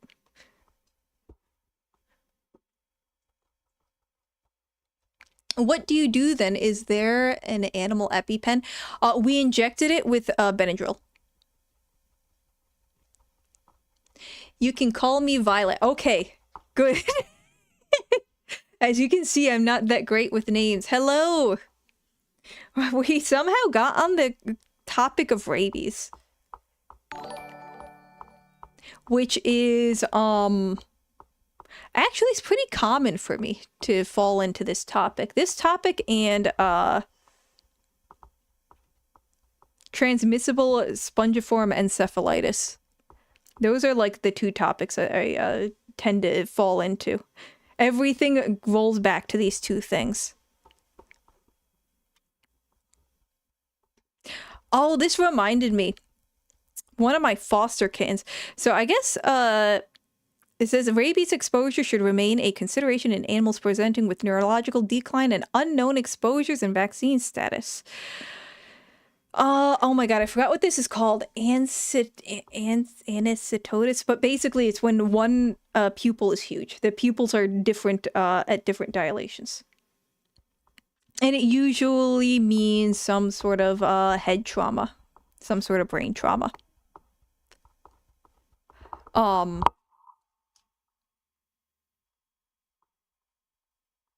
But basically it's they're saying that it could be a sign of rabies. I've never seen that as a sign of rabies, but then again, I've only ever actually every animal I sent out for rabies testing, I never got the, at least I personally didn't get the results. I bet my manager probably did. Damn, I hope I don't have rabies. But I had a kitten, this reminded me of him because he actually looked a lot like that. I had a foster kitten they thought had rabies because he was showing neurological signs. He was kind of like bebopping around all the time and like bobbing and shit and had a hard time eating. And they thought the neurological signs were signs of rabies. But they, the vet was like, oh, that's probably not like likely with how it's presenting. It is probably feline cerebellar hypoplasia. This is when, well, you can tell by the name, cerebellar hypoplasia. Right here, look at it. Cerebellar is small, hypoplasia. It's a tiny. Cerebellum. Let's look at do we have videos? Oh, there's different types of cerebellar hypoplasia. I didn't know that. They're kind of funny to watch. Look at that. That's what my little foster cat, well, not really so much that. His was more of a head thing. But his, it does get worse the more excited he gets. And I swear... I swear it got better with age. I was told it wouldn't get better with age. I know it would never be like cured. This one's really bad. But his is like mild, but it looked really bad at first. I mean, it was so bad he couldn't eat. Well, not without assistance, obviously. So. And just chatting for today. To be fair, I feel like it doesn't matter if the pupil dilates differently. It's a red flag no matter the cause. Yeah, it is pretty bad. Today I learned a hypoplasia. I'll start using this word to describe people. Describe like weird fidgety people. Yeah, today I'm just chatting. Usually on Wednesdays I talk about animal stuff because that's like my passion. But I also really like playing video games. So on Mondays and Fridays I play video games. Yeah, back. Sorry, my stream crashed. Oh, sorry. But yeah, on Mondays and Fridays, oh God, that guy looks bad. I play video games. Wednesdays, I try to find like animal news, like stuff in the news, but damn, it's really hard. It's like nobody wants to, like post about just general animal news. And like I'm following, the BBC environmental stuff and Nat Geo and stuff. Obviously you see a lot of Paul Muller. That's the guy that posts all the really depressing shit. But it's still like it's just not a lot. And I know there's more shit going on. It's just like, it's all over the place. It's in small areas, corners of the internet. It's like when I'm looking at shit, it's a lot of it is very like local news stations. And then when I get that shit, I'm like, wow, is this even worth like talking about? Because it's so local. It's cool though. Very interesting, sir. Have you considered being checked for severe penile hypoplasia? Boy, you're looking to get your ass kicked with that one.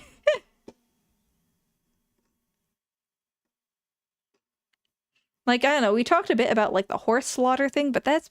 I guess I'm kind of getting into a position that I feel like a lot of, like, political streamers probably get into, where they're like, wow, it's the same shit. It's the same shit every time. Oh, nothing happened? Wow, color me shocked.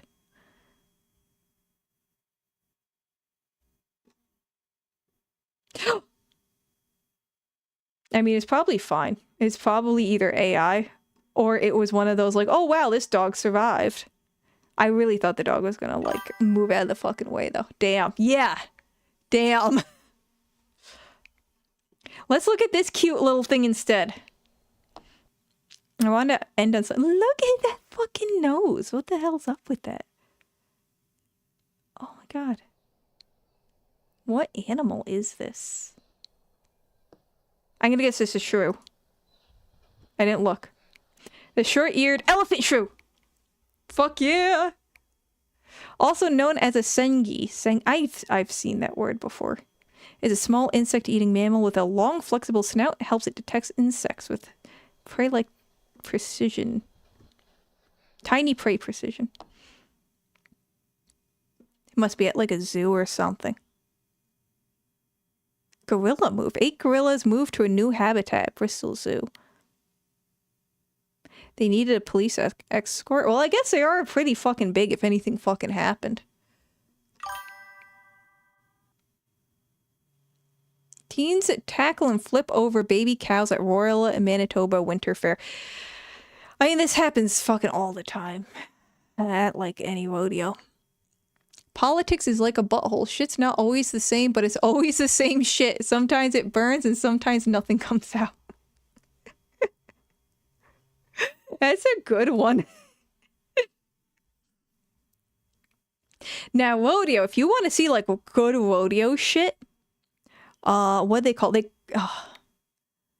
and it's stuff that doesn't hurt the bulls, all right? Or the animals, I should say, but it's bulls in this case. It's called bullfighting. Okay, now I know what you're thinking, but I know what you're thinking. It's not bullfighting, though, but it's called bullfighting. It's very confusing because of the name. But it's where pretty much rodeo clowns are competing for doing stunts. Okay? Around the bulls. Like, they're basically, like, trying to see who can get the closest to eating shit without eating shit. So it has nothing to do with throwing spears at a bull or anything. But they call them bullfighters, probably because rodeo clown doesn't sound as cool, is my guess. But it is really fucking cool. Let me see if I... This might be a dangerous one, so let me just, like, let me do this.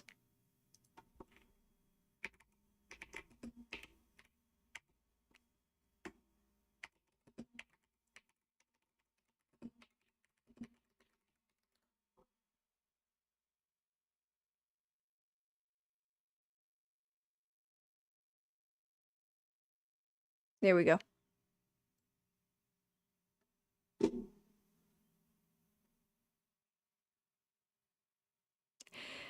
That's it. Professional bullfighting / rodeo clowns. That's probably what you have to specifically look up for, is professional bull riding. So you don't get fucking literal animal abuse. Check this shit. I am not putting the music on, actually. This is gonna absolutely be copyright. So they don't like calling themselves rodeo clowns, apparently. Let's see. Did you make that VTuber yourself? Kind of. I guess basically. I just use presets, man. I literally just used the presets. I didn't want anything fancy.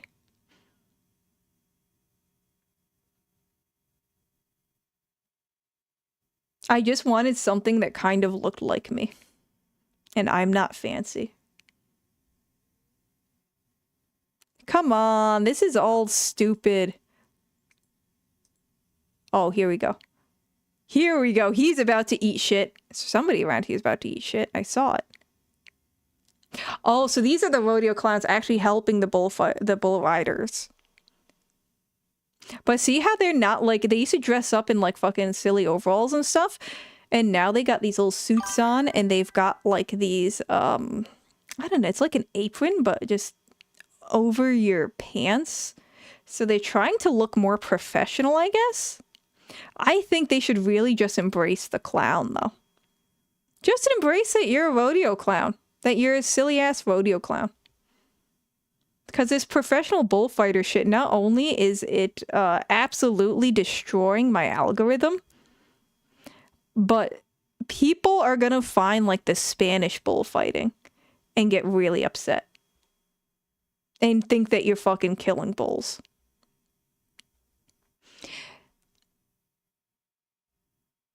Actually, I also do that kind of stuff. Want to see some of mine? I can follow you on X. You can check me out there.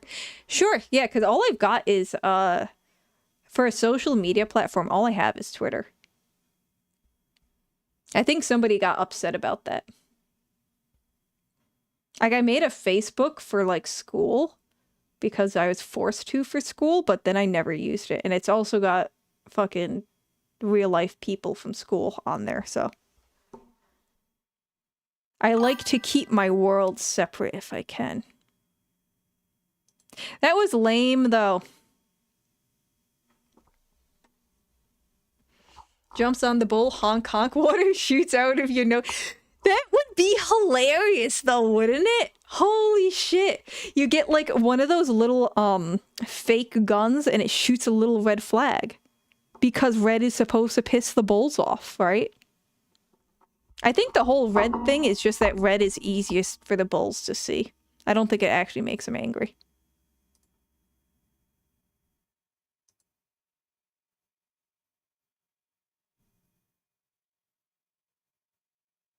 No way am I listening to the music. I'm already gonna get in trouble. Whoa! Dude got smoked. Oh, that guy's gonna get hit too. Yeah, man, that guy looks like he already got hit. Shit.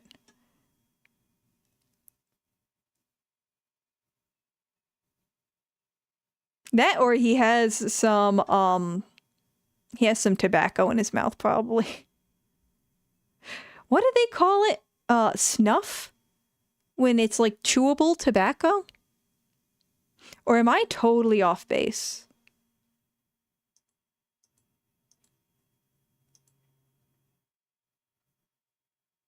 So these are the rodeo clowns. I'm going to call these guys rodeo clowns when they're just helping the bullfighter.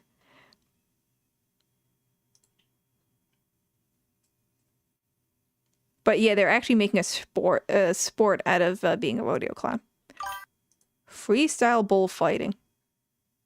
Is this the one where they jump? It's one of them. They're fucking jumping over bulls, and it's so cool. Yo! He's gonna be hurting.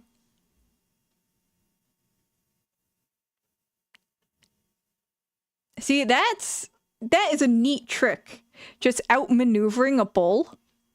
Except for there when he fucking didn't and he got a new asshole in him. This is funny. Just put a little, like you said, put a little nose on him.